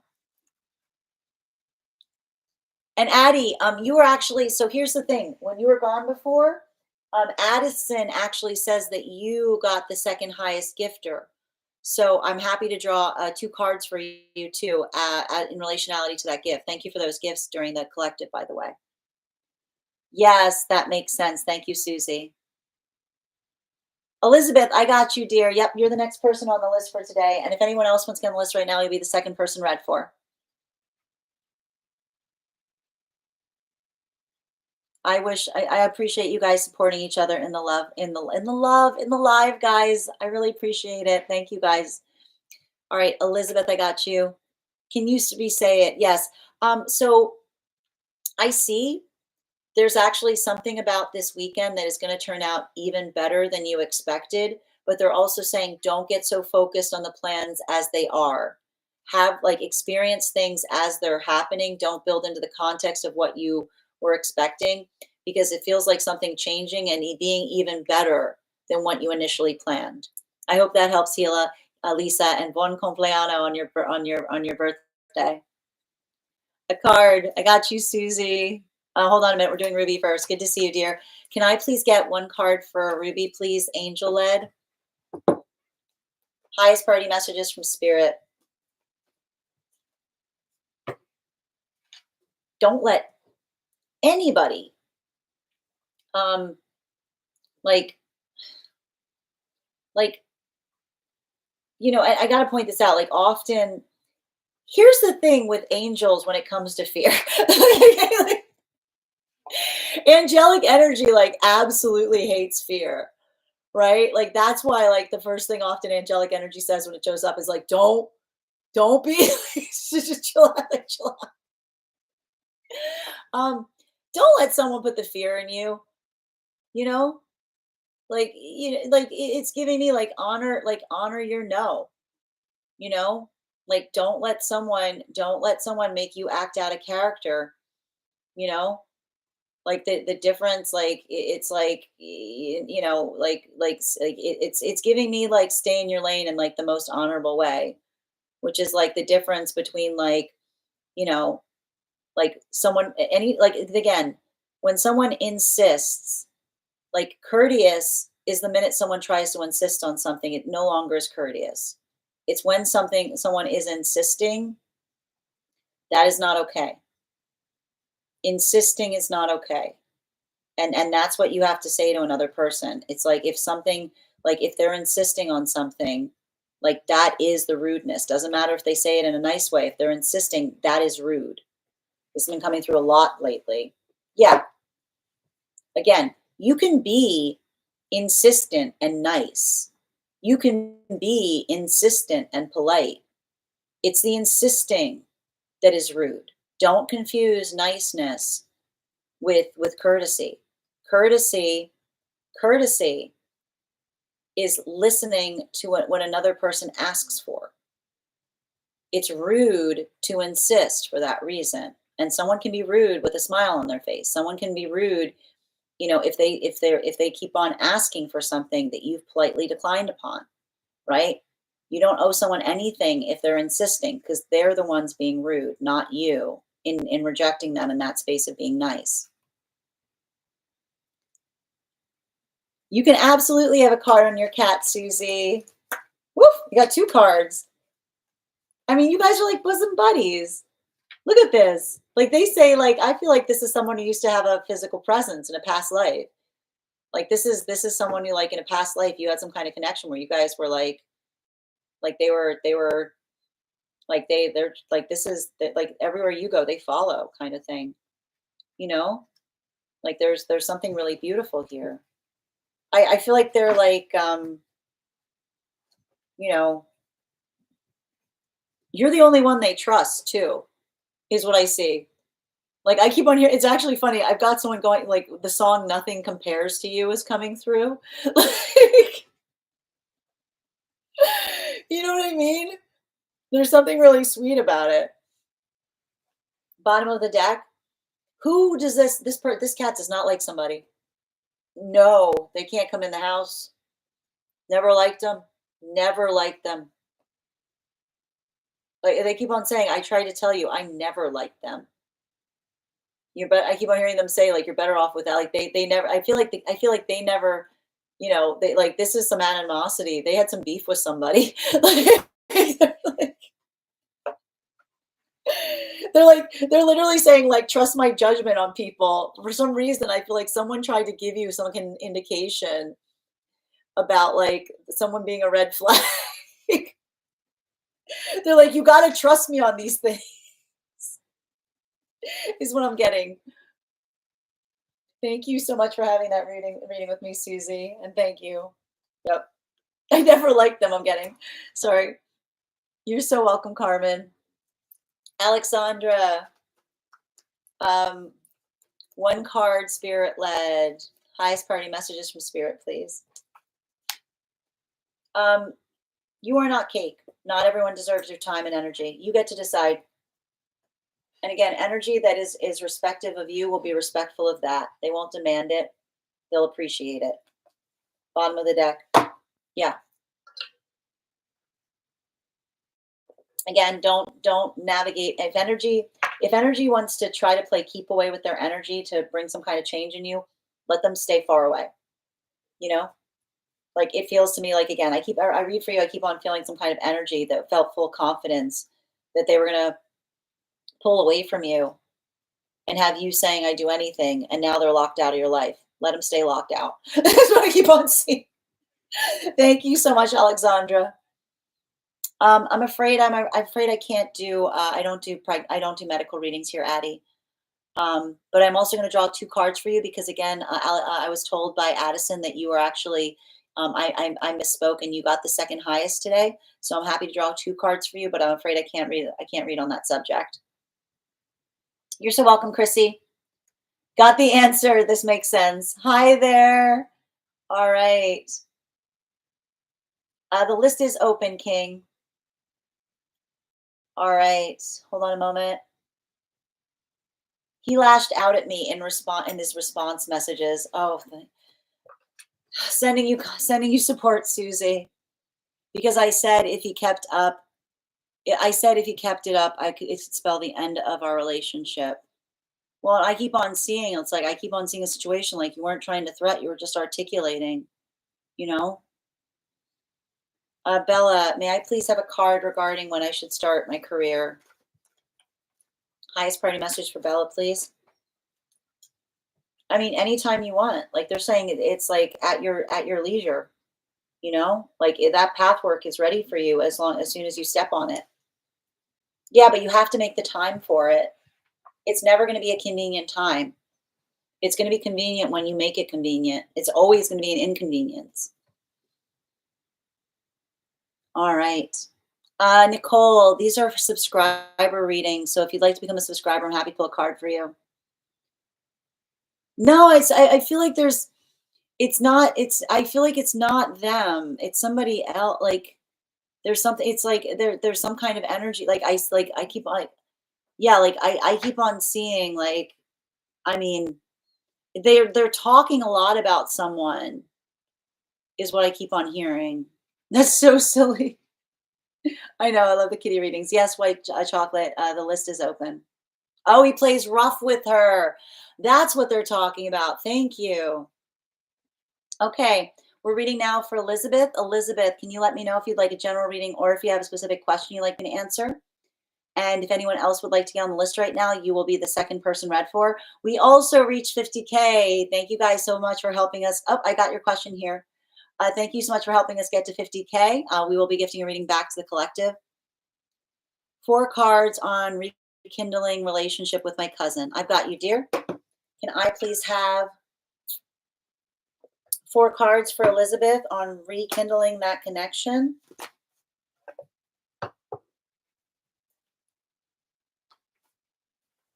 All right. And 2 more. Thank you.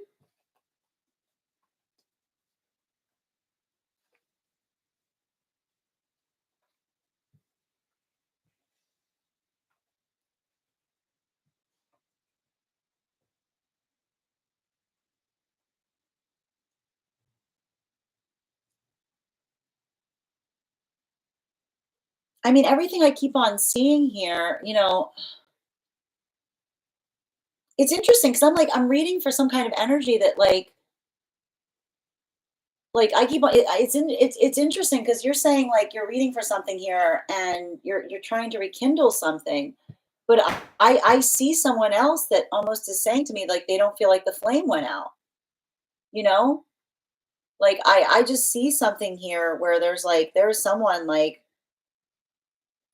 working through a lot of overwhelm. Like I keep on seeing someone right now that like doesn't have a minute's peace. You know what I mean? Like this is like busy, busy, busy, busy, busy, busy, busy kind of energy, you know? Like I'm not seeing something here that feels like it's like it's not it's like there's nothing. I see a situation where someone doesn't think anything needs to be rekindled because they keep on saying like what exists between you and them is fundamental, you know? They're just like it just is what I keep on hearing. Um, one thing you might want to consider doing with a situation like this is potentially looking at more opportunities um, to connect. It's giving me a little bit of like it's almost like it's giving me a little bit of like reunion energy. You know, like potentially having to put into like potentially think like creating some kind of space that allows for energy to catch up, like effectively, like and even again, like especially with these 2 cards in combination, like the 4 of swords in its reversal with the ace of swords.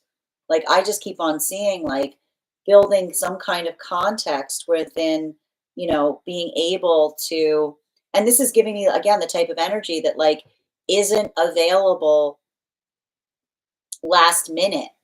You know what I mean? Like this is I literally I see someone here that doesn't have like that doesn't have a minute to themselves. You know what I mean? Like that's the thing that's so intriguing about it. Like I see someone that's like their hands are full, you know? But that's why I see with an energy like the one I'm reading here, and that's why I keep on hearing like, like I keep on hearing the flame didn't go out, they just got busy. Like their life is like their life's changed in some big way. Again, as my cat knocks something over. You know what I mean? Like they're always like I keep on hearing they're always in that space of feeling like they're putting out like another kind of like there's always something that they have to take care of is what I keep on seeing. So often when I see energy in this type of vibration, like that's why I keep on hearing like reunion energy, potentially creating something that allows for an opportunity that they can put something on their calendar and be able to prioritize it. And they're also saying you might want to expand it out. Like, I don't know why, because I keep on hearing there's more of you. You know what I mean? Like something that you could kind of build upon or agree upon and say, like, look, we should do this like every period of time because life, I keep on hearing life intervenes, like things get in the way, like those moments of like trying like often when like here's the thing about it, this often happens. You ever notice this? Sometimes when we're really quite close with someone, we know that when we have a connected bond to another person, um and life gets in the way, we feel easement because we know within ourselves that that is not the energy that's going to take it personally, right? Like sometimes the gift we give each other is not being in the space of demanding each other's energy, because it's in the context of knowing, like, and I keep on hearing it's like somebody knows that you're on the top of the list in the sense that you won't mind. But that's why I see, like, being able to build some kind of context wherein you prioritize and say, like, this is, this is something I think would be nice to do because I understand that life gets in the way, and this would be something that we could plan far ahead of time, and we could include others in, that would allow for that experience of being able to focus and connect, that would kind of build the context of having that ability to catch up. um, I feel like I see something here where someone would be like really grateful for that, because, and I keep on hearing like them do, like you doing something like that and saying like, this was great. We should definitely do this again. Um, I want to give you some bottom of the deck information, something to keep in mind going forward right now. This is the thing about it. Like, I need to point this out. I keep on hearing there's a paradox of importance that's happening here, right? What's a paradox of importance, right? Sometimes sometimes when there's something between each and other, like sometimes when we have a bond that is unspoken, then we get more casual on that bond, because I keep on hearing like the integral flame is not one that you feel like you constantly have to blow on, right? Like when we have something that feels like it is sustained between us, we sometimes, like, we allow, and we're feeling very busy, we feel that easement in the fact that we don't have to check on it. You know what I mean? So I almost see a situation here where I feel like you might be experiencing something different than they are, because I see someone that has a lot of confidence as it relates to the connection that exists between you both. And that's why I keep on seeing that your own ability of, again, not taking it personally, but being able to like be productive, being able to like effectively prioritize, making that like connection point, making that meeting point, setting some kind of plan, and being able to have it ahead of time, like that almost creates the context by which they can kind of, you know, like focus upon that in a way that feels like it's energetically restorative, because I just keep on seeing, like, I keep on hearing them say it's nothing personal, they've just got their hands full. I want to thank you so much, Elizabeth, for having that reading with me. And if this message connected to you as well, it's very common for those who need these messages to be here to experience them. We are doing personal readings right now. If you would like to get on the list is open. You'll be the second person read for. It is 3 cards for a donation of 28 or more. 4 cards for a donation of 22 or more for my subscribers, being Semi-Lio. Please keep in mind there are 2 things I do not read across these apps. Those are pregnancy and medical. Happy to give insight on anything in private readings, and you can book a private reading on my site. Next person we're reading for today is Billy. Billy, if you're here, can you respond in all caps? Let me know if you'd like a general reading, or if you have. Oh, Billy, don't put your question in yet. We're going to do the 50K giveaway first. Okay, hold on. Please hold, Billy. Just give it a minute. And I'm going to take a minute to read over some of the comments that came through as I was reading. All right. And thank you as well, Nicole. Exactly. I was simply stating a boundary. Thank you for confirmation, Susie. Nicole, all you do to get on the list is send the donation payment via the Binks of My Lio. I got you, Grace. 1 card for Grace, please. Yeah, like, focus on the energy that's in alignment to you. Energy that's in alignment to you isn't going to make you feel like you have to apologize for being you. I already saw that. There is no rejection, right? Rejection is redirection. Don't worry if you see it. Just allow that to be a moment that, like, be appreciative of it, not grieving for it. Thank you. Yes, like that meme with Squidward and the brick wall. Just you and this brick wall between us. Just you and I and this brick wall between us. I love that. And you're welcome, Addie. Brick wall between us. We were gone on our trip, and our neighbor cat sat Maybe she's sick of her too. Yeah, I mean, she doesn't like it when you're gone, but I feel like she's like a personality detector. Like I almost see someone being like, when she doesn't like someone, she makes it clear, you know? You're welcome, Elizabeth. And Nicole, thank you for subscribing. She would ghost me. I keep on like this way again, when you're saying ghost me, like that's what I'm effectively seeing here. Like I'm not seeing a situation where someone is trying to ghost you. I'm seeing a situation where someone is so busy that they feel like what exists between you and them is fundamental. It's like I feel like that's a situation where it's like they feel like there's an easement point. So that's why I keep on seeing like not letting oneself take something personally, but being able to build something productive from it. Like kind of like helping to like I keep on hearing there's something about that energy that they have a hard time doing things last minute is what I keep on seeing, you know? I keep on hearing they're like up to their gills right now, like having to navigate something.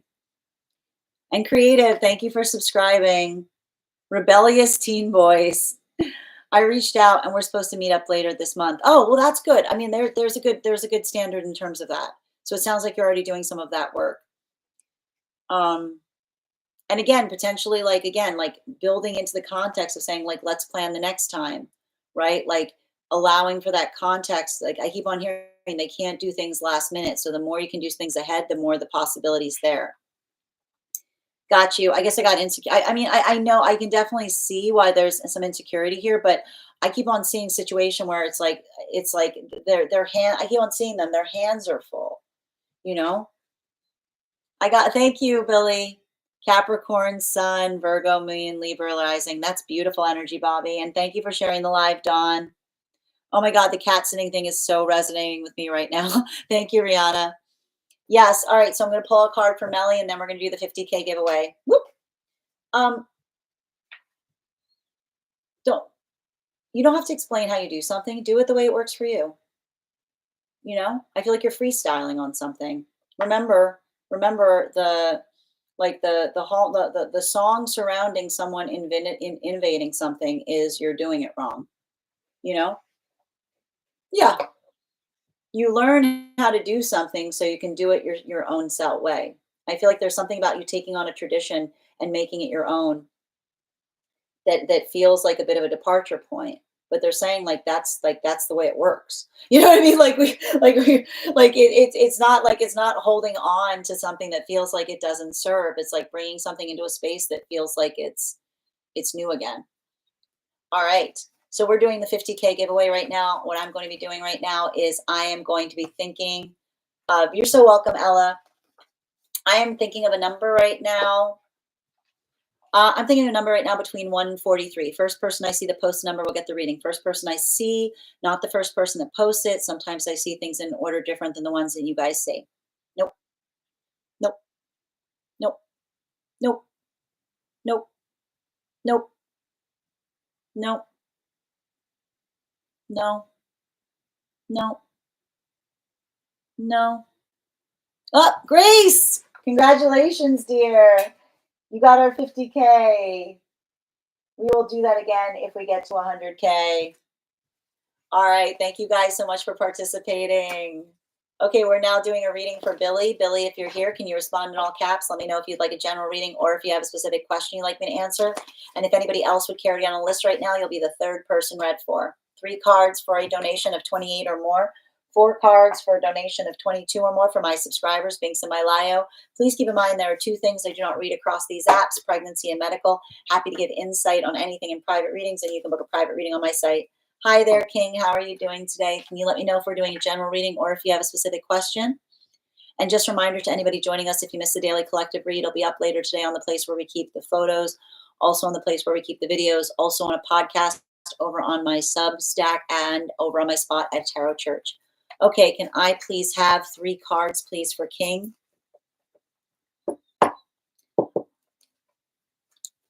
Also, King, I just want to confirm. Okay, King, I believe you sent 25 over. The reading fee is 28.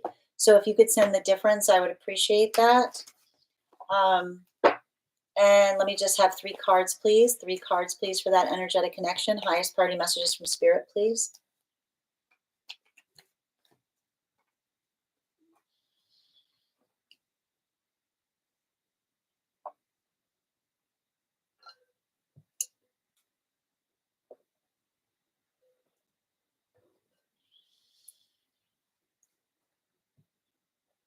King, I feel like there's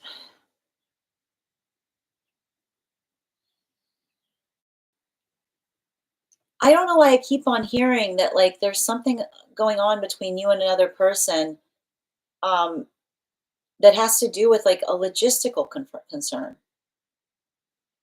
you know? Like, I feel and I think it's hard because I almost see you in a space of saying to someone, "It's not a big deal." And I see another person saying, "It's a big deal to me."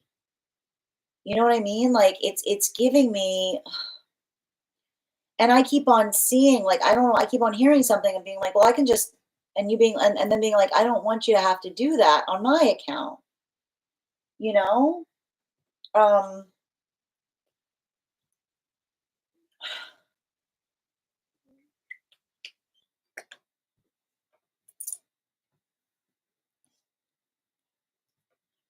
I think there's something really important to like I think there's really something important to navigate in relationality to connection that I'm seeing in this way. Um, as it relates to what your manifestation goals are and what another person's manifestation goals are, because I keep on seeing, and I don't know why I keep on seeing distance here.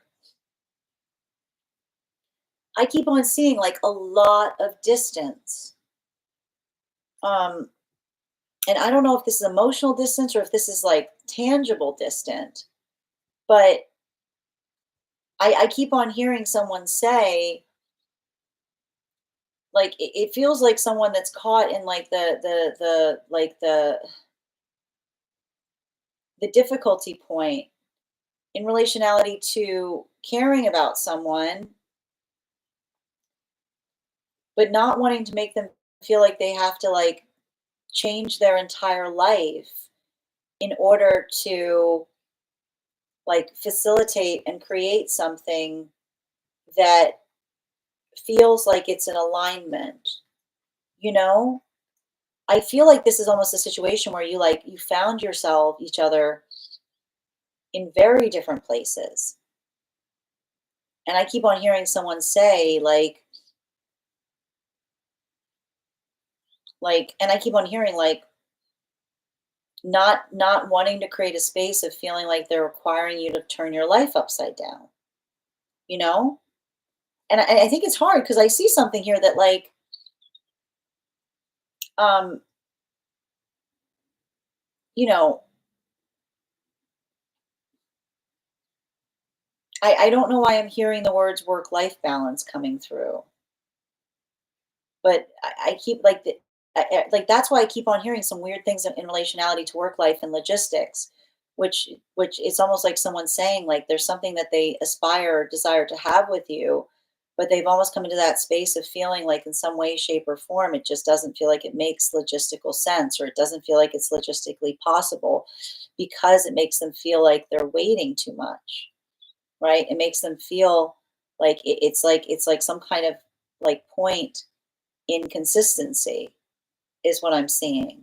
And I keep on hearing someone say, like, I understand that there's a context by which you are doing something and it feels like it's as consistent as it can be, but it wasn't creating that space of being energetically consistent enough for them. And I need to stress this because they don't like me saying this. Like, that's why I keep on hearing someone say, I don't want you to feel like you have to change anything. This is the energy that's like navigating a circumstance or situation in relationality to like what they feel is like I keep on hearing words like pragmat like practical, possible, and I keep on hearing somebody keeps on saying it's not practical. um and that's the thing about it, like, I keep on hearing someone say if the circumstances were otherwise, maybe, but it's like I keep on seeing, like, I keep on hearing logistics and practicality, you know um I feel like this is someone who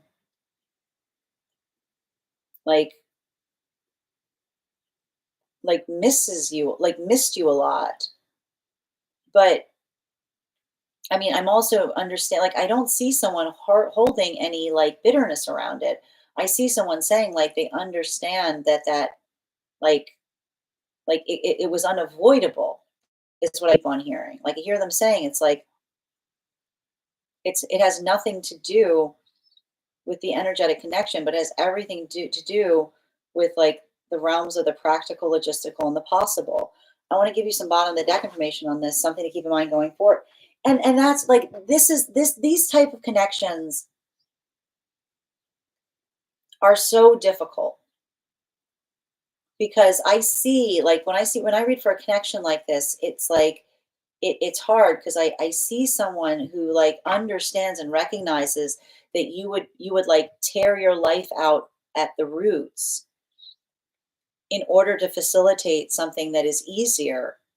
But that's the whole point. I see them saying, I don't want to ask you, I don't want to ask that of you, nor is it fair to ask that, right? Because it's like I keep on seeing, I hear them saying, if you were to do that and things wouldn't work out, this energy cares about you enough that they would never forgive you. They would never forgive, like, that's the thing. They would never forgive themselves for it. You know what I mean? Like I literally see someone saying it would the price. I keep on hearing them say the price. I keep on hearing them say the price to try is too high, but they're saying that from a place of love. They're saying that from a place of like wanting what's best for you, right? Like that's literally an energy that cares about you so much that they don't want you to have to do cartwheels for them. They don't want you to have to like, tear everything out at the roots in order to facilitate something. Like this is almost like it's again, they're saying it's a genuine connection because they put a lot of genuine thought into what they feel is best. And they've just regulated, like they're like I can see them saying like these aren't my words. The situation sucks, but it is the situation, and that's why I keep on hearing this energy saying like they've got all sorts of love for you, but and they feel like it's amplified in them making that hard decision. So, I feel like and I got to tell you, when I read for energy like this, they don't like me saying that because I can almost see a situation or circumstance where they're like, they don't want you, like they don't like it should like again, they don't. It should like I keep on hearing them say like the like the price like the amount it would take. They've decided feels like it's too high, right? And I keep on hearing like the anxiety point in something not working out, and then you having making those changes. I keep on hearing them say they would never forgive themselves. So um, I hope this message helps, and if this message connected to you as well, it's very common for those who need these messages to be here to experience them. We are doing personal readings right now. If you would like to get on the list, the list is open. It is 3 cards for a donation of 28 or more, 4 cards for a donation of 22 or more for my subscribers. Links in my bio. Please keep in mind there are 2 things I do not read for across these apps. Those are pregnancy and medical. Happy to give insight on anything in private readings, and you can book private readings on my site. Next person on the list for today is we've got here Grace. Grace, congratulations on winning our 50K. Can you let me know if you'd like a general reading or if you have a specific question you'd like me to answer?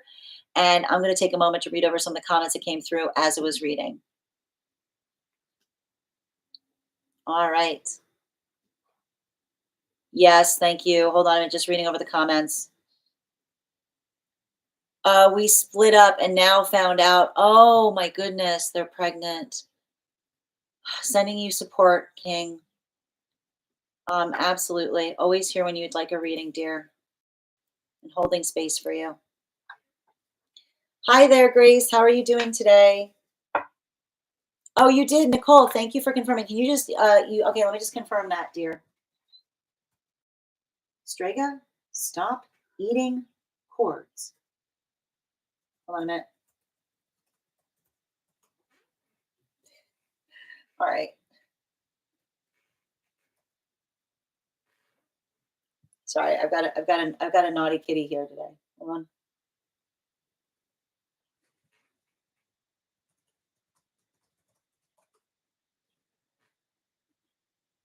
All right, we're just confirming the list and then we'll continue. I've got you, Nicole. Thank you for getting on the list. You'll be read for after Grace. All right. Yep, I've got you, dear. All right. The guide should know, but the question is, did that just happen? Synchronized moment, shall we say? I love your questions. Oh, your questions are great. Oh my goodness. Can I please get 4 cards for Grace? Did that just happen? The deck hates yes nos, man. All right, can I please get 4 cards as to what just happened? I mean, it's Gemini energy right now. So, like, again, often when you have a lot of Gemini energy, like, a lot of things can be happening at once. You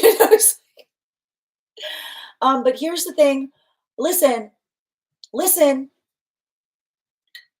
I'm going to repeat.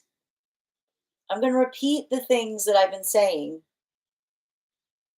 to help you calibrate for whatever it is that you received at a moment of synchronicity. Okay? We are going through. I know you I'm not going to I'm not going to stop saying this. We are going through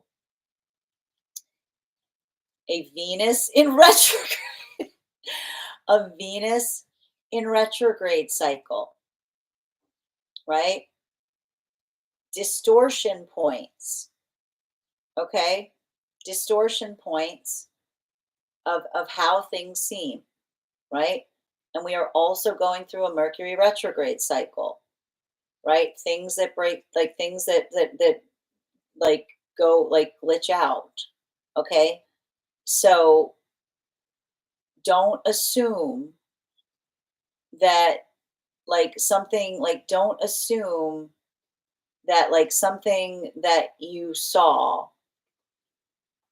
was what effectively it was, because there's something about navigating through that. It's like, you know don't I keep on hearing, don't project the note, is what I keep on hearing from one of your guides, which is when I hear a guide say, don't project the note, which is like, let it help clarify, let it let it be a message, let it be a message to yourself. Don't let it feel like someone's trying to show you something, um that not being reactive is what I see. Because, and here's the thing, um and I like to point this out, like, and you know what I keep on, like, the one thing we've kind of talked about here is that, um a good guide doesn't give directions. A good guide tells you what you need in order to drive. Okay? A good guide does not give directions. A good guide tells you what you need in order to steer. So I keep on seeing that there's something about that they want you to take into consideration. Something about how you think about something about how you feel about something helping you recognize and identify, um, like something that you're worried about, or something that you're working to navigate through, so that you can understand the self better, right? And like I keep on hearing the guide saying that whatever it is that occurred, notes to self, not directions, right?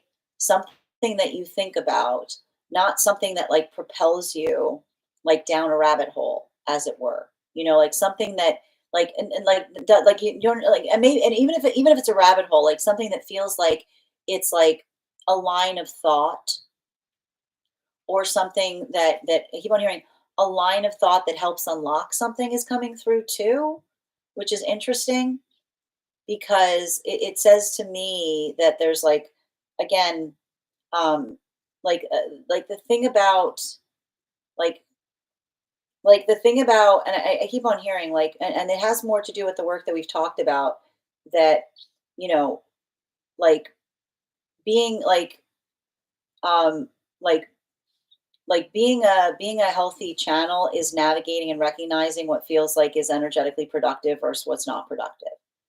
And so I feel like there's almost something about that that is coming through in relationality to whatever it is that you received to help you like identify and continue to work through what feels like it's helpful versus what feels like it's not, right? So it I don't know why it feels like there might have been like a little bit of force, there might have been a little shadow work in something, like it feels like it might have been a little bit shadow worky. So just be kind of conscientious about that. Um, Bottom of the deck. Yeah, and because again, what happens, I want you to think about like again, what happens when we're navigating healthy shadow work, right? When we're navigating the space of healthy shadow work, we embrace our fear, and that doesn't mean we run full tilt towards the fear, but we experience and navigate what it is that comes up in us to be able to recognize and acknowledge what feels like it is productive and helpful versus what just feels like it's unnecessary or unusual. So I keep on seeing that there's something about that space that's like, I keep on seeing it's helping you find and build confidence within the self by being able to like navigate something that may have potentially triggered you in the past, but in a way that feels healthy and productive in the present. Thank you so much, Grace, for having that reading with me. And if this message connected to you as well, it's very common for those who need these messages to be here to experience them. We are doing personal readings right now. If you'd like to get on the list is open. It is 3 cards for a donation of 28 or more, 4 cards for a donation of 22 or more for my subscribers, links in my bio. Please keep in mind there are 2 things I do not read for across these apps. Those are pregnancy and medical. Happy to give insight on anything in a private reading, and you can book a private reading on my site. We're also at 53.8K likes. When we get to 100K, I will be gifting a reading back to the collective. So make sure you're tapping that screen. I'm also going to take a moment to read over some of the comments that came through as I was reading. If you would like to get on the list for today, you'll be the 3rd person read for. And if you missed the daily collective read, it'll be up later today on the place where we keep the videos. It'll be also up on the place where we keep the photos. It'll also be up as a podcast over on my spot at Tarot Church and over on my Substack. The next person we're reading for today is Nicole. Nicole, if you're here, can you respond in all caps? Let me know if you would like a general reading or if you have a specific question you'd like me to answer. And if anyone else would like to get on the list for today, you will be the 3rd person read for. Just bear with me a moment. There we go. Perfect. All right. Zophine, if you'd like to have a card, dear, you can become a subscriber. Subscribers get free 1 card pulls. It's very cerebral energy right now, Grace. It's like, it's very Gemini. It's very like, yes. And thank you for those hearts, Zophine. 24 hours of no contact, got a video, and I just created an AI picture of said video. Wow, really? I am intrigued. Oh my. I want more tea on that. Thank you for the help, Addie. Love that word. So many thoughts. Thank you. It reminds me of the coffee moment, next private chat. Excellent. I always appreciate readings with you. They're always super intense. And thank you as well, Sunshine. Help with my rebellious teen boys. I got you, Nicole. I mean, I can only help as much as I can help. There's certain things that I can't, like, none of us can help. You know what I mean? All right. And thank you so much for becoming a subscriber. What I'm going to do is I'm going to draw 2 cards for each. Okay.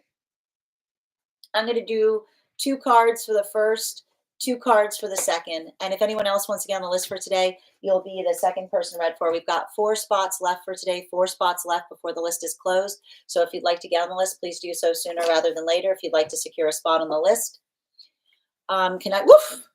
there's the first one. One more, please. Oh, oh, geez. Okay. Oh no. Okay, it's fine. No, it's gonna be fine. Um, can I please get two more cards, please? Two more and one more, please. Oh, I mean, these two. Um, so, you know, I've got one energy here that's like an absolute daredevil. But here's the thing, like they've got a really, really intense sense of right and wrong. And it feels almost like someone with like heavy Aquarius placements because like it almost feels like the type of energy that's just like I'm not going to participate in a system that doesn't make any sense. Like that's the thing. Like that's the thing. Like that's the issue with this energy. Like like this is giving me like this is very punk energy. I mean, and I don't mean listen, I need you to understand when I say punk, like I don't mean that at you understand I mean that in like the highest degree of compliment. Okay, I mean that like I mean that like the system is broken and I refuse to be a broken part like I refuse to be a cog in a broken wheel. Like it's giving me someone who's like very much focused on like refusing to comply like refusing to comply to a broken system is what I'm getting here. They're going to be a great lawyer someday, but they got to get over they're going to be a great lawyer someday, but that's the whole thing. You have to help someone understand. You have to help someone under like the best thing you can do with an energy like this is help them understand that the best way to revolt against a broken system is not to throw a brick through it. It's to go in and repair it. Like it is not the throwing like it is not the throwing of the brick. It is the picking up of the wrench. You have to teach you it is very important to all of us. It is very important to all of because they're going to be I'm literally serious when I say they're going to be a great lawyer someday, but they gotta get they got like and you have to say to them you are not exceptional in your anger. We all feel that way. You have to say to them your anger is not exceptional. We all feel that way. You cannot step the only way out is through. The only way to fix the only way like again, you know, breaking is not fixing. Refusing to engage is how it got broken in the first place. There it is. Refusing to engage is how it got broken in the first place. That's what you have to teach this energy. Let's talk about the history. They feel like I feel like they found a few words. You got to teach them a few new words. You got to say, let's talk about complacency.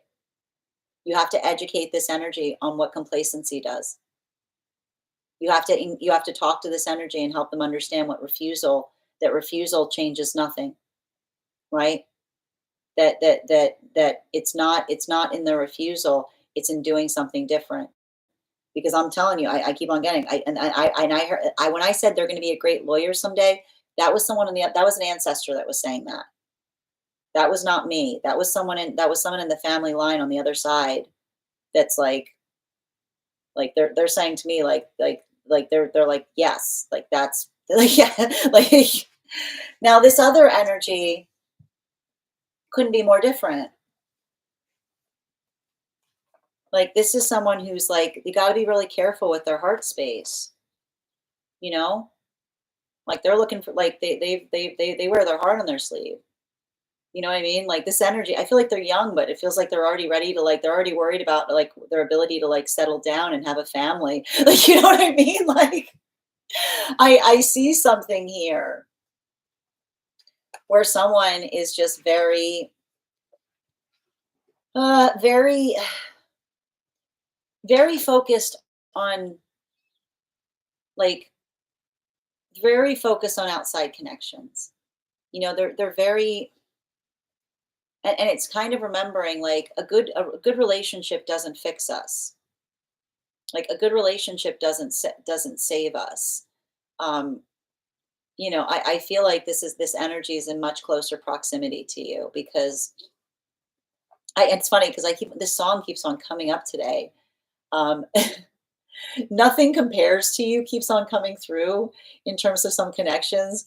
And I feel like, again, it's like there's something about the connection that another person feels to you, like they're comparing everyone to you. It's like I keep on hearing someone go, nothing compares to you, because, like, you've set the standard. Like, I feel like you set the standard so high on something.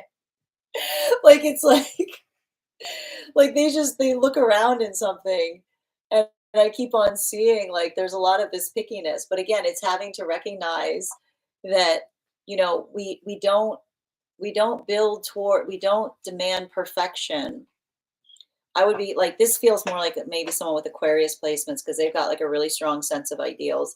This feels like someone working through some Virgo stuff, potentially even, um, maybe even some, like, remembering perfect is not what we seek in another. Perfect is what we find in ourselves. When we give another person the ability to be their authentic self, they become perfected through partnership. But we don't demand perfection from them. So I feel like a lot of that energy there, it has to be working in the space of understanding that courtesy is built by um, choice. It's built in the space of, and I feel like this is like I feel like I don't know why this energy feels really focused on relationship right now, but you have to kind of remind them that rejection is an illusion, right? If someone does not, like, rejection does not exist. Anything that's rejection is protection, because if there's someone who doesn't want you and your authenticity, why would you ever want to be with them? I keep on hearing it shouldn't require them to feel like they have to change themselves. It's identifying and respecting what another feels, and saying, you know, if one person, just because one person doesn't choose them, doesn't mean that they're unworthy. It just means that that's not their person. And I feel like there's something you have to reinforce to say to them, that there is no person, right? That someone they might feel is their person. If that person isn't choosing them, that's not their person, right? Like, the first quality and characteristic that they should be looking for in a counterpart is an energy that prioritizes them, right? Not chasing after one that doesn't. So I feel like making sure to help them with that, because I keep on seeing it's like someone struggling and fearing that another person won't choose them. But it's almost like the moment of feeling like another person is making it a choice that is the sign that we should just walk away, right? Bottom of the deck.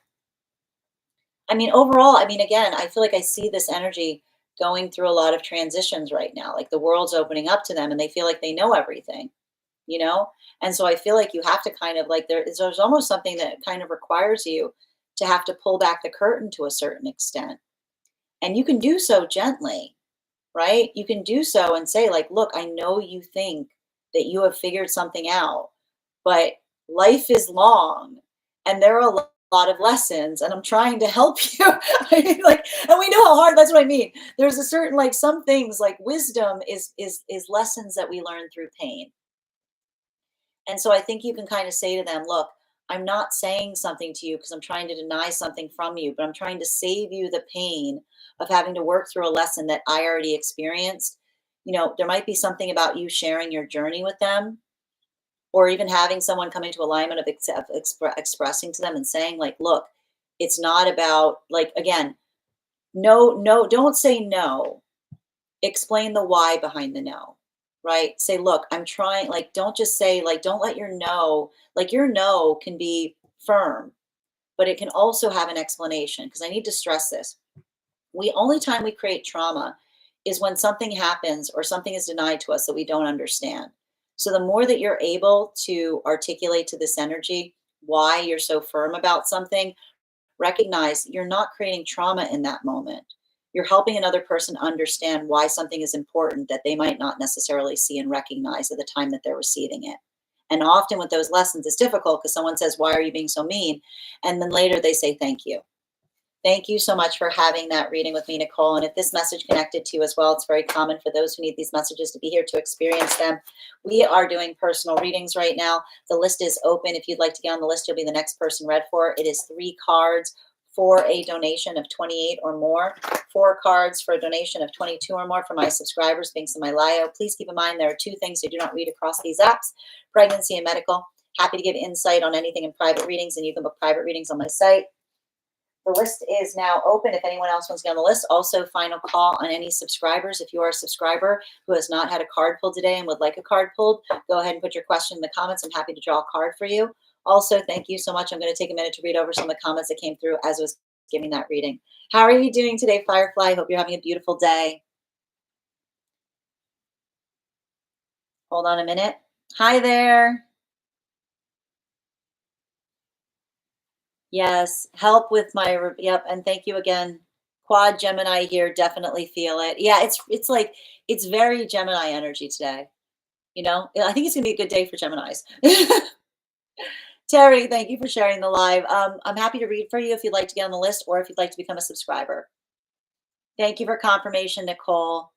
Punk is just stick it to the man energy while supporting a community. Absolutely. But I feel like they have to like I keep on seeing like you have to say to someone that like punk is also I keep on like punk is also picking up a wrench is what I keep on hearing. Punk is also picking up a wrench. My exact words on the lawyer. Oh, they're going to be an amazing lawyer someday. Yes, he is. Thank you, Nicole. You're so welcome, dear. Yes, your 2 cards still, Addie. Hi there, Miranda. As a subscriber, what do I need for a card pull? Well, if you want a 1 card pull, Miranda, you just need to ask your question. If you want a full reading, you just need to send the donation, which is 22 for subscribers to get 4 cards. No, absolutely, Addie. We can do your 2 card pull now. Can you just let me know if you'd like a general reading or if you have a specific question you'd like me to answer? And if anyone else would like to get on the list right now, you'll be the second person read for. And if you're joining us across the other channels, if you're joining us in the place where we keep the videos, if you are a member there as well, you are also entitled to a card today. If you'd like to become a member, all you need to do is head over to my profile and hit that join button. I got you, dear. General for Addie, please. What does Addie need to know right now?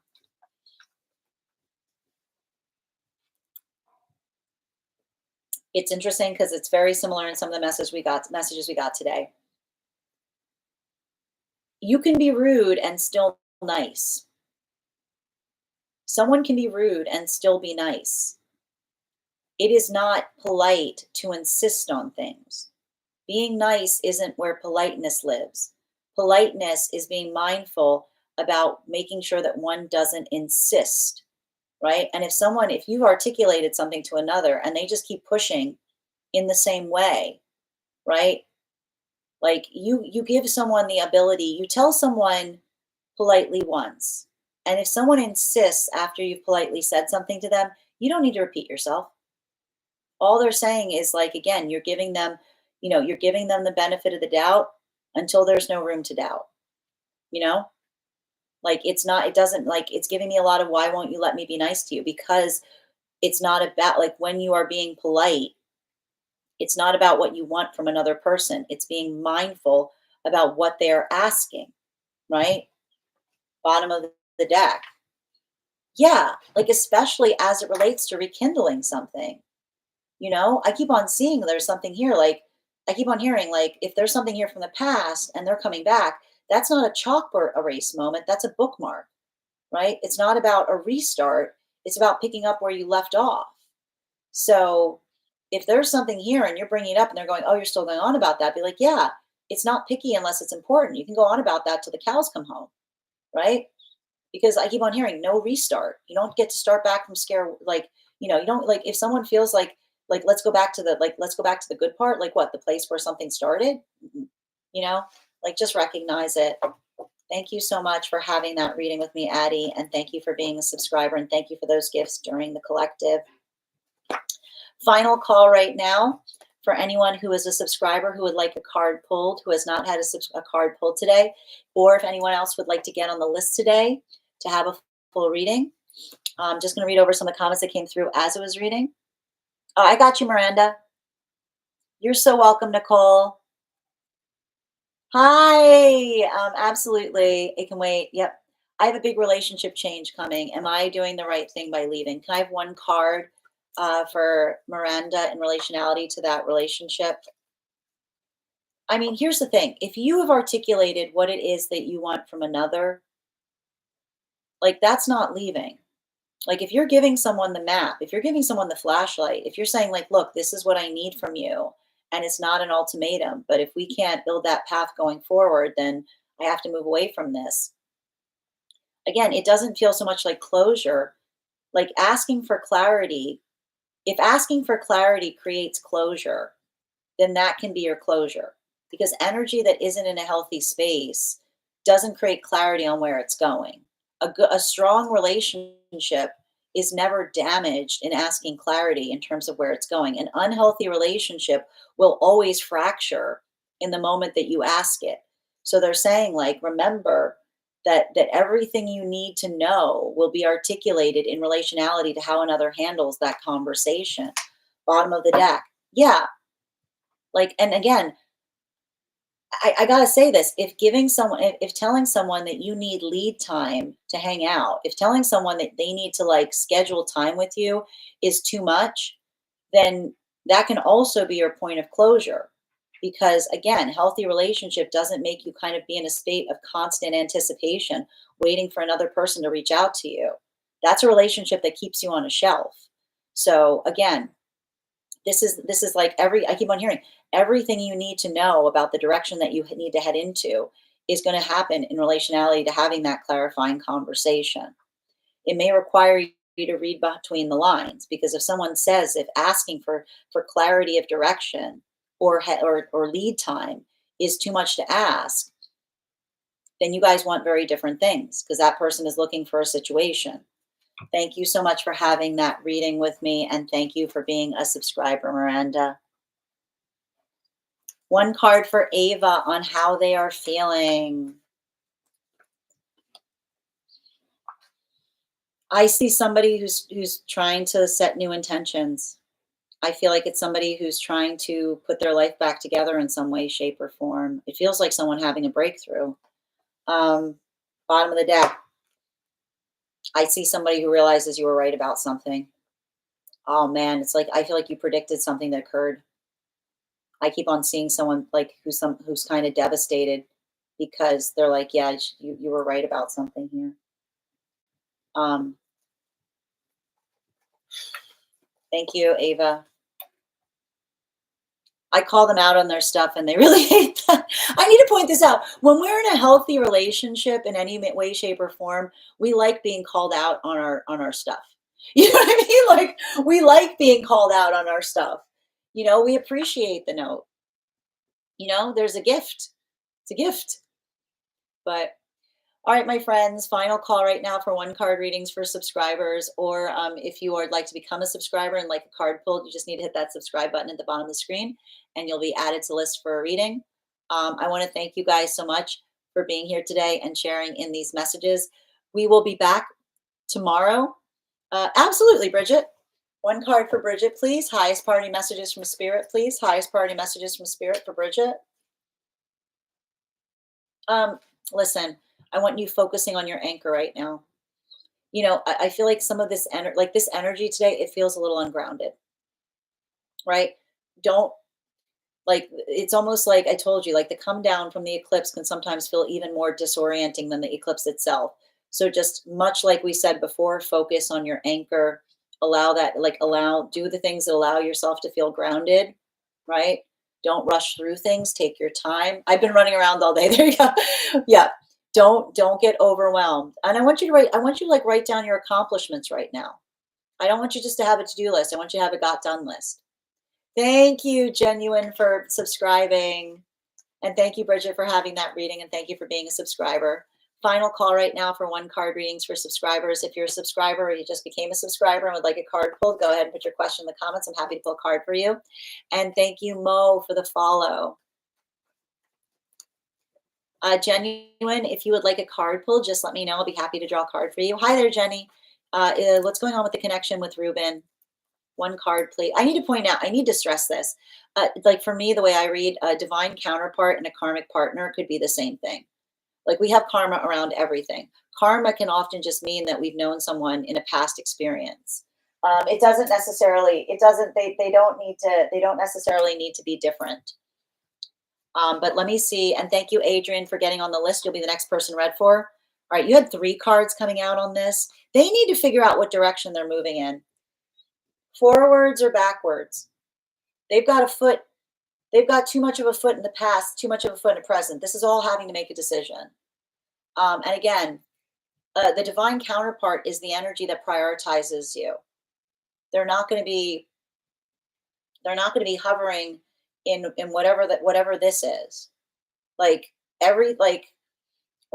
this is like, make sure that their manifestations are the same as yours, because I keep on seeing something here that's like they don't really know what they want, you know?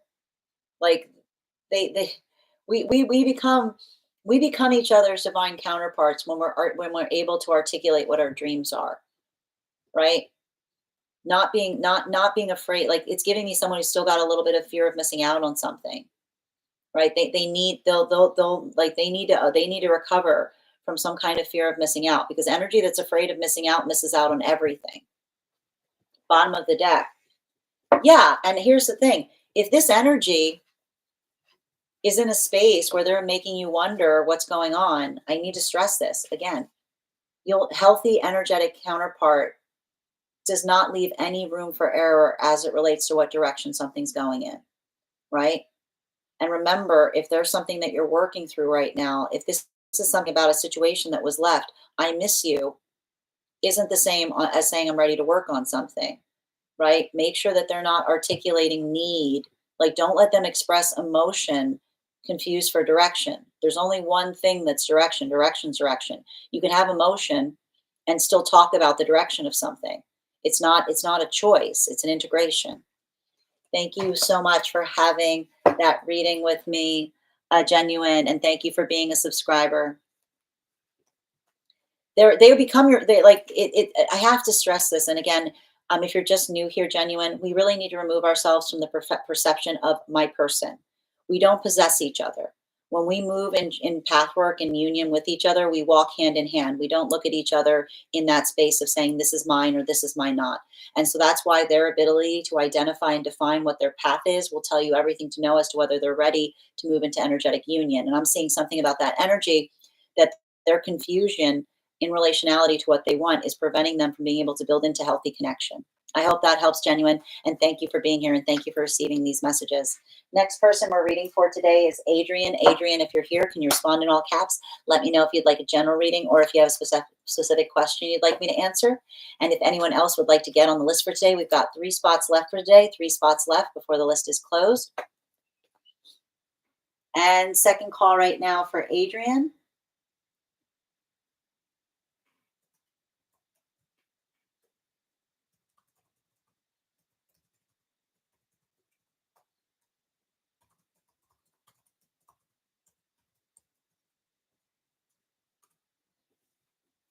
Hi, Addie. You're so welcome, Genuine. Second call right now. Oh, are you? Oh, Addie, is that you, dear? I apologize. Oh, okay, I got you. Okay, I got it. Thank you. Okay, got it. Can you let me know if you'd like a general reading or if you have a specific question you'd like me to answer?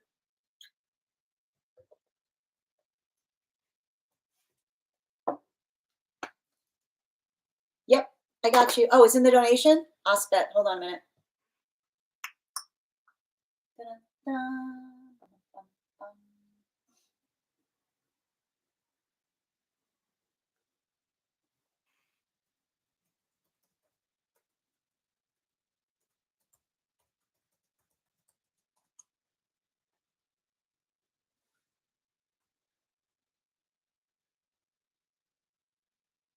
Oh, Addie, that's so beautiful.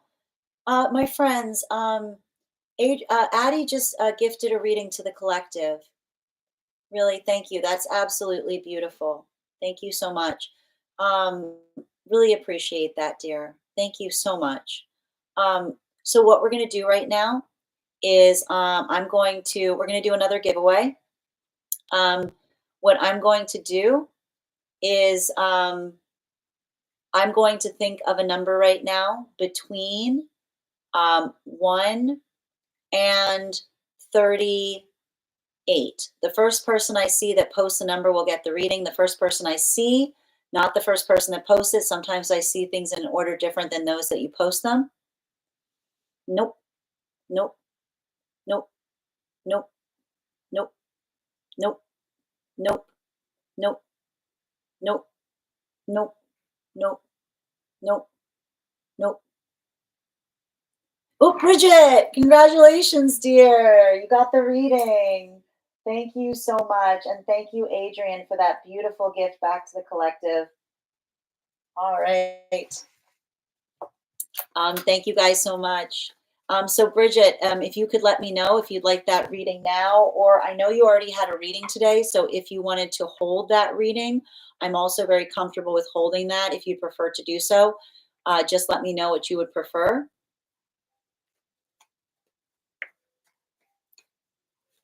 And thank you again, Addie, for that beautiful gift back to the collective. Excellent. We will hold that reading for you.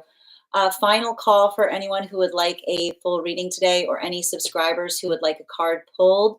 Just a reminder, if you missed the Daily Collective, it will be up later today over on the place where we keep the videos, also on the place where we keep the photos. It'll be also be up as a podcast over on my Substack and over on my spot at Tarot Church. Heads up, Amy, your subscription's ending soon if you'd like to renew. I want to thank you guys so much. Thank you guys for being here for each other. Honestly, I am so deeply, I have so much gratitude for this collective and for the time that we spend together. Doing all you need to do if you'd like to have the reading is send the donation via my tree that has links in it in my bio, and you get added to the list. I also want to thank you guys so much again for being here and spending your afternoon with me. As I mentioned, if you miss a Daily Collective Read, it'll be up shortly across the other platforms. We will be back on for anyone who became a subscriber today. Welcome. Thank you for joining the collective. I would encourage you to head over to our subscriber only Discord channel. Feel free to introduce yourself to the collective.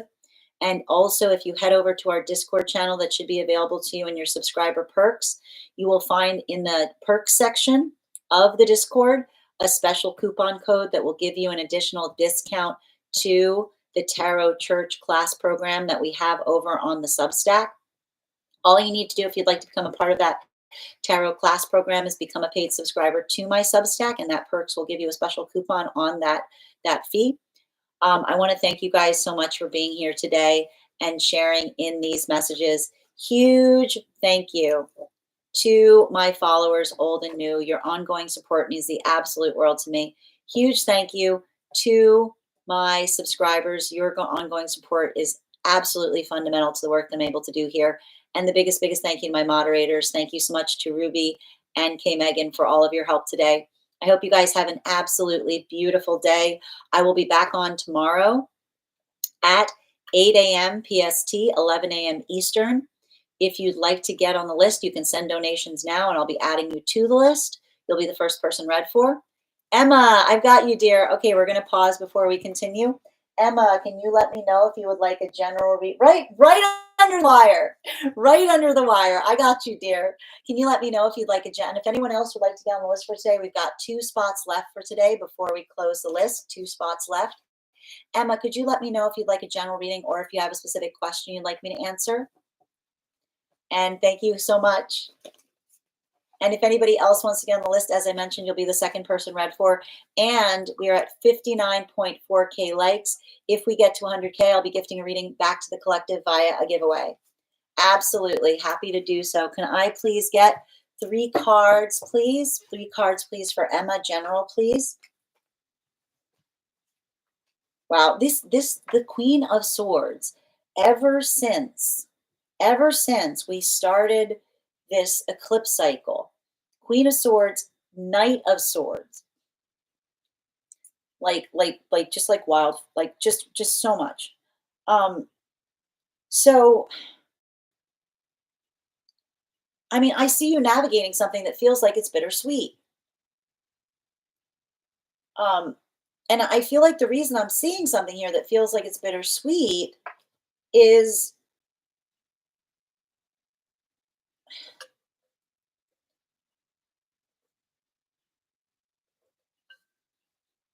I'm not sure why I keep on hearing this. Like something about being in a healthy relationship doesn't make it feel like we're constantly on another person's case, is what I keep on seeing. You know? Like this is saying like this is like I see something here that's really frustrating because I see something here that's like very solvable as long as there's some kind of like ability to recognize and identify what mutual work is, you know? And I have to stress this, like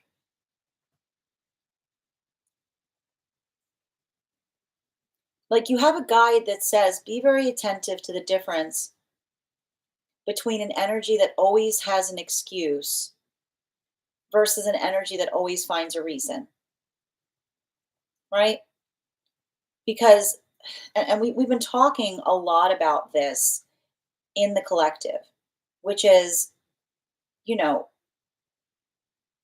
we don't demand like healthy relationships and healthy situations don't require perfection in order to build something forward, right? We've talked a lot about the last few days about how um you know when when someone demands perfection, it is like the ultimate cop out, right? And why is seeking to like demanding perfection the ultimate cop out? Because if someone says that the reason that they can't move forward on something is because something isn't perfect enough, perfection is not a location. It's not something you can chart on a map. It's a cardinal direction. It's something that we always move closer to, but we never reach, right? So if someone's in this space where the reason that they're articulating some inability to move forward towards you is because something's not perfect, like it says to me, like it's giving me like that white glove energy that says it's awful convenient, isn't it? Because when I say to you, well, I can't do anything because isn't perfect, it's great because I just need to look for I can find anything that I identify as being like, look, no, I can't. You see that? Like, you know what I mean? Like, it's not, we don't demand perfection of each other when we're creating something. But sometimes someone who doesn't want to move forward into something will give the excuse or give the reason that the reason they're doing that is because they're expecting perfection within us and they're just not finding it. I want you to kind of make sure if that's happening that you walk away from energy like that and you don't turn back because that type of energy will just like it will take like it will constantly pick you apart, right? It will constantly like like it's like a death by it's like a thousand paper cuts, you know what I mean? Like that energy, and then the energy that does so will always say to a certain extent, well, I'm just doing this to help you. I'm just telling you what other people think. You should be thanking me for this. No. And I need to stress this too. Your guides are clear on this. We don't, truth is not a gift. You can hurt somebody with the truth. Truth, when we care about someone, I always like the way we describe truth here is truth is like hot water. Okay. Now, if there's something I need to communicate to you that I know is delicate, I can ease you into that. I can hold your hand, right? I can do that like I'm bringing you into a bath, right? And what do I do when I'm trying to like when you're stepping into a bath? You hold someone's hand, You take it step by step. You give them a moment to absorb it. You continue forward, right? That's often what we do when we're trying to deliver something that's difficult to another person, but we care about them along the way, right? We don't want to shock them with something. We don't want to create trauma when we're trying to give them something that we know is important for them to receive. But and often someone will try to harm us with the truth and they'll say, well, I was just being honest. But they take that and they throw it in our face, right? And what happens, we have to talk about a shock to the system because the same amount, the same temperature that would not hurt the body when you ease into it could scald you if it's thrown on you too quickly. This is why we have to look at the truth in the same context. So if this is someone who continues to hurt you, and then they try to say, well, I was just being honest. It's not about being honest because you can traumatize someone with the truth. It's about being kind. So I want you to kind of think about that because it feels to me like someone who's like trying to come towards you. Like even here, like trying to create, even here, I hear somebody trying to say, like, I want closure. Like closure isn't found in coming back together. Closure is an opening point, you know? And I keep on hearing when we're in a healing process, we don't feel the need to parade it around. Right. And again, if this is some kind of situation where someone was always trying to hurt you with the truth and you've moved away from it, and now this energy is like, I just want to have a conversation, you don't, oh, like, and if somebody's trying to say, oh, I think it'll be healing to do so, you don't need to listen to another person as to what's good for you or not. You get to decide what is healing. You get to decide, especially if these are circumstances or situations where you notice that somebody here, like that someone has a tendency of wanting to come towards you, not necessarily to heal, but to cause trauma. Bottom of the deck on this reading. Yeah, this is some inner child healing that's occurring, right? I keep on hearing someone trying to come towards you saying, I think it would be really good for us to talk. I think it would be really healing. Don't let someone confound you and confuse your healing. You get to decide what your healing journey is. You get to decide what is helpful versus what is harmful. And again, I keep on getting the same message when someone comes toward, and the reason why is because sometimes, someone wants to talk to us and they say, oh, it feels so good to get that off of our chest. And meanwhile, they've buried something in ours in the process, right? It's not an apology is twofold, right? We're mindful about how another person receives it. So if this is a situation where someone keeps on saying, I think it would be really good to have closure, I think it'd be really good for us to like connect, but you're already actively healing from it, you don't need to do that. You get to decide what's healing. And again, if someone's trying to say to you, I think it would be good, you can say, I don't think it would. I think it'd be good for you, not good for me. I keep on hearing the message from your guides is you get to decide what is healing. You don't need to listen to what another is insisting would be. Thank you so much for having that reading with me, Emma. And if this message connected to you as well, and I keep on hearing, it's interesting too, because they keep on saying, you've come so far. Don't let someone take you backward. You've come so far. Don't let someone like remove remove all that healing with the premise or the preface of some kind of cathartic conversation.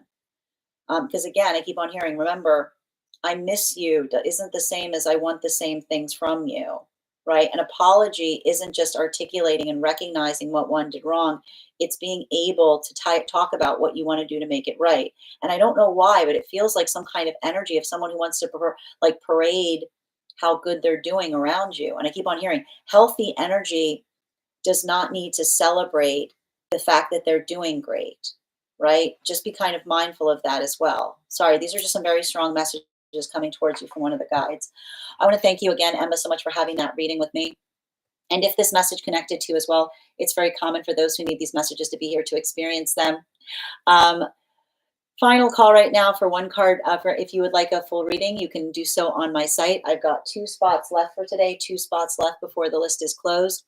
Also, final call right now on any 1-card readings for subscribers. If you are a subscriber and would like a card pulled and have not had a card pulled today, just go ahead and put your question in the comments. I'm happy to pull a card for you.